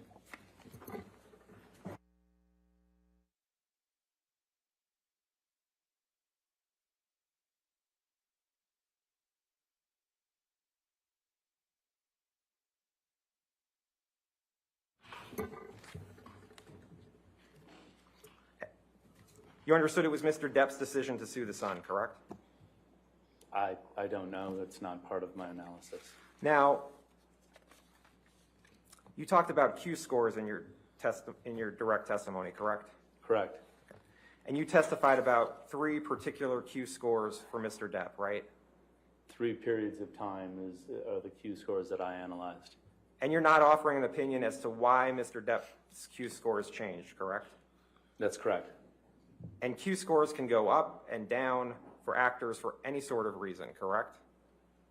That's possible. You recall testifying that they could go up and down for any sort of reason in your deposition. Yeah, they can go up and down for many different reasons. So you're not offering an opinion that Mr. Depp's Q scores were damaged because of Ms. Heard's op-ed, correct? That's correct. And in comparing the Q scores from before the op-ed to the Q scores after the op-ed, Mr. Depp's Q scores dropped by 2 points, correct? I don't have those Q scores in front of me, but if you're looking at them, I believe We can show the 3rd page of this demonstrative. What was your question, please? Mr. Depp's positive Q scores from B to C dropped by 2 points, correct? Yes. You're not an expert on statistics, correct? Correct. And even though you're not an expert, you have an idea about what the term statistically significant means, correct? Yes. And statistical significance is a measure of whether your findings are meaningful, right? Yes, I don't think you need statistics to understand Q scores. And you don't know if there's any significance to a drop in 2 points in positive Q score, correct? Well, there absolutely is. When you're ordering Q scores on points in time. Mr. Banya, go to your deposition, page 113, which is on 29.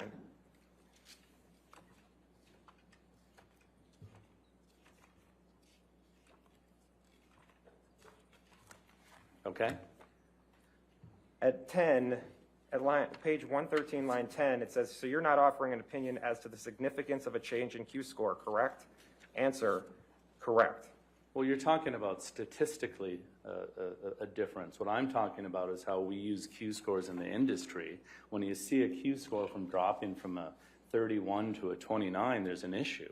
Is this somebody you really want to hire to endorse your products or your service? No, you probably not. You want to look into why, what is going on in the public to make these Q scores drop like that. And you don't know exactly the significance between 5 or 6 points of drop in Q score, correct? Correct.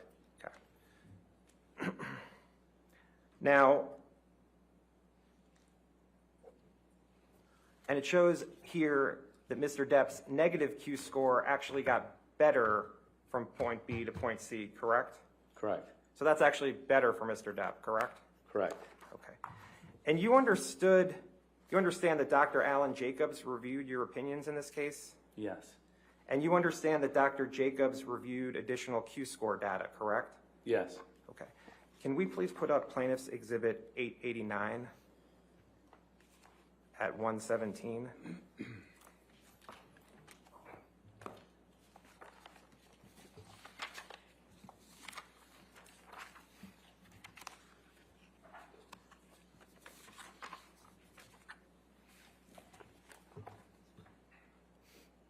Mr. Banya, do you understand this as a chart of Mr. Depp's Q scores from winter 2012 through summer of 2021? Yes. Do you have any reason to question the Q scores that are shown in this chart? Like I said in my deposition, I've not received the actual data to build this chart, but I don't have any reason to not believe that this is accurate. As I understand it, Q scores are performed on a celebrity like Mr. Depp twice a year, correct? Yes. So there's winter of a particular year, and then there's summer of a particular year? Yes. And the winter scores come out around February, is that right? I don't have that information in front of me, but it sounds right. And so would you know when the summer scores come out? I don't. Okay. And this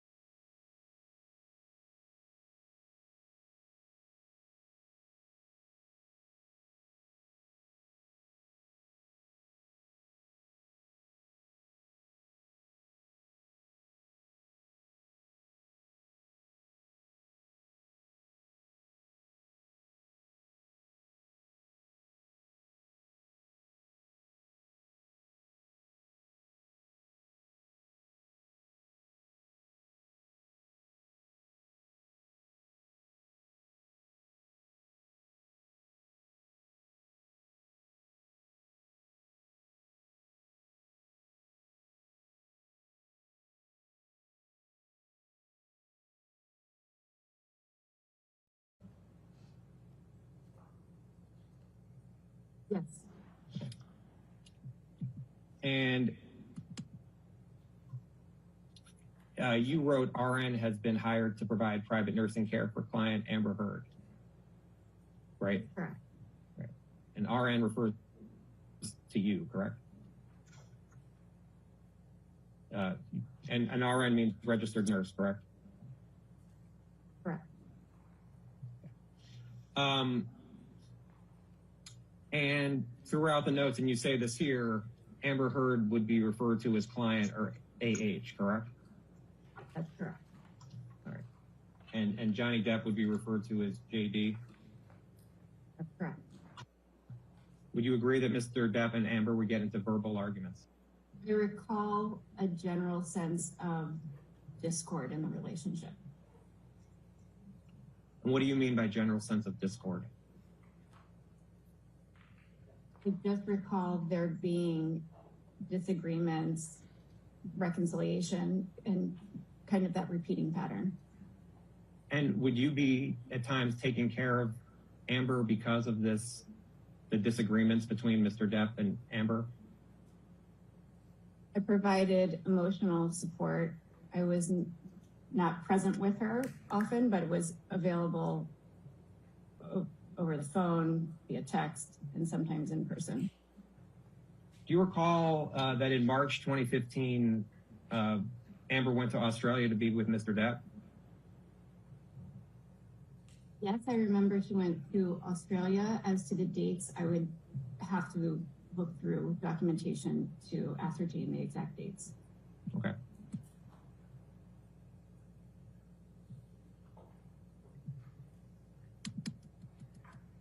And on Exhibit 2, this is your note of March 7th, 2015?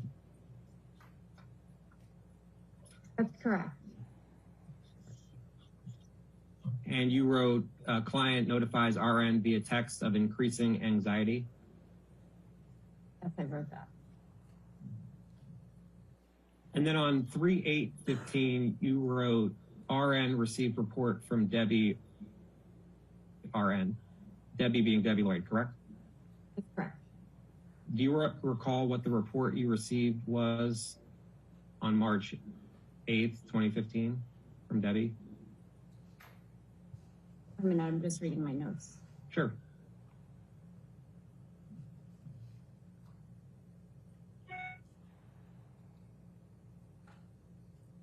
So to answer your question, no, I don't recall specifics of what the report would have been. I assume, based on this note, that would have been a phone call. Okay. And it says, client will be returning to Los Angeles on March 9th, 2015, accompanied by house manager Ben. Do you see that? Yeah. Did you have an understanding as to why Amber was leaving Australia in March of 2015? Yes. I don't know if this is the exact timing, but you know better than I, there was an incident in Australia and they had to be, Ms. Heard and Mr. Depp had to be separated. So Ms. Heard returned to Los Angeles per my nursing notes, and I believe Mr. Depp must have stayed in Australia. What was your understanding as to why Mr. Depp and Amber had to be separated? It's hard to recall specifics because I wasn't there or involved at the time, but became involved again. I remember hearing from other people that there was quite an argument between the two in Australia. Do you have any understanding if anyone was injured during the argument between Amber and Mr. Depp? Physically injured? Physically, yeah.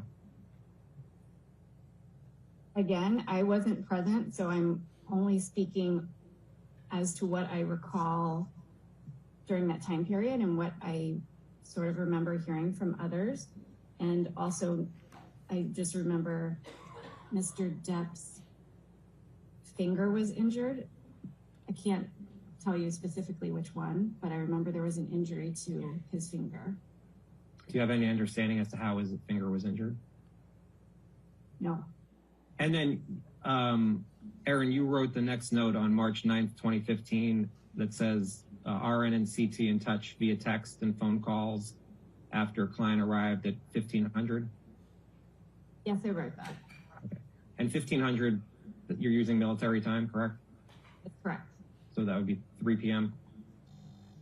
Correct. Okay. And you wrote client expressed feeling, quote, sad, right? Yes, I wrote that. Do you recall what Amber was sad about at approximately March 9th, 2015? I can't speak to the, I don't remember specifically, but I would assume based on my March 8th note, I would make the assumption that those feelings were in relation to the relationship issues. You wrote client states she would like to discuss recent events between her and husband with RN in private tomorrow. Plans are made for RN to visit client at her home tomorrow. Yes, I wrote that. Do you recall the conversation you had with Amber regarding the events between her and Mr. Depp at around this March 9th, 2015 timeframe? No, I don't recall specifics. Do you recall anything in general? I really don't. I'm sorry. Did Amber express any fear? Don't recall. I don't see that in this note, so I can't speak to that. And then the note for March 10th, 2015, you see that note? I do. You can take this down.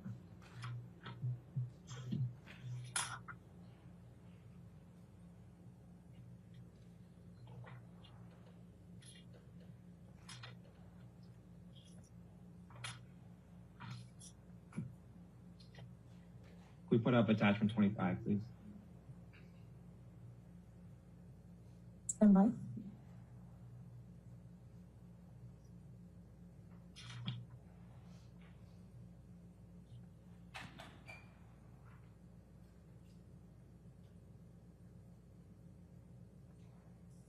Exhibit 4.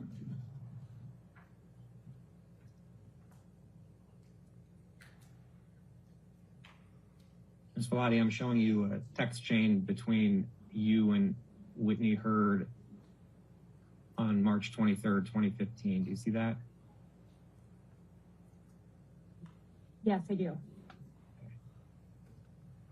And on March 23rd, 2015, you texted to Whitney Hurd, Debbie just told me what's going on and to check with you, is Amber awake or fall asleep? Do you see that? I do. And then Ms. Hurd wrote she finally fell asleep. You see that? Yes. Okay. Then you wrote, thank goodness, she must be exhausted. I'm sorry, just to confirm, this is from Whitney Hurd, not Amber Hurd, correct? As I understand it, it says Whit Hurd. Is that your understanding? I assume. Thank you. And then do you recall ever communicating with Whitney Hurd via text or chat? That sounds familiar. Okay. And you wrote, thank goodness, she must be exhausted. You want me to come to the loft, or is she safe and sound asleep? You see that? I do see that. Okay. And then Whitney wrote, safe? Question mark? No, she's not. Kept saying she wants to kill herself. You see that? See that? Were you ever concerned about Ms. Hurd's safety as it relates to Mr. Depp? So if she made comments to me that she was not safe, I would be concerned about her to ensure that she was safe. Yes. Do you recall Ms. Hurd making comments to you about her safety? I remember a general sense when they, meaning Ms. Hurd and Mr. Depp, would have arguments, she would often have her friends around her for support. But from a general, physical sense, she was always in a safe place. And you mean in a general physical sense, she was always in a safe place? What do you mean by that? Meaning she was always, not always, I should say, often home, often surrounded with friends. She had friends that lived right down the hallway from her, so she was always supported. Was Mr. Depp friends with Marilyn Manson? Yes, I believe. Ms. Velati, I'm showing you what's marked as Exhibit 7, and these are texts that Mr. Depp produced between you and him. And I'm focusing on this text message of October 31st, 2015. You see that? Well, so this text message between you and Whitney is on March 23rd, 2015. You see that? I do. Okay. And if we go back to Exhibit 2, and I'll go back. Oops.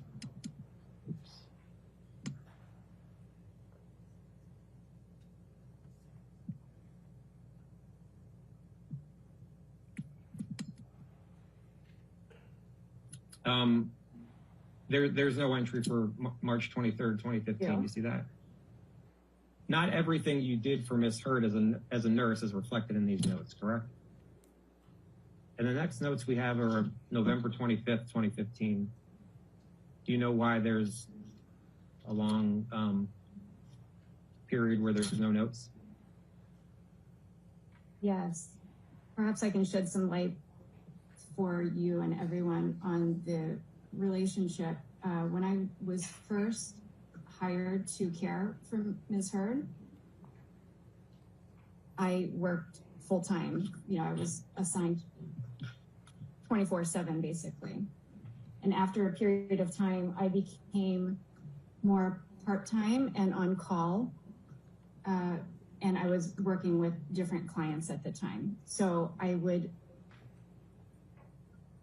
how to put it, I would not be working regularly, but would also be available if an issue arose or a medication change needed or things like that. So I would assume that would account for this gap. Why did you move from full-time to part-time? I don't know the exact answer, but I assume that's not my decision to make. That's usually the client and or treating physician. Okay, so that's the first page of Exhibit 2. Yes, thank you.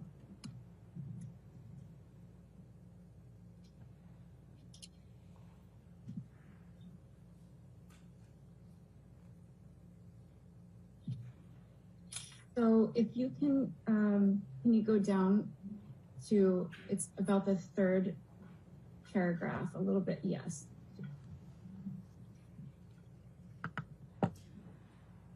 Per report from JD, which refers to Mr. Depp, Debbie, RN, and Dr. Kipper, client AH, which is Ms. Heard, has reportedly been experiencing increased anxiety and agitation recently and has had several outbursts of anger and rage.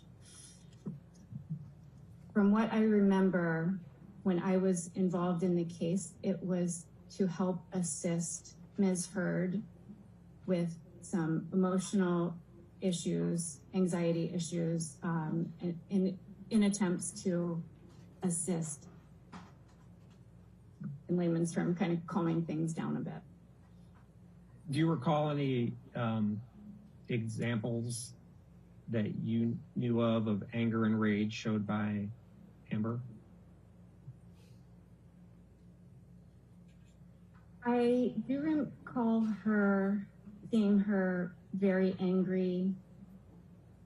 I have to refer to my notes. It was in London, so that would have been 2014. And I believe it was in reference to a violating incident where her phone had been hacked and she was quite upset I saw her angry at that time, and other times I don't recall. Were you in London with Amber at the time? Yes. And how was Amber showing her anger? I recall loud, kind of elevated voice, yelling, crying, quite a bit. Do you recall receiving a call from Amber around December 16th, 2015 regarding this argument between Mr. Depp and Amber? I don't recall a specific phone call. Would you doubt that a phone call occurred if you wrote it down in your notes? If I wrote it, I don't doubt that it occurred. I just don't have memory of it. And now you see the note on December 17th, 2015? Yes. And you wrote RN in contact with client to notify her that she'd be able to deliver medications to her home. RN waited at door for several minutes after knocking. Client greeted RN at door looking disheveled. Hair appeared unbrushed. Client appeared weepy and sad. Posture is slouched. Client told RN about argument with husband. RN offered emotional support but reminded client that RN could not stay as was on duty with another client and was only visiting in order to deliver medication. Per client, she had not had contact with husband since altercation. Client had visible bright red blood appearing at center of lower lip. When RN made client aware that she was actively bleeding on her lip, client stated it was from injury sustained in the, and then it's blank. You see that? And then we can keep going down in the argument between her and her husband, and that it continues to bleed actively. You wrote that? Yes. And then you also wrote clients also states that her head is bruised and that she lost clumps of hair in altercation. You wrote that? I assume so. It's in my notes. Okay. And then you wrote, RN briefly looked at client's scalp but was unable to visualize the hematomas client had described. You wrote that? Yes, I would agree. And then you wrote, RN encouraged client to be seen by physician Dr. Kipper or go to emergency urgent care for thorough assessment. You see that? I do. And then you wrote, client states she will contact Dr. Kipper tomorrow. Client is supported by friends Rocky and IO who will be staying in client's home with her. You wrote that? I agree, yes. Okay. And then on December 18th, 2015, you wrote, client states she went to Dr. Kipper's office and was assessed by NP Monroe T as Dr. Kipper was out of the office. You wrote that? Yes, And NP stands for nurse practitioner. that's correct. And you understand Monroe T stood for Monroe Tinker? Yes. You recall if Mr. Depp ever forgot to take any of his medication?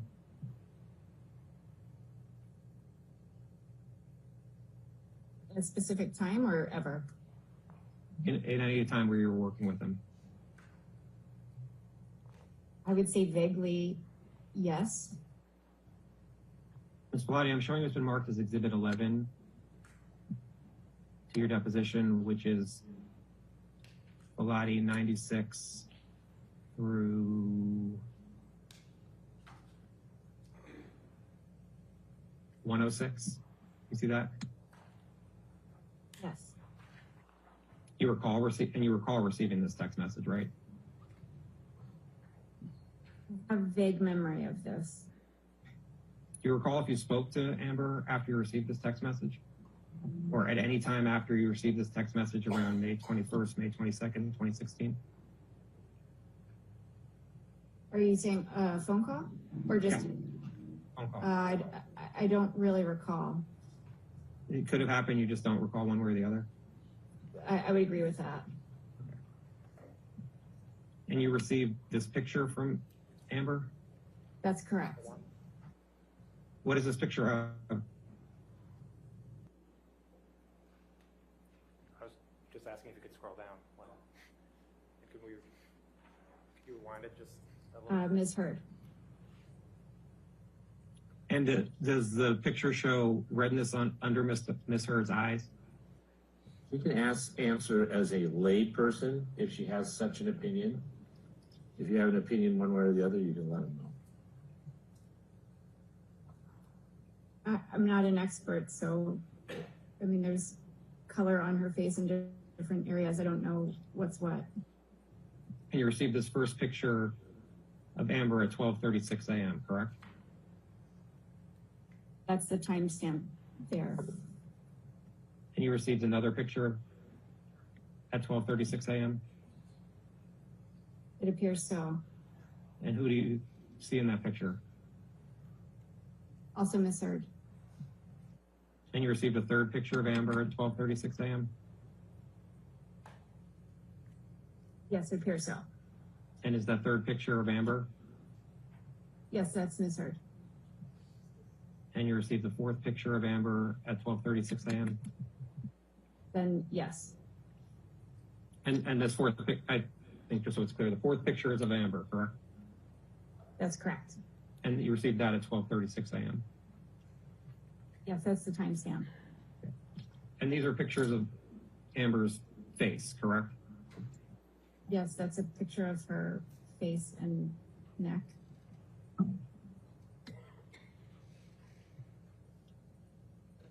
Do you recall you recall receiving those pictures? Like I said, I have a vague memory of this, but I don't specifically remember receiving it.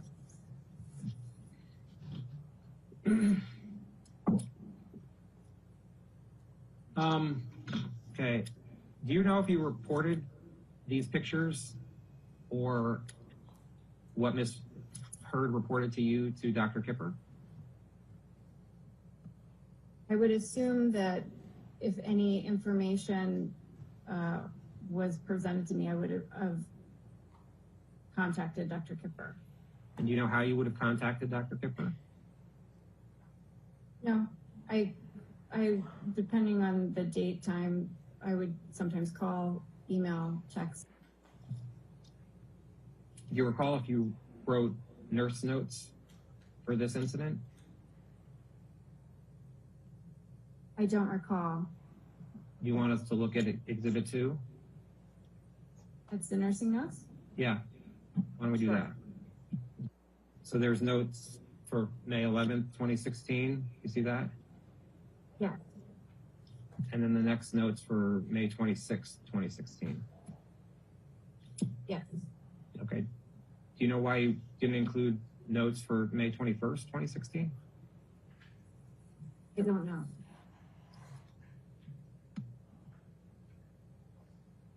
And on May 26th, you wrote, client texted RN requesting Ambien as she states she's suffering from insomnia due to stress and anxiety. Client reports, quote, having the hardest week of my life, end quote. You wrote that? Yes. And you wrote, client states she cannot deal with the negative media publicity she has received surrounding the divorce she requested from her husband, JD. Dr. Kipper notified Ambien 10 milligrams, QHS PRN 14 ordered. Per Dr. Kipper, client is encouraged to make appointment with Dr. Kipper in office to be assessed. Client did not respond. You wrote that? Yes. Ms. Vladi, I'm showing you what's been marked as Exhibit 12 to your deposition, which is Vladi 114 through 119. You can take a look through them. It appears to be notes of when you were Mr. Depp's nurse, as opposed to Ms. Heard. But feel free to take a look. That's correct. I think these are my nursing notes in relation to Mr. Depp. So client now is Mr. Depp, correct? That's correct, because these nursing notes are in reference to Mr. Depp. Yes, that's correct. Okay.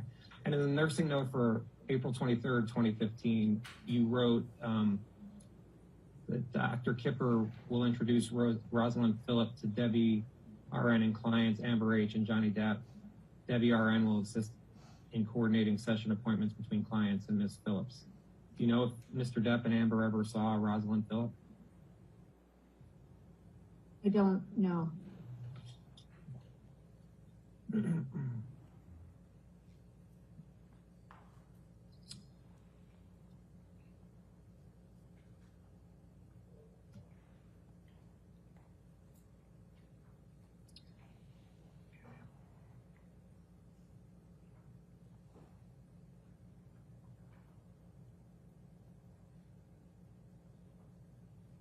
And at Pilati 117,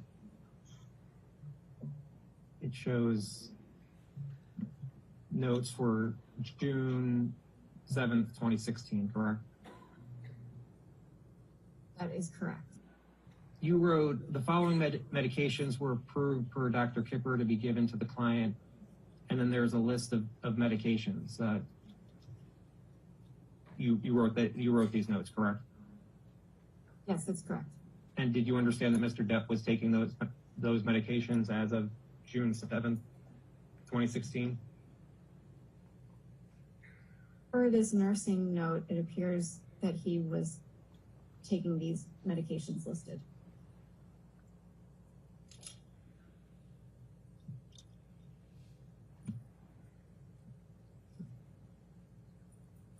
And then there's a nursing note for June 26, 2016. You see that? Yes. And it says, you wrote, client is going through divorce with wife Amber H. and is dealing with the loss of his mother, passed away 1 month ago. Client was provided with the divorce request from wife AH 3 days after mother passed away. You see that? Yes. And you wrote that? Yes. So was it your understanding that Amber asked for a divorce? This note says that Mr. Depp was provided with divorce request from Ms. Heard, so it appears she was the one requesting the divorce. Right, and you wrote, next, client states he was not aware AH wanted divorce and expresses confusion regarding AH's desire to terminate marriage. You wrote that? Yes. Is that what Mr. Depp told you?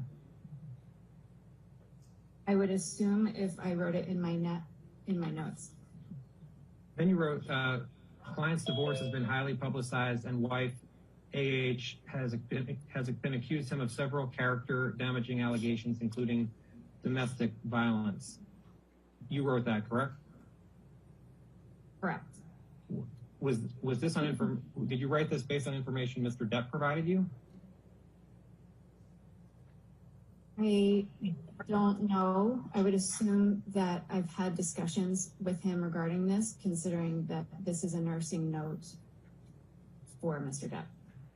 Did Mr. Depp tell you his character had been damaged as of June 2016? I don't recall. I have to go by what my note says here. So it alludes to that's something that he had discussed. And you see where he wrote, client states he felt helpless previously but is now angry at AH and wants to clear his name. Mr. Depp told you that? Again, I don't recall for sure, but I would go back to my nursing notes because those were written more at the time. So I would assume that he and I discussed that. Okay, farther down, you wrote, RN assisted client in processing feelings and encouraged client to continue utilizing individual therapy as he responded well to RN's use of therapeutic communication. You see that? Yes. And you wrote that, correct? Yes.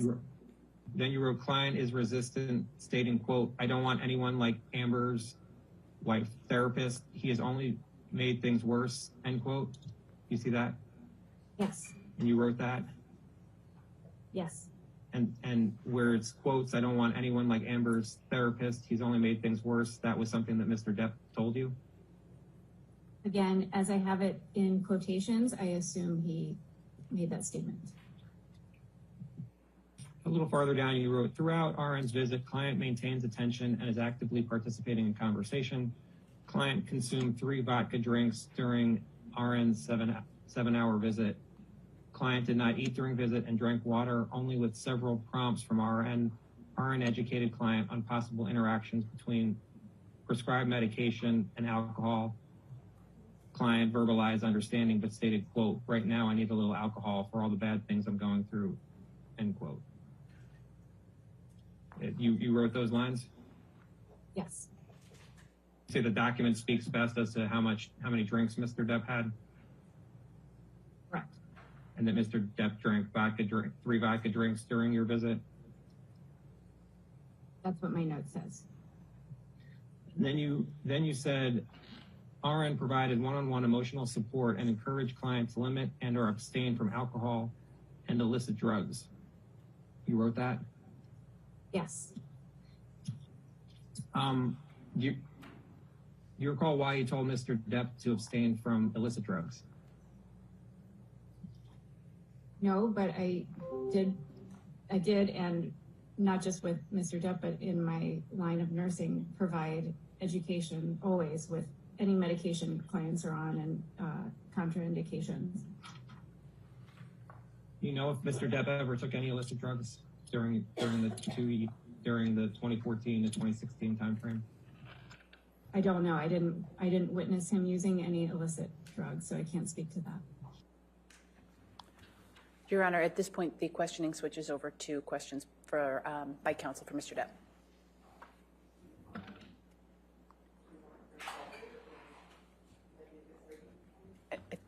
That's all right with us, Your Honor.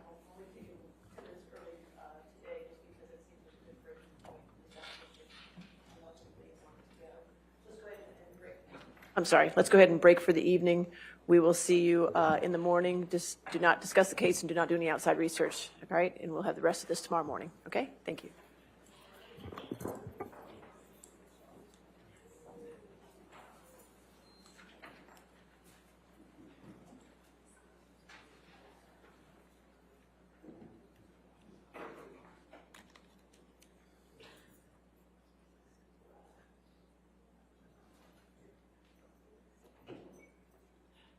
All right, so we'll see everybody at 10 o'clock tomorrow, okay? Thank you. Thank you, Your Honor.